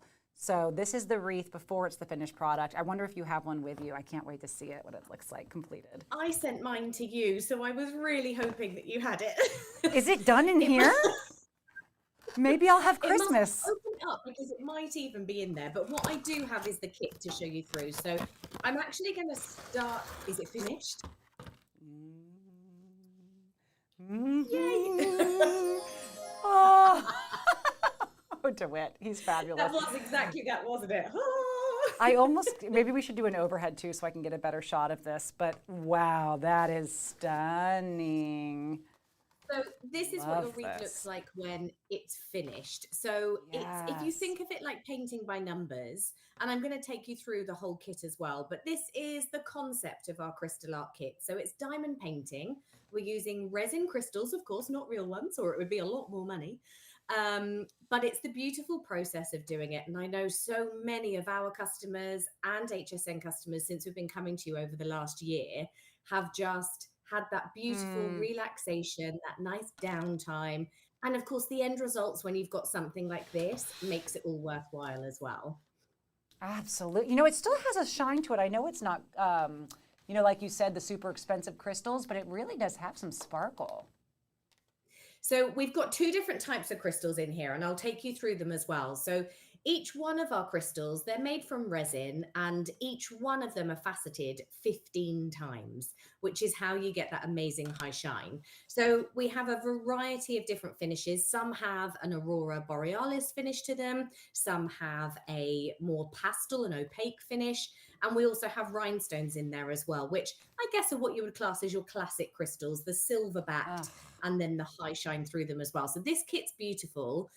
A main pointer for this kit, and I'm going to take you through everything that you get included.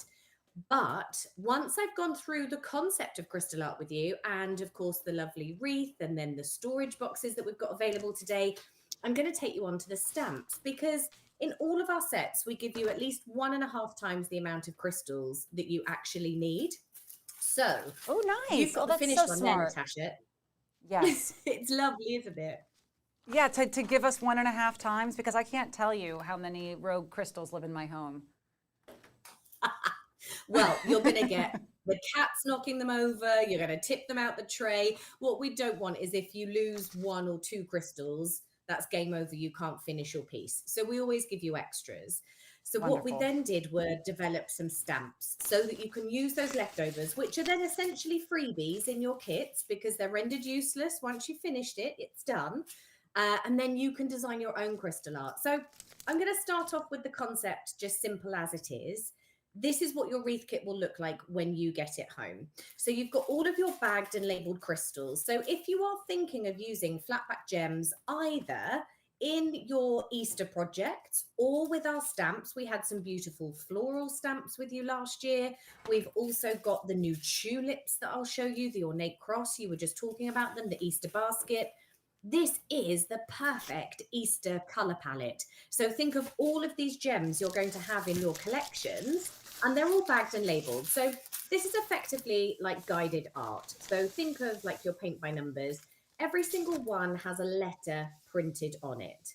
That's then going to correspond to your crystal art template. So if you're looking on the website and you're looking at some of our other kits, maybe from the last couple of weeks, we've also got the storage boxes. What I'm about to show you is exactly the same technique for all of our products. So you just hop online and pick your favorite design. If you're watching this thinking, okay, I can do this, no problem, then we've got you covered. Just pick your favorite design. So everything comes with a protective layer over it. And this is where it's even better, is that there's no mess either, because your glue is already on the surface. It's super strong. That's what we're going to attach our crystals onto. So you don't even have to worry about mess. It's also great to do with. Sorry, I was just saying, having that glue there almost means that even your mistakes can be art. You know, if you happen to put the wrong color down, it's still, it's done, and now it's art. I love that. Exactly that. There's no need to seal them necessarily unless things are going to be handled, but we'll go into that with the stamps. The glue is going to hold all of your crystals on. Of course, we've got the beautiful Beatrix Potter. Last year, we bought you a set of Peter Rabbit cards. They absolutely flew out. Your customers absolutely loved them. And I'm so pleased, because Peter Rabbit brings that nostalgia for our generation, maybe our parents' generation, also for our children. It's still as popular now as it was then too. And of course, you've got this beautiful display. There is an Easter egg in the middle, but there's no reason this couldn't be up all year. Now, because it's the wreath, it's already on the MDF. You already have your hanging hook on there as well. And of course, we've got that glue. Now, the protective layer, I'm only going to expose the areas I'm working on. If I rip all of this straight off, it might get dusty. That glue might get wet. I might get something else stuck to it. So we're only going to reveal areas we'll work on. Now, you also get all your trays. So just like the list you were going through, Natasha, you get your tray. You get your pickup pen. You get the gel. That's going to make our pen sticky enough to pick up the crystals. you get all your bagged and labeled crystals, and those extras I was telling you about, we even give you the bags to store those. So I the love that. only yeah, because then it's going to keep you organized. You might not do it all in one sitting. And then, of course, when you're decanting your crystals from the strips, let's just cut some of these off. It's the only thing you need. And Craft Buddy really make new craft very accessible to absolutely everybody. This is a complete starter kit. The only extra thing you need are a pair of scissors, and we've all got those, right? We're going to pop those crystals into the tray, and then we're ready to start working. So absolutely everything is included. Once they are left over, of course, you've got those bags as well. And remember, this is the same for your storage boxes. It's the same for all of our kits. What I like to do to keep myself organized, because I've got the letter I here in my Peter Rabbit wreath, the letter I isn't going to be the same as the letter I, for example, in your tulip storage box. So once I've finished with these, they are going to be my leftovers. So keep them so that you can see the codes. It's project specific. That's going to keep you organized. Now, I'm going to start with a bit of extra sparkle. Let's go in with the letter T, which are the ones that I've got bagged up here.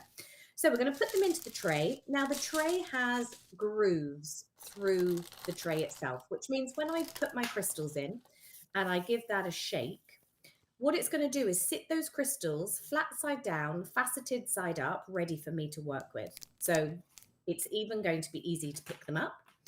We're going to take the gel block. We're going to peel back the protective layer. So it's got a little layer of plastic on it. On the tip of my pen, I've got a hollow drum. That's great for your individual crystals.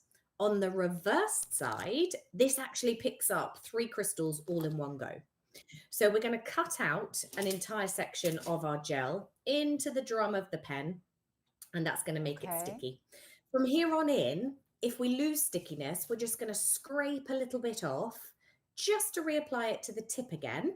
And that's if your crystals start to fall off, maybe you're not making it from the tray all the way to your work. So I've got the letter T here. Let's start up in this top corner. And although I'm afraid my camera won't zoom in for you, but I'll show you, hopefully, Natasha, you can show in a moment just how clear all of your lettering is. And anywhere I have the letter T, of course, I'm going to pop those on. So little tap of the crystal. These are actually like an oval shape.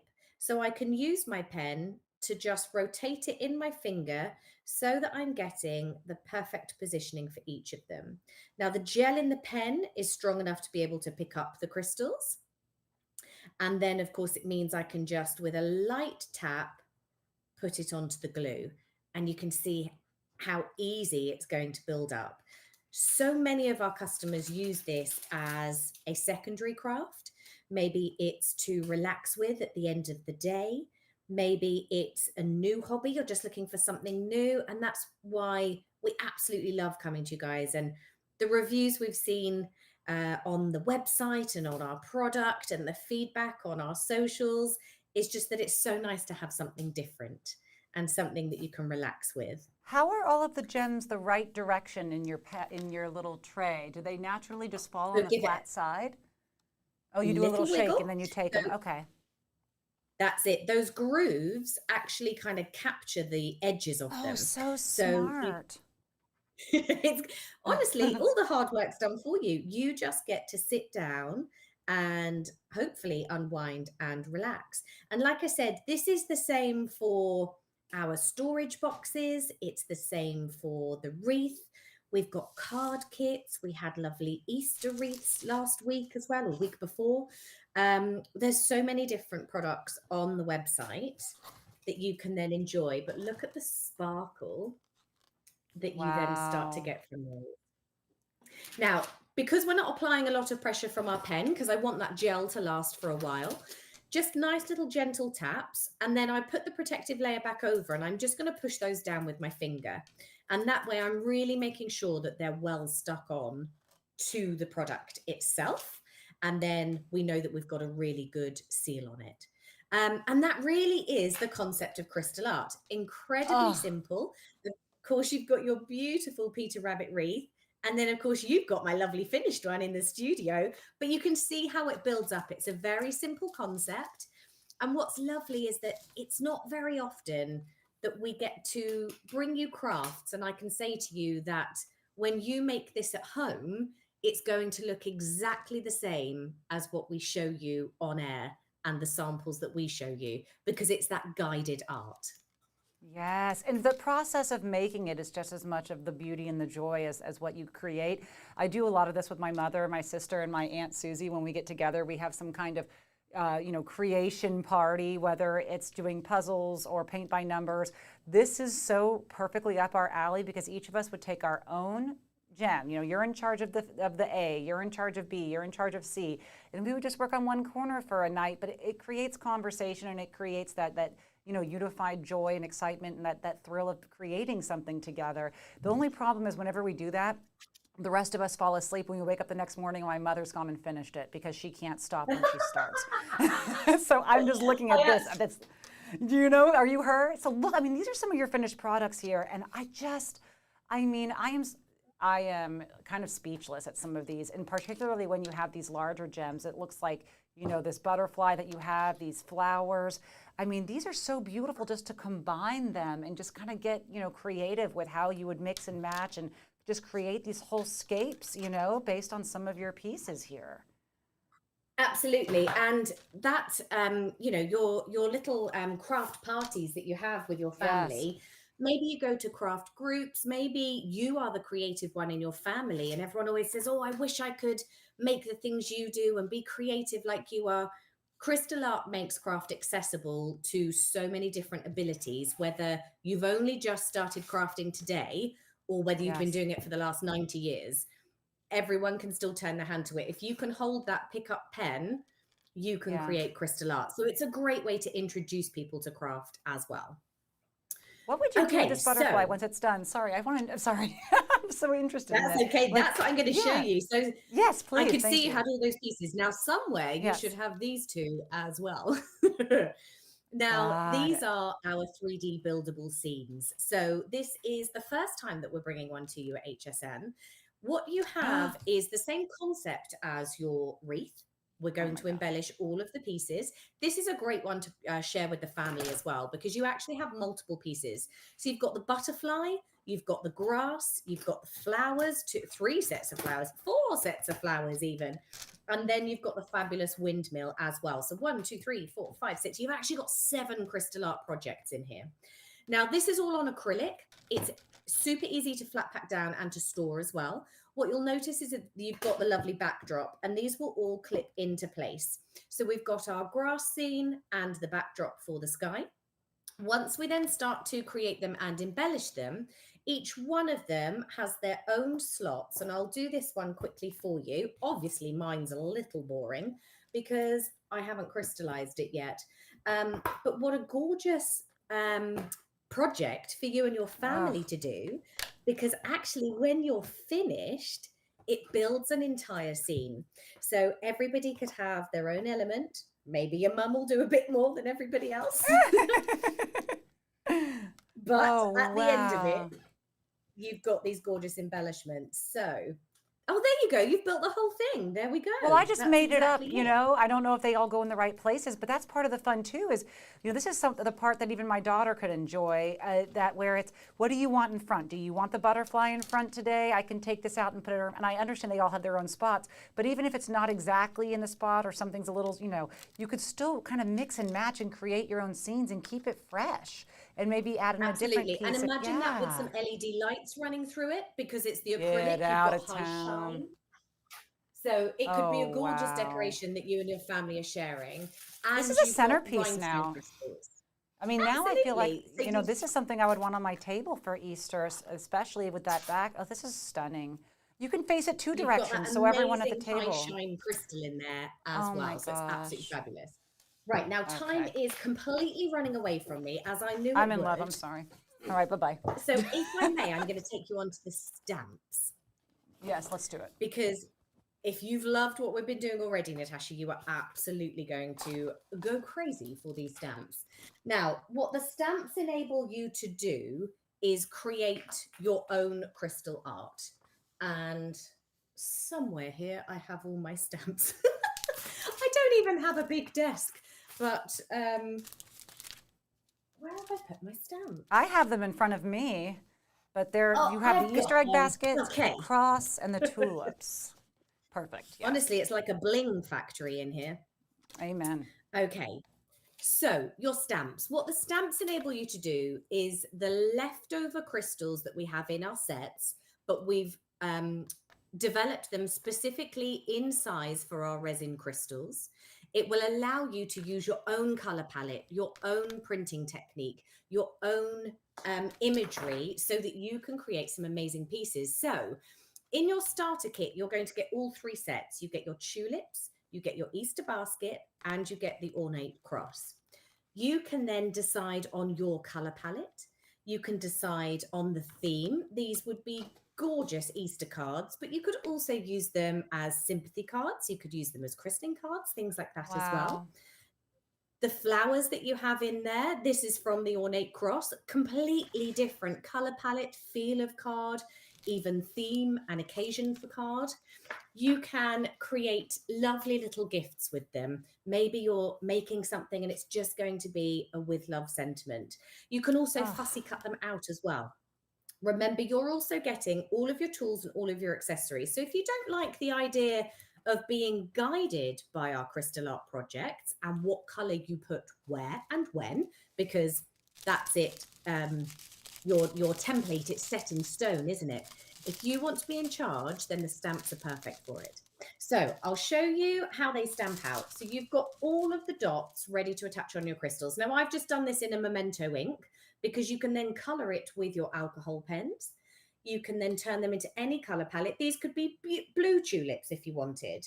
They could be all red. They could be a theme. They could be your specific wedding color, perhaps even. Then, of course, you've got the beautiful ornate cross. So you've got all of this glorious floral vine running through it, these lovely daisies that you saw with the backdrop of that card a moment ago. And of course, right on theme for the moment, your Easter basket as well. But if you masked off those Easter eggs, you could maybe have your tulips coming out of it. So you can see how you can start to get creative with them very, very simply.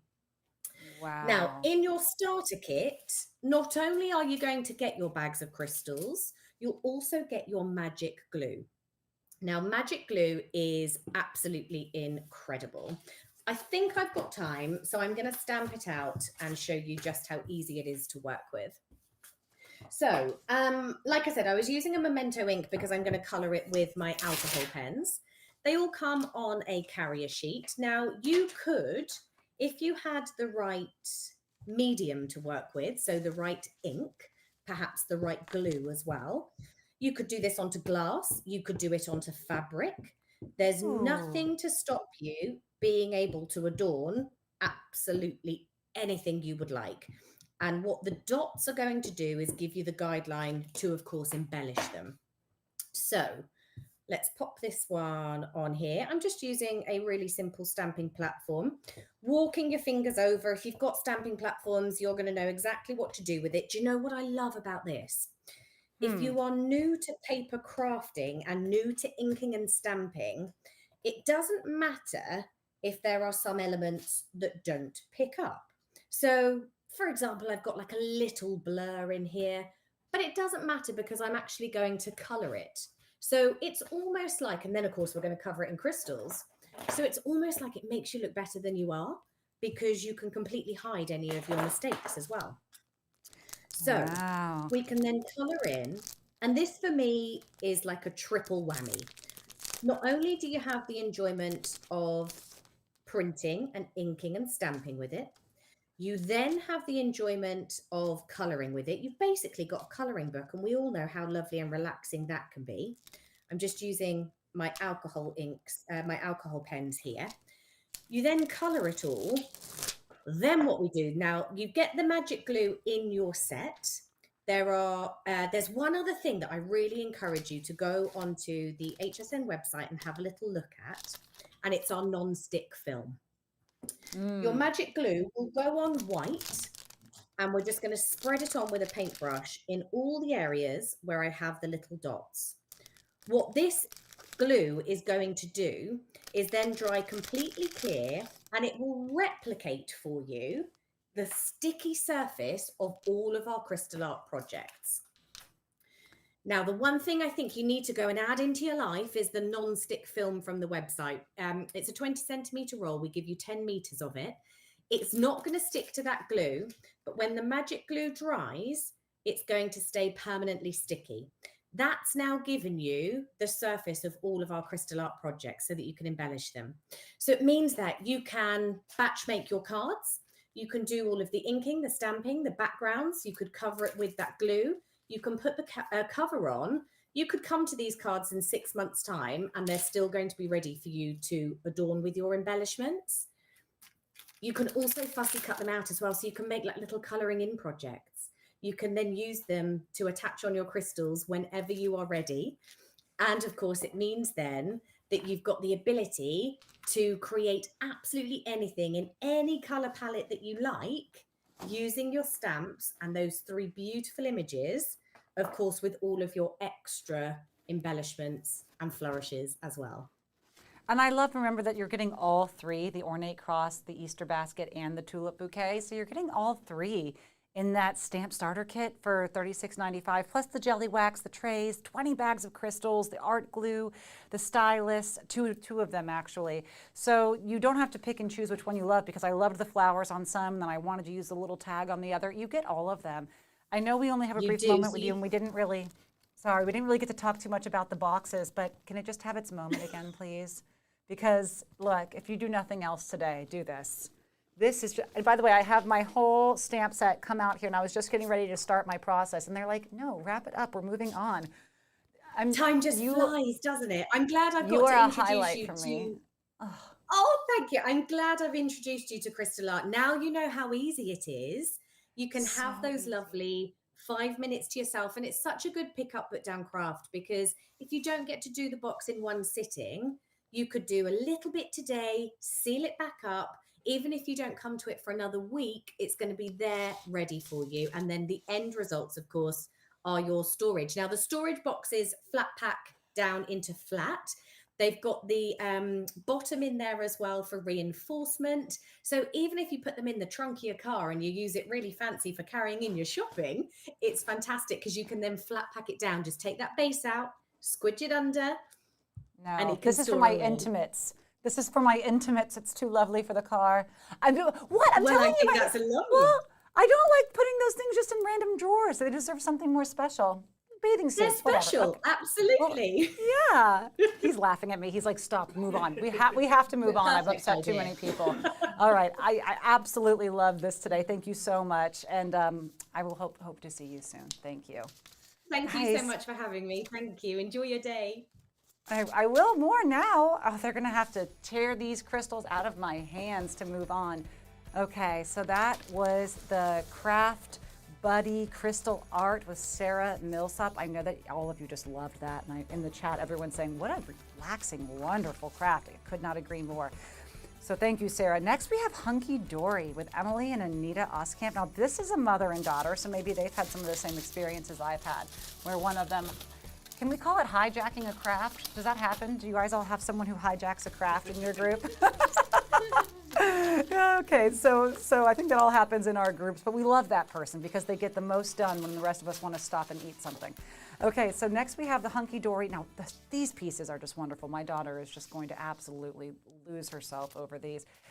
All of the wild hearts and Trust the Unknown, we're finding these horse themes that are just absolutely gorgeous. You have a Wild Heart luxury topper set, a Trust the Unknown luxury topper set. I kind of want to show you them separately here, but we also have our Hunky Dory Crafts Floral Reveal Shutter Concept Card Kit. So that's right here. I'll start with that one because I'm going to end with the horses because they're really just going to blow your mind. Okay. So this is the Hunky Dory Crafts Floral Reveal Shutter Concept Card Kit. It is $19.95. Here you go there. I don't want to give the big reveal of the horses yet. They're too beautiful. Okay. So it is $19.95 and you're getting 16 concept cards in total. And it does include the coordinating envelopes. So that's just, I mean, you'll see here when Emily and Anita come on here. Just a very, very good value. To get 16 cards and envelopes for under $20, we love that. And they're all beautiful. So that's the Floral Reveal Shutter Concept card kit. We also have the Crafting Wonderland bundle, which is right here. It's quite it's quite a bit of wonderful things for a bundle. So what you're getting is the Moonstone dies, the Silhouette balloon masks. You're also getting 3 adorable For the Love of stamp sets. But all of this, these are really great stamp sets too when you see them up close. I mean, do you see this adorable sending you big bear hugs? I love the bears. You have the elephants. These are like all of my daughter's favorite things in the world. I might have to grab this like shopping while I'm hosting. And then you have this adorable little mouse set. But again, also the masks, and I'm gonna learn more about what masks are today, but I'm looking forward to it with Anita and Emily. Now I'm gonna show you something else. Here we come with the horses. All right, this is what I've been looking forward to. The Wild Hearts and Trust the Unknown Crafting Extravaganza Bundle. Where did it go? Is it here? All right, we have the Wild Hearts Luxury Topper Set and the Trust the Unknown Luxury Topper Set. Each set is going to have beautifully illustrated horses adorned with golden foil swirls, feathers, and leaves. You're going to just basically get ready to craft a world of beauty and freedom where creativity knows no bounds. Do you see the stunning art on these? Oh my gosh.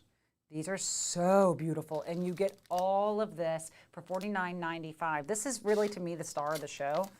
You'll see here just what you can create with this set. I know that we have Anita and Emily waiting here, standing by, but just, are you guys there? Can you hear me right now? I am so, oh my gosh, I am in love with this set. It's so unique. I've never seen anything like it. No, it's just not to use it. Hello?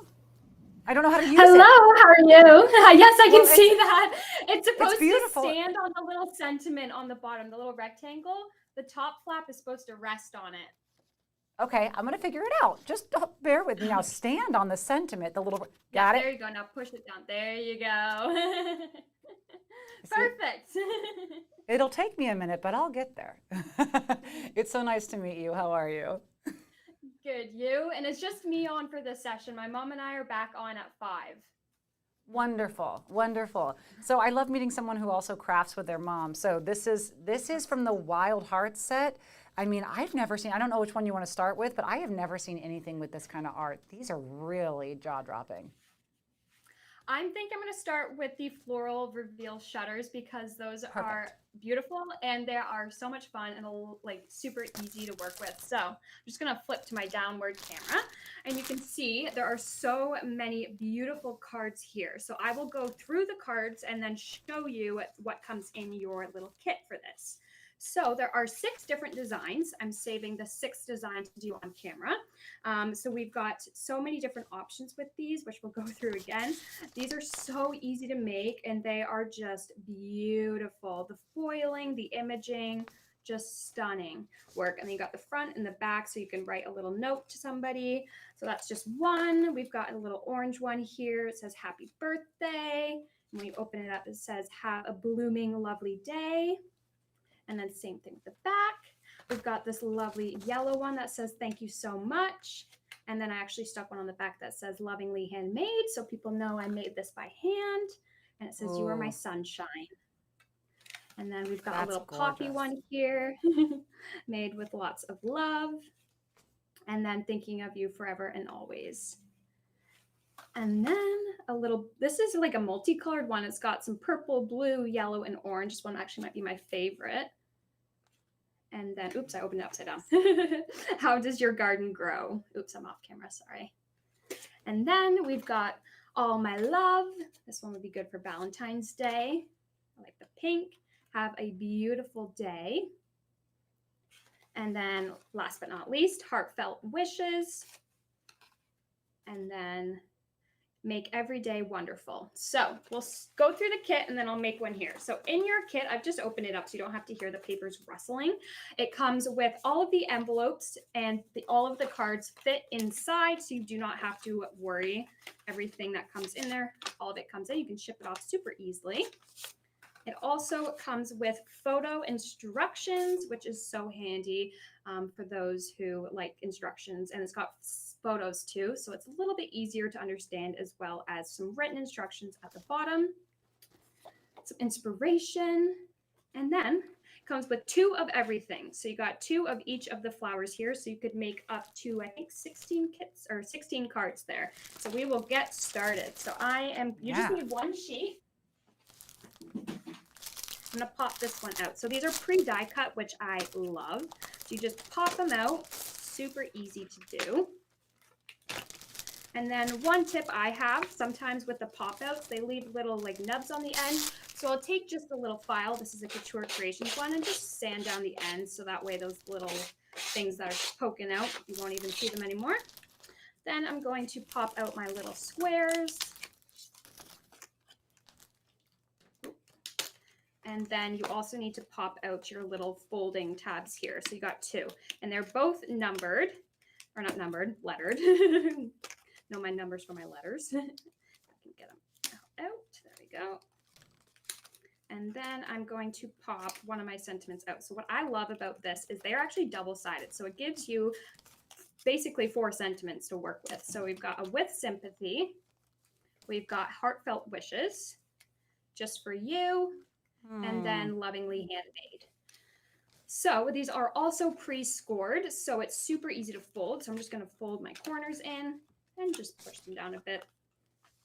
And then I'm going to score my pieces here. So you'll see where the score lines are. So I'm just going to fold these in. And then this is, let me see what size card that is. I just folded somewhere I didn't want to fold. So will each card use the same? Will each card use the same instructions in terms of the order of operations? Once you get the hang of it, you can use it for all of them.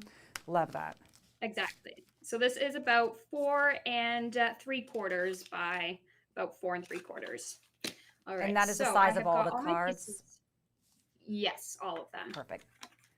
So now I'm going to take my tape, and you'll see you've got your numbers and squares here. So I'm going to put some tape on all of those, not numbers. Why do I keep calling them numbers? Letters. And I'm actually, where the thicker ones are, I'm going to do 2 little strips of tape. So I'm doing 2 small ones, or not too small, just 1 small there. And then right at each edge of the little other squares, I'm going to do 2, just to make it a bit more secure. All right, now I am going to rip off this tape here, and I'm going to find my D and C. And this one is A, so it's this one. And I'm going to start with my C. Doesn't really matter, but this is where I'm starting. Just place that down, and then just place this right over top of the D. I've got that, and then same thing for your A and B. Tear those off, and then just pop them in place. And it is so easy to do, and when you've got one down, you understand one, you will whip these together like there's no tomorrow, and you'll find you have so many cards to give people for Mother's Day, Valentine's Day. We've got weddings coming up. All right, so I'm just going to flatten that even more, and then I'm going to tape on my little squares. So I'm actually going to tape right on the page here. And when you're doing this, be careful you don't put it upside down, because I did this already. So learn from my mistake. So I'm just going to get this ready and then flip my card over to make sure it's not upside down. I love that it has all the corresponding letters as well, so that you can't, it's kind of a goof-proof peel and stick situation here. Like, I'm trying to do this along with you, and sometimes I wasn't looking right at you, but I realized, I really didn't even need to. It's like the fact that the letters are right here labeled for me makes it so much easier. Exactly. So there's no guessing. You know that you got it right. If your numbers are or your letters are the same. And then I'm just going to place that there. And then voila, you've got your card here. And then on the belly band, what I'm actually going to do is grab some scissors. So this is your belly band strip here. So I'm just going to cut off the bottom here, just so it's a little bit easier for me to cut. And then I'm going to take a little paper trimmer in my drawer. And I'm just going to trim this up a bit. You could leave the gold on, which I did for one of them, but I do want to take that gold off. So I can do that. Lift her up. And then I'm just going to cut off the end tabs that I do not need. And this end tab. And then what I'm going to do is I'm going to wrap my belly band around. So I actually like to do it from upside down because then you don't have the flaps flapping in your way. And is this the belly band? This is the belly band. Yes. Oh, got it. Okay, okay. And then once I've got that flat there, you do want to leave just a little bit of wiggle room, not too tight. Otherwise, it'll be hard to get the belly band on and off. So I'm going to add just a little bit of tape onto my card or my belly band. And then again, I'm just going to make sure it's not too tight so I can get that off and on. And then to hide that little wraparound, you could add a bow or you could add your little sentiments that it comes with. You've got two here. So I could do the just for you on one side. Actually, tape runner. Do actually just for you. And then the other side, we'll do a with sympathy. And you could also use 3D foam pads to pop it up a bit more if you wanted to add a bit more oomph to your sentiments. But that is the concept card. So easy, and I'm upside down, and I said be careful not to do it. Oh, that's where you put those on the inside. Okay. I was like, what do I do with the, oh, I get it. Yeah, so it's so easy to use. There's so many different sentiments that we've got in here. So you've literally got stuff every time of like any occasion that you've got going on. I hope my husband isn't watching because I just made him his Valentine's Day card and now it's going to ruin the surprise. But look, I mean, and then I can do this with made with lots of love. Now I think this is so, oh, look on the back. It says happy birthday. Like you said, I hadn't seen it. So these were so wonderful. And I just literally did it in minutes with you. And I'm probably, you know, the last person in the world who's going to get something right on the first try. But honestly, if I can do it and it looks somewhat right, I'm sure everyone can do it beautifully. And that was in minutes. It's not hard to make it beautiful. It's so easy. And just the paper itself is so stunning, especially with that gold foiling. You've got it on the images as well as the border there. All right, I think I am ready to move on to our horses. So in your horse bundle, you are going to get, let me open this up for everyone. There's a lot in here. You are going to be getting quite an array of different things. So we will open, if I can find the opening on here. There we go.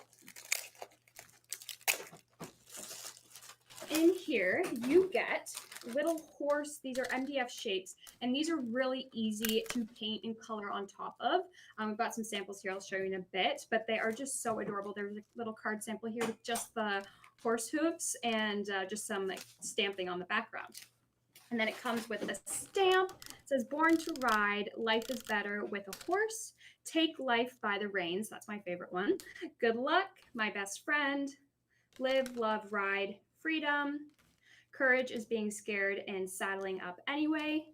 Live like someone left the gate open. And then you've also got a little horseshoe stamp there. Oh, I love that. This adorable die, which I will do a little demo of later. And two of our topper sets here. So I will open that up to show you what actually goes inside or what comes inside of these little toppers. You get two here. There are 2 sheets of cardstock, and these are extremely heavy weighted cardstock. They're my favorite. They are also foiled. You can see the foiling on the paper. And you got a matte one as well with no foiling, and then all of your toppers. These are amazing because they just pop out like this, And you don't need any die cutting or any special materials or anything. So I'm just going to pop this out and I'll show you some samples in a second. So you got layers here. So you got one frame, and then you've got a second frame behind that again will just pop out. So you've got lots of layering elements here, as well as sentiments. The tape I'm using a mixture of the 𝗖𝗥𝗔𝗟𝗟𝗜𝗚, this is, I'm butchering the name, and the Helmar tape runner as well.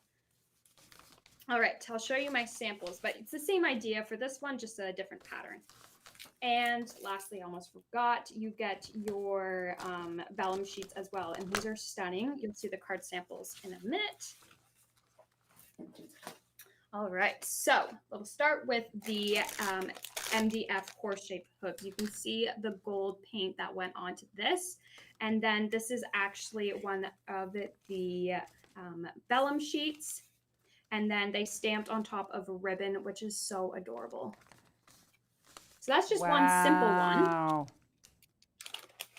Then we have got this horse one, which is a combination of some of the paper from the toppers, as well as the die and the stamp, which comes in the kit. So beautiful. And then similar to this one, this is on top of the vellum. And they used one up, or they actually, I think, die cut that actually. Then we have another one here, same thing. This is actually paper, and then this is the vellum on the inside. It's one of the squares. And then one of the sentiments from the topper set. And then we have another one. This one's one of my favorites because it opens up. I don't know if you guys can see when I open and close it. I don't know if it's making a difference, but it is vellum. Oh, you can see my hand behind. There you go. So you can see the vellum behind. So it is really cool to have that in the little horse hoof at the bottom as well. Gorgeous. And then this one is they stamped the freedom stamp behind, and then they just layered the image over top. This is vellum, so that's why it kind of is muted. The stamp behind, it's really pretty. And then this is with the topper here. This is a nice little slimline card. It says sent with love.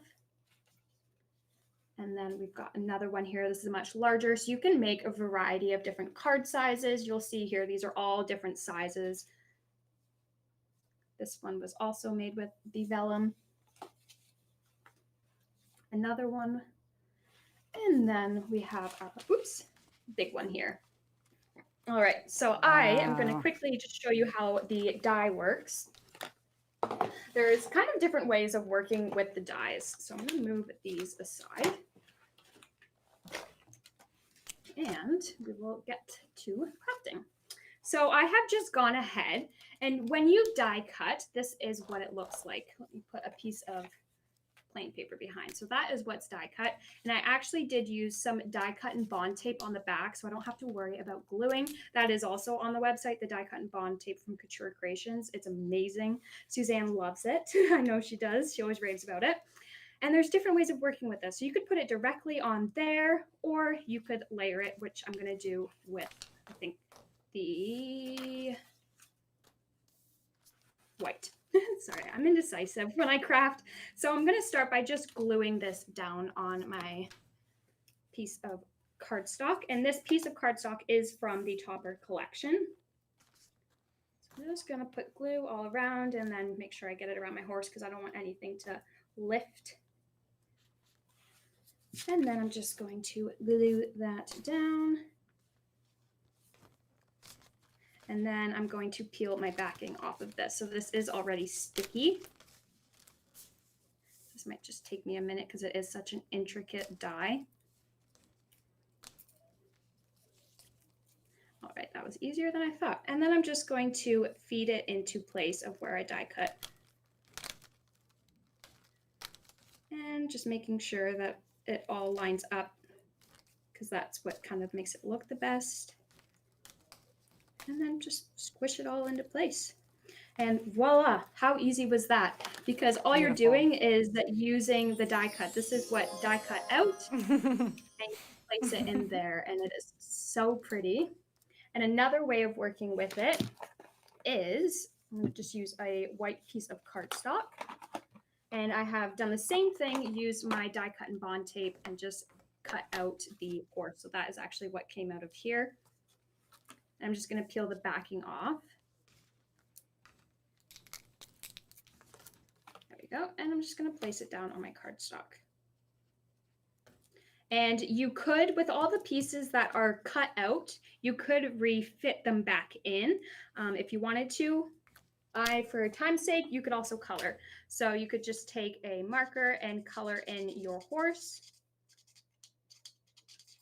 I'm just going to do his legs for time's sake.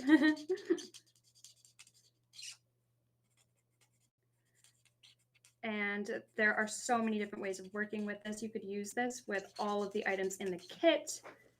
Just making sure you're not getting the wrong spots. Oops, I did that.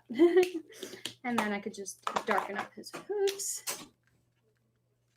Like that. So you could color it in, color in the whole horse, and then you have got different types of horses. All right, that I think I've shown everything for. Also an idea, just stamp that and you've got yourself a completed card. Next, I'm going to move along, I think, to the last bundle that we have, just because I think we're running out of time here. All right, so this is the, I forget what it is called actually. It is called the Wonderland bundle, I'm pretty sure. So inside, this is one of my favorites. It is so adorable. I have a little niece who would love this. Right? I was saying my daughter would love it. It's all their favorite animals. So inside, I know, and they are just so adorable. Inside comes this die, and you'll see it used in a sample in a second. It's a little edger die. Then this is the For the Love of Masks. This is your balloons, and then it comes with other spots so you could actually highlight areas. If you had white, that would help. And then you've got yourself 3 stamps. So this is one of them. It says, sending you big bear hugs, party animal. You're so bearing special. Then all of your stamps. They're so cute. Oh, I should actually show the back, a bit of better imaging for everyone to see. All right. Then we have got the mice here. It says, say cheese to my squeak heart. That would be a cute Valentine one. Have a mice day. And then this is the back. And then the last stamp here is elephants, which are my favorite animal. It says, to an elephantastic friend, welcome little one, wishing you an unforgettable birthday. And then that's the back. All right, so I don't think you guys are ready for how cute these samples are. They are just so adorable. So from the little elephant set or stamp here, we have got the cutest little elephant. And it just says, best wishes, thank you. Another adorable one with the elephants. They actually 3D'd it. So as you work your way up to the bigger elephants, it actually becomes more 3D. And then we've got another adorable one, says, wishing you an unforgettable birthday. And then we also have the cheese, or not the cheese, it says say cheese. We have the mouse here. Oh, so cute. I know, they are so adorable. And then the to my squeak heart. Nice little small ones. You can see, you can always change it to smaller to larger size cards.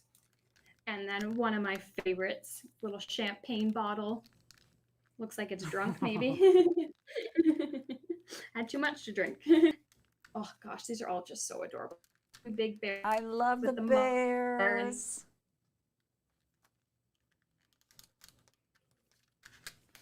I think we might have lost her sound. I'm not sure if mine is still in. Do you? Oh, that might be it. Right there at the bear hugs. Well, that was wonderful. But also, I think at this point, hopefully I'm still live. Look, I wish I could explain some of those things just as well as she did, but I will say in terms of the card kit, the 16 cards for $19.95, look, I think it's called the Floral Reveal Shutter Concept Card Kit. That's kind of a run, don't walk deal to me because, look, honey, I know you're not watching, but I made my husband his different one of the sets to actually embellish the envelope. But look at this. And absolutely a novice, and I know a lot of you aren't, so, you know, but this is something where just to be able to put something through that quickly and create this, now I've just totally ruined the surprise if my husband's watching of his Valentine, you know, is any kind of tape or glue, and it really is super, super intuitive. First, we have the other two kits there. I know in the chat people were really loving the horses, and just because they're, you know, when someone loves a horse, they love them like their children. It's like they understand that horses are magical beings that, you know, we're lucky to have around on this planet. So that is a great, great bundle there as well that I know all of you loved. And then we have what she was just showing you is the Crafting Wonderland bundle.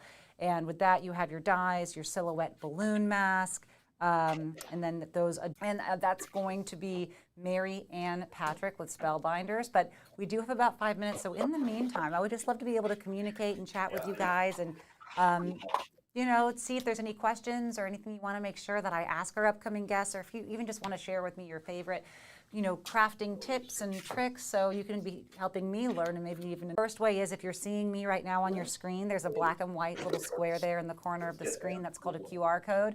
If you open up a smartphone and you go to like take a picture of it, open your camera app like you're going to take a picture, a little yellow link is going to pop up. It literally knows it's there, and you click that yellow link and it'll take you right to the checkout, which we love.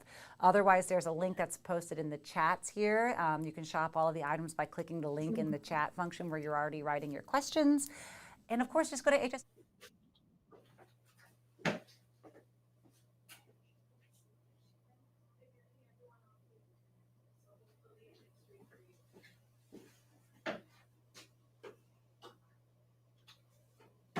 Did Emily leave with her?